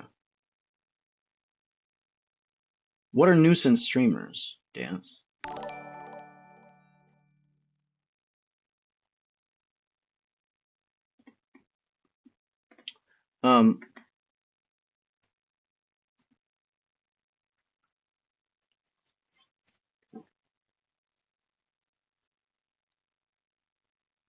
We were talking about robots versus zombies. What's up, Funeral Wax? Thanks for the follows, fam. I've only got about 15 minutes left. What do you want to talk about? We talked about Halloween stuff. Talked about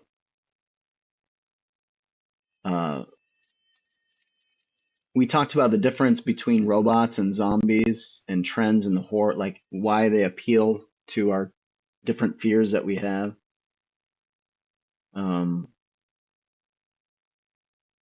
What else did we do today? we watched a video about dopamine, the reward system, and why, like why do we fear the zombie apocalypse? Is that a metaphor for just humans writ large being like these consumption machines that can't seem to resist the one marshmallow in order to get two in the future? And is it like the synthesis of automation, like our technology, the robot apocalypse, with the zombie apocalypse that's like the next big genre of apocalypse movies? Is it the synthesis of these two things? Right? It's like the robots that are egging the zombies to eat more, right? Like the robots are supercharging the zombies. What would that be like? Like robots with zombies on leashes? Like what does that look like?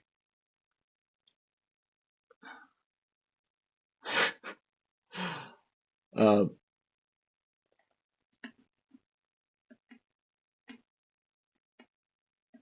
oh yeah, Diamond, negative feedback loops and neuroplasticity.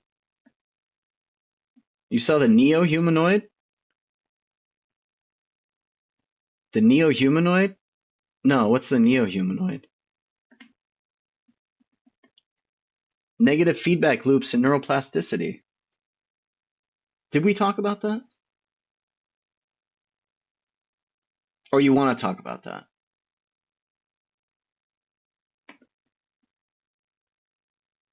Yeah, we could talk about that. Fame doesn't pay bills. Overnight celebrity has a short lifespan. And even if you somehow maintain celebrity, you will always be known as that guy or girl, as Kim K. Build $1 billion empire. Still known for cloud chasing sex tape. Funeral Wax says this is absolutely amazing. Glad you're having fun, man. Happy Friday to you. Happy Halloween. Oh, I was gonna play my. Does anyone want to play? Does anyone want to see my? Is anyone interested in being better, more punctual in the morning, like getting up on time, like getting up right away without thinking about it? Because I made a video where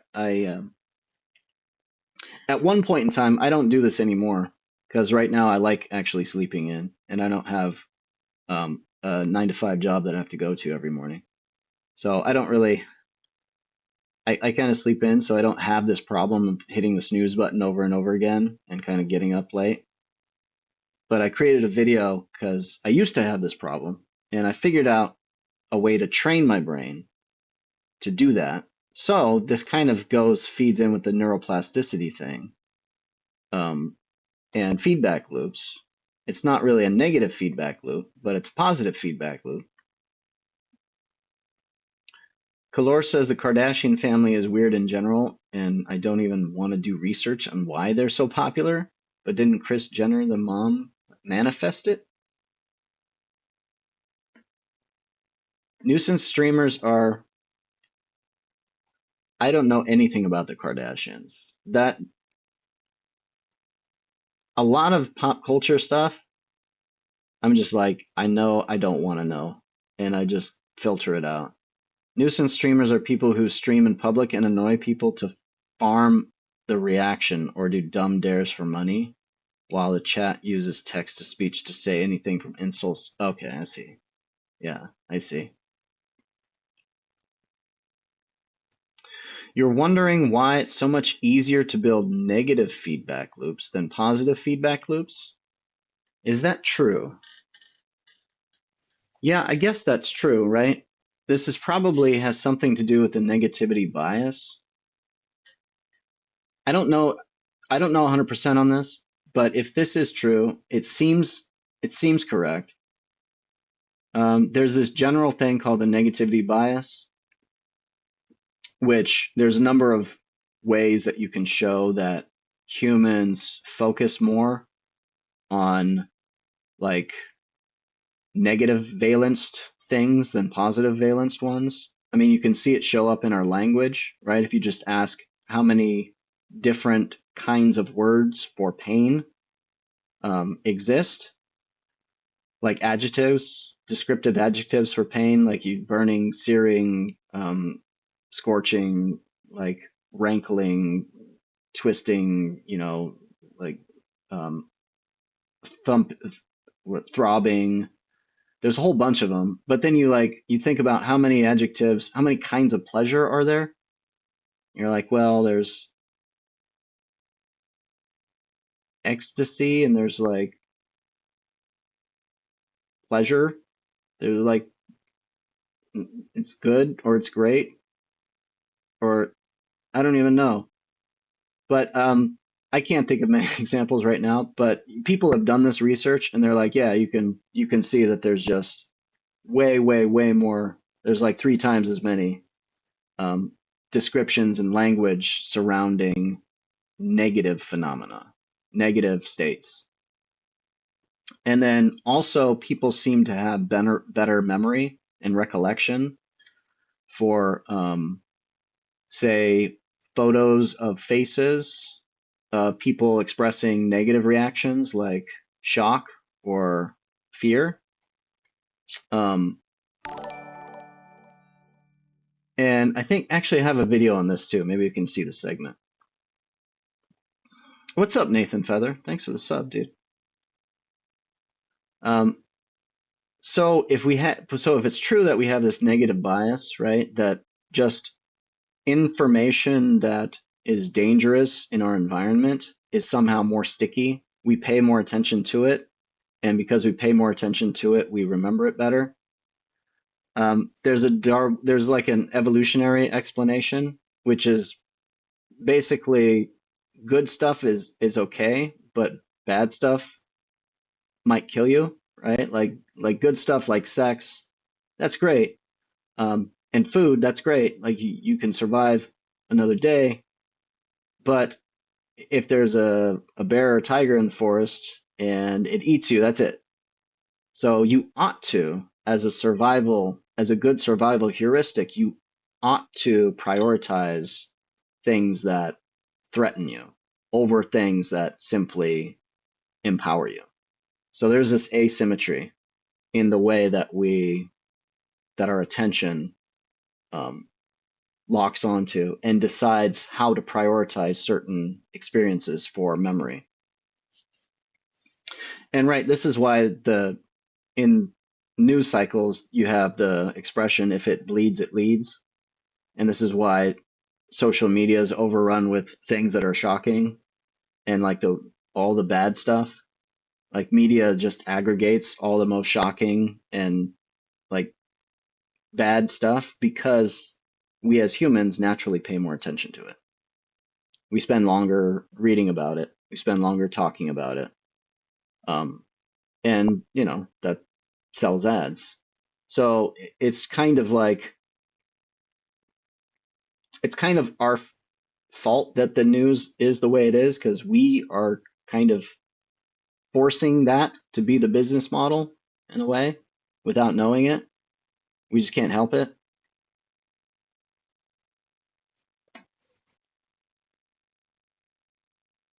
So I'm guessing, and then if you look at really extreme examples of learning, because you're talking about building learning, right? There's this one-shot learning, PTSD, like these one-shot learnings where you have some traumatic experience one time and it's seared into your memory, right? And any particular sound, like a firework, right, can trigger that memory and just teleport you back to re-experiencing that. One trial learning is always with traumatic experiences. So you could think about a spectrum of, right, learning really fast. How traumatic was it? How fast does your body think that you need to learn about it in order to survive? and over to the good side where it's like, yeah, like it'll be good to remember that, you know, I caught a rabbit here yesterday, or I found some roots, or a few additional calories. So Kalor says the same company as OpenAI launched a humanoid robot to make chores for you. You can pre-order for 20. Oh yeah, I've heard of that. Yeah, yeah. But the reality is all they have shown was remotely controlled and they think the only thing the robot can do is open a door and hold a paper cup? Huh.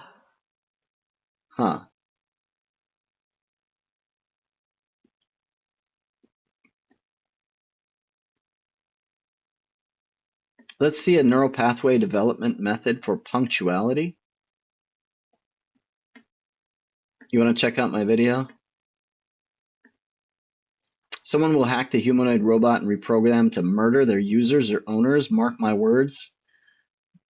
Dance it. It's probably going to happen, but it probably won't be en masse, right? Just stay away from the robots.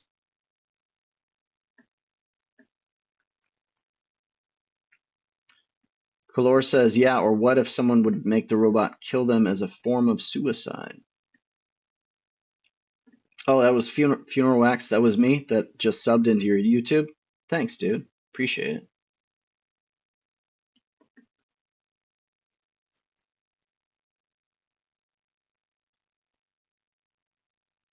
All right, let's check out this. I haven't seen this in forever, so hopefully it's still. Hopefully I don't recognize anything really wrong with it.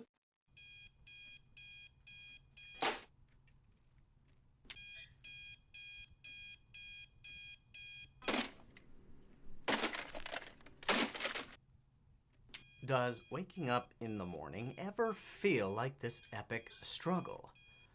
Like a battle between you and the alarm clock? For most of my life, I have felt like my morning routine has always just been a bit broken. And for years and years and years, I have just accepted this as a sad fact of reality. Until recently, I had an idea that has helped me fix it. And I think it could help you too, partner. So check it out.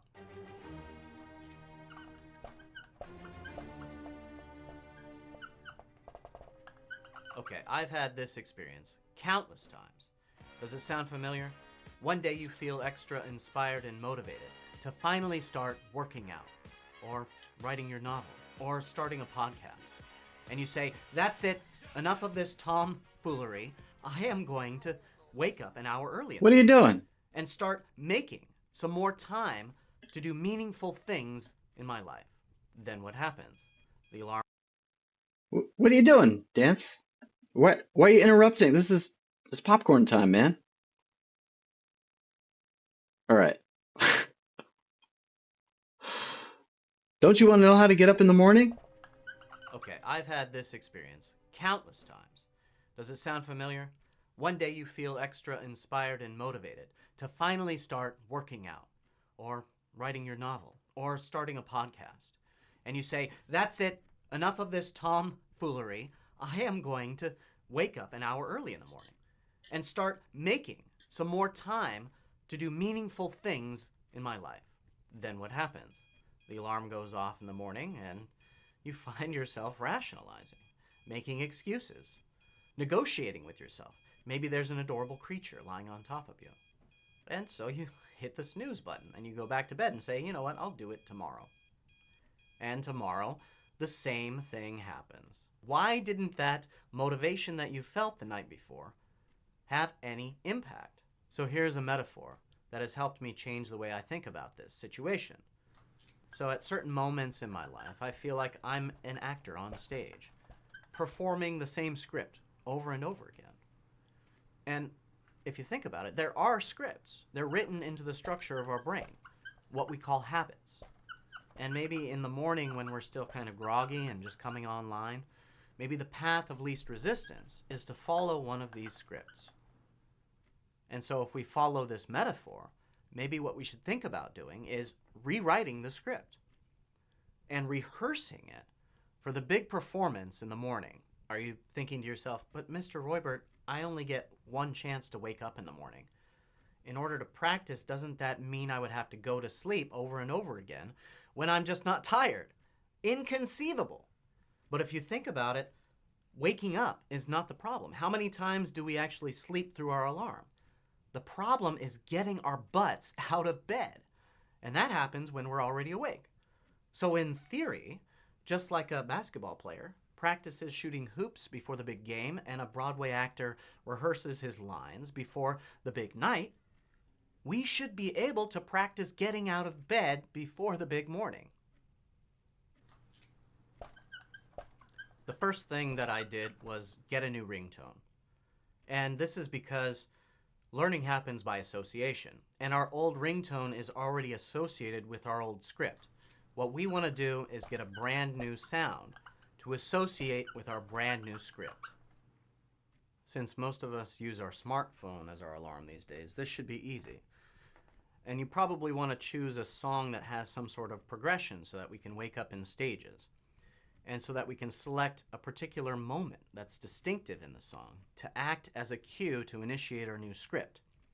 So think about a director snapping down that clapperboard and yelling action. And here's the song that I chose. And as you're listening to it, think about a good moment that we could use as a cue.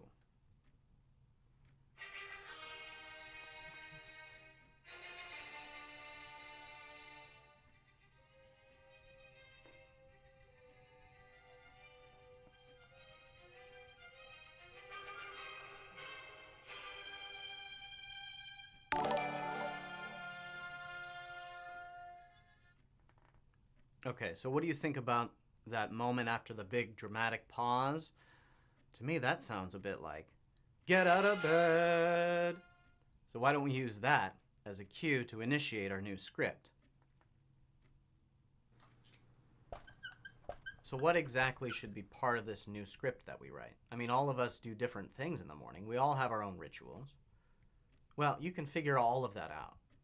What I want to focus on is 10 to 15 seconds after the alarm goes off in the morning. And that part of the script is really simple, and it should work for all of us the same. Here it is. As we're in the bedroom, we're laying in bed relaxing with our eyes closed. When the alarm goes off, we slowly open our eyes and mentally prepare. We imagine getting out of bed. When that cue plays, we rip off the covers, we get up immediately, and we leave the room. And that's the foundation. From there, you can get as creative as you want. Maybe you want to drop down and give yourself 10 push-ups. Or maybe you want to raise your fists in the air and shout, I'm king of the world. Or if you're like me, you want to give yourself a little reward for a job well done. And now all we have to do is rehearse.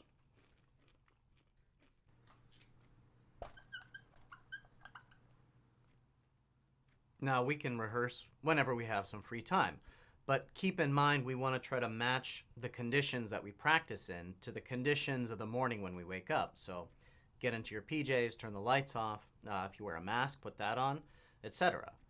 And now, set your alarm for 1 minute into the future, get into bed and relax.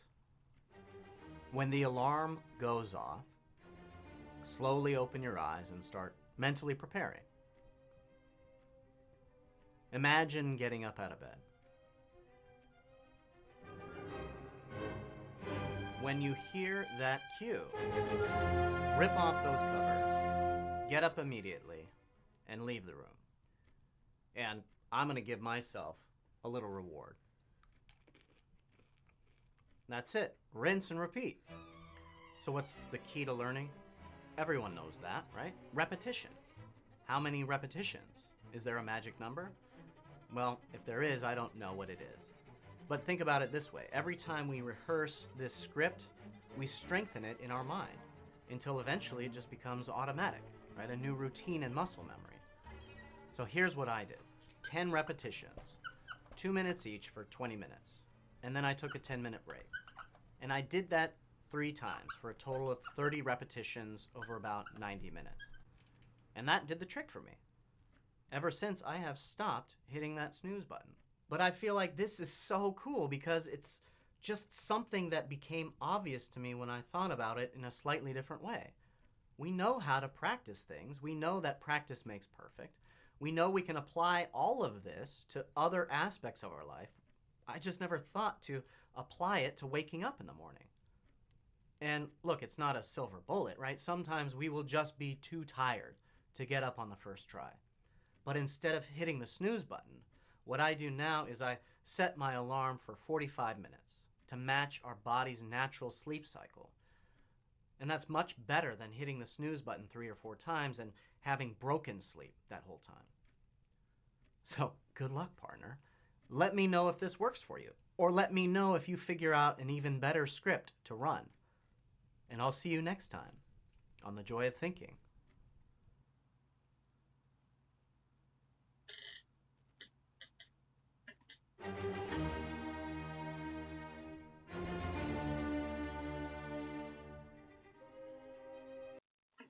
That's Princess.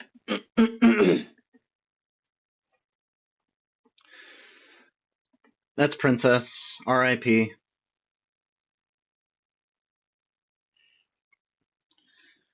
Leftward's always too tired. I don't know. Try it out, man. So, just full disclosure, this technique did work for quite a while, and but after a while, the habit, I broke the habit. Like you have to keep it up.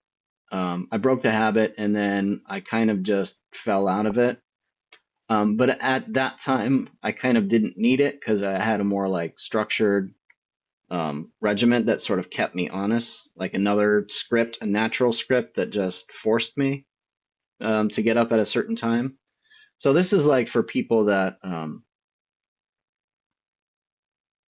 maybe I don't know, maybe you don't have anything forcing you to get up in the morning at a particular time, but you want yourself to get up at a particular time. Actually, I should probably run them. To be honest, like I sleep in longer than I should now, and I justify it and say that it's good for me because I learn, like I do a lot of learning, and so I need to like consolidate all that information. But I'm sure that I don't. I'm sure that a lot of it's just justification because I like sleeping in now. And I tell myself that, oh, it's because it makes me more creative. I should probably do this again. I'm still using that same ringtone, by the way, but it doesn't work anymore because, right, it's been like the association has kind of faded off into a billion different routines. It's not always the same, so this doesn't work for me anymore. But if I get a new ringtone, then I could do the same process. I'm sure it will work again. Would doing random shit every day work? Like one day, first thing you do is immediately go outside. Second day, you make a protein shake first thing. Another, yeah, sure. Yeah, that would work. Because the only thing that has to remain same, and the thing that has to by necessity remain the same, is to do any of those things, you have to first lift up the covers and swing your legs out and get out of bed and leave the room. So it doesn't matter what you do after that, right? Now, because once you're up, you're up. Like, seriously, once you're up, it's harder to go back to sleep. At least for me. The hardest part is just like actually getting up. And then once you start doing anything, then your body's like, okay, now I know, I'm ready to actually do stuff.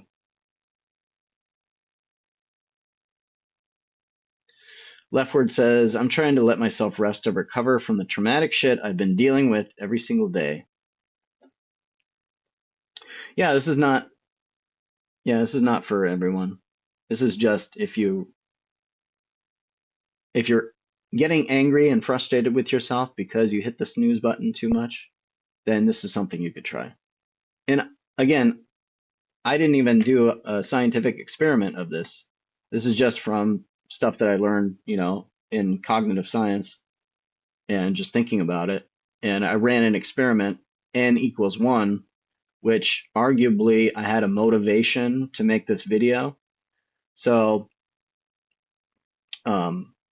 maybe I needed it to work a little bit too much, right, for the video to be successful. Like if it actually didn't work, then I couldn't make a video out of it. I'm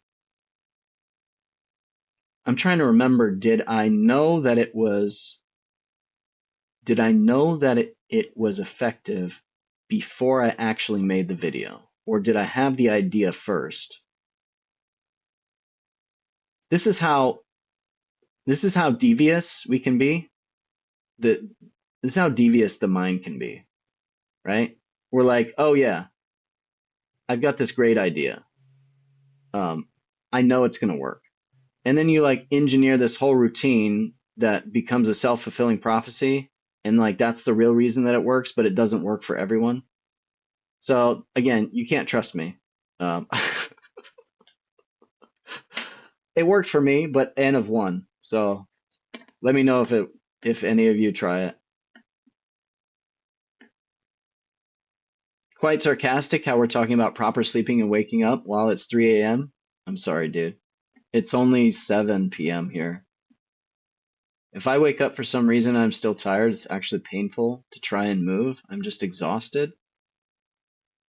Fam, all the time. Sorry, man. I don't know what to say. Yeah, could this be like a medical thing? Like a biology? Right? Not just I'm trying to think of, there's some people that have obviously narcolepsy. That's a pretty extreme condition, but there are other like sleeping conditions that I have no expertise at all on that could be biologically based, and maybe it's the lack of sleep that's actually causing more of the depression slash anxiety stuff, right?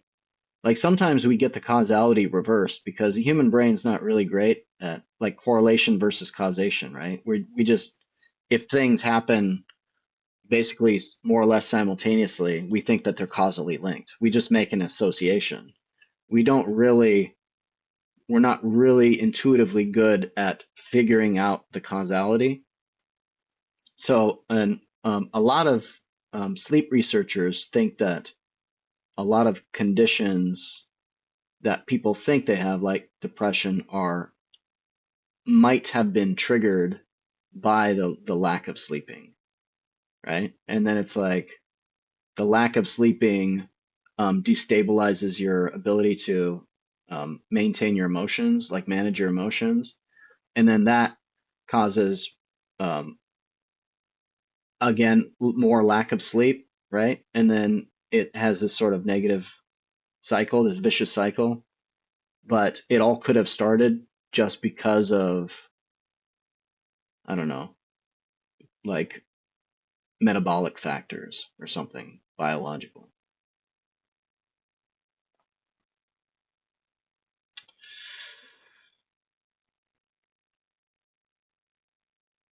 Double down has a new meaning. Try dreaming about waterfalls and pissing.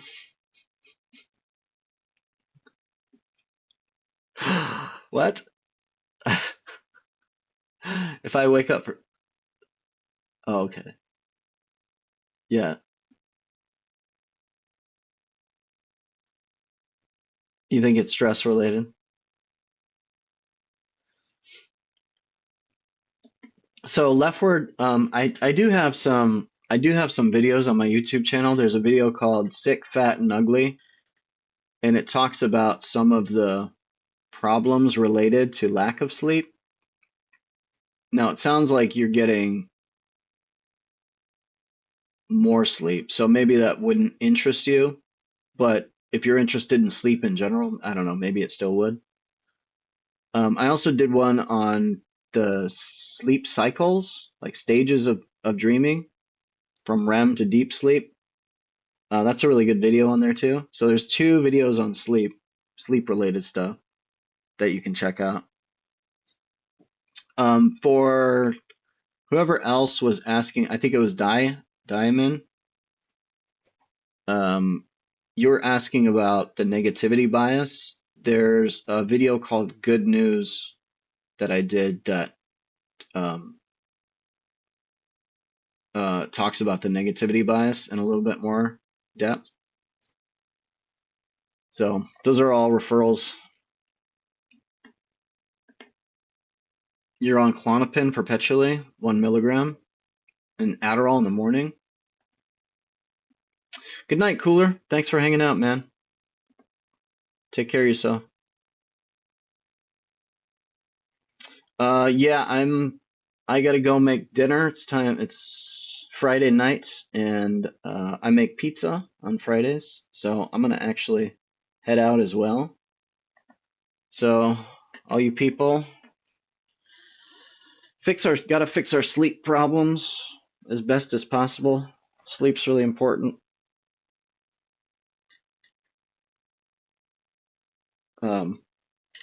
At least for most of us. I've got friends that don't seem to need to do it too much.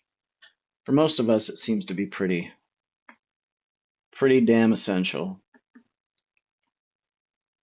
All right, let's check it out.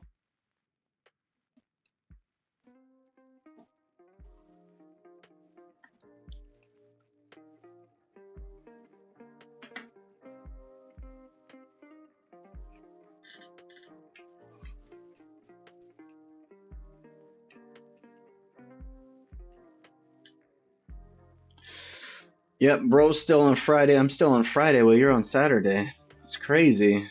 Different time zones. It's amazing that we can even communicate in different time zones when you're staying up late. 3 in the morning. Don't feel so great. Looking for homeboys on the other side of the globe. Still being attractive. Still want to drink that tea. Know that he's not going to turn his back on me. I'm acting, practically giving you the magic key to sleep. I'm making sick facts, talking about counting these electric sheep. I'm trying to give you erections, deep thinking, stuff like that. It's a joy. You know me, told you my name is Mr. Roy. Because I know it's not a choice, I'm just me, that's all I can do. Yeah, hopefully you guys know the key. How do we change, develop new habits? This is the stage of our life that we want to optimize, 'cause I know we can all be so famous. Yeah, we gotta change this. When you know about the brain, you do it in stages. Hopefully, it's just a little play. We can write and rewrite the script of life, man. When you got the right insight, this is what I bring. Now heed my advice. That was nice. Happy Halloween, everyone. See you next time on The Joy of Thinking. Until then, joyful thoughts be with you. Take care, fam. Let me play my, I'm going to play my new song for you while we get out of here. All right, check it out. It's on Spotify. It's called Ebb and Flow. Pretty proud of it.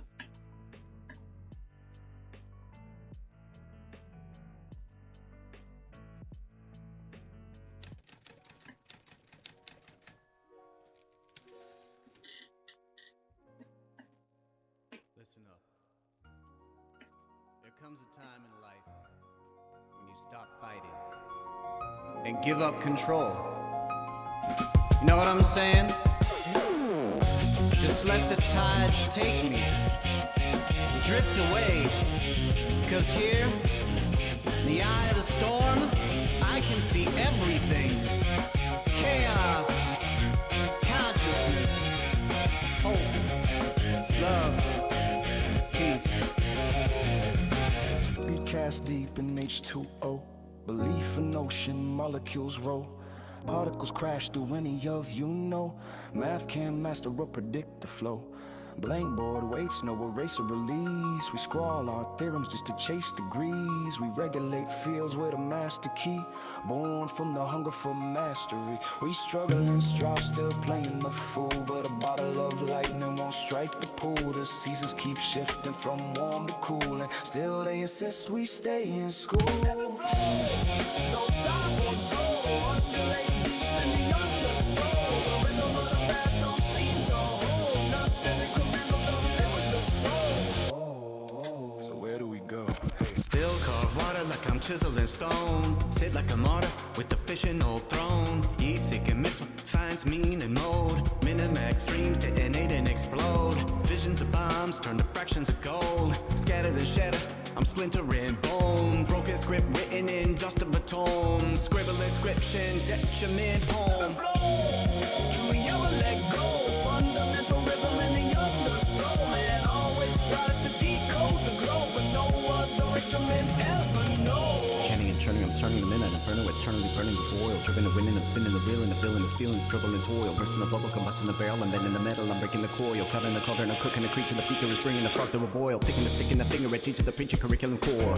Mapping and marking, I'm constantly guarding my path at safari and charting the shore. Sinking the ship of perception and failing to find it, be open the door. Spinning and burning, my body is scarring, a breath of returning, my only reward. Don't pull me from dreams, I'm lost in this story. Regrets just rhythm, I'm sorry, not sorry. Clock hits dawn, my shadows start forming. Crash then reboot, system transforming.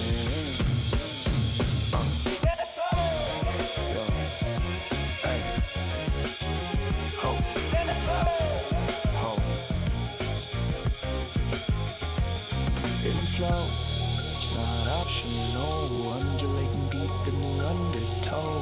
Rhythm moves fast, that's how we roll. Solo can't steal what the spirit stole. Cycles of road, relapse in the dust. Corrupted by numbers, I trust you too much. Fight the ego till my circuits combust. In my fiction, the collapse and disgust. Logic fractured, burst in the storm. Pieces got scattered on the circuit board. Drifting, reflecting the hum of the swarm. Merging the waters of the new wave forms.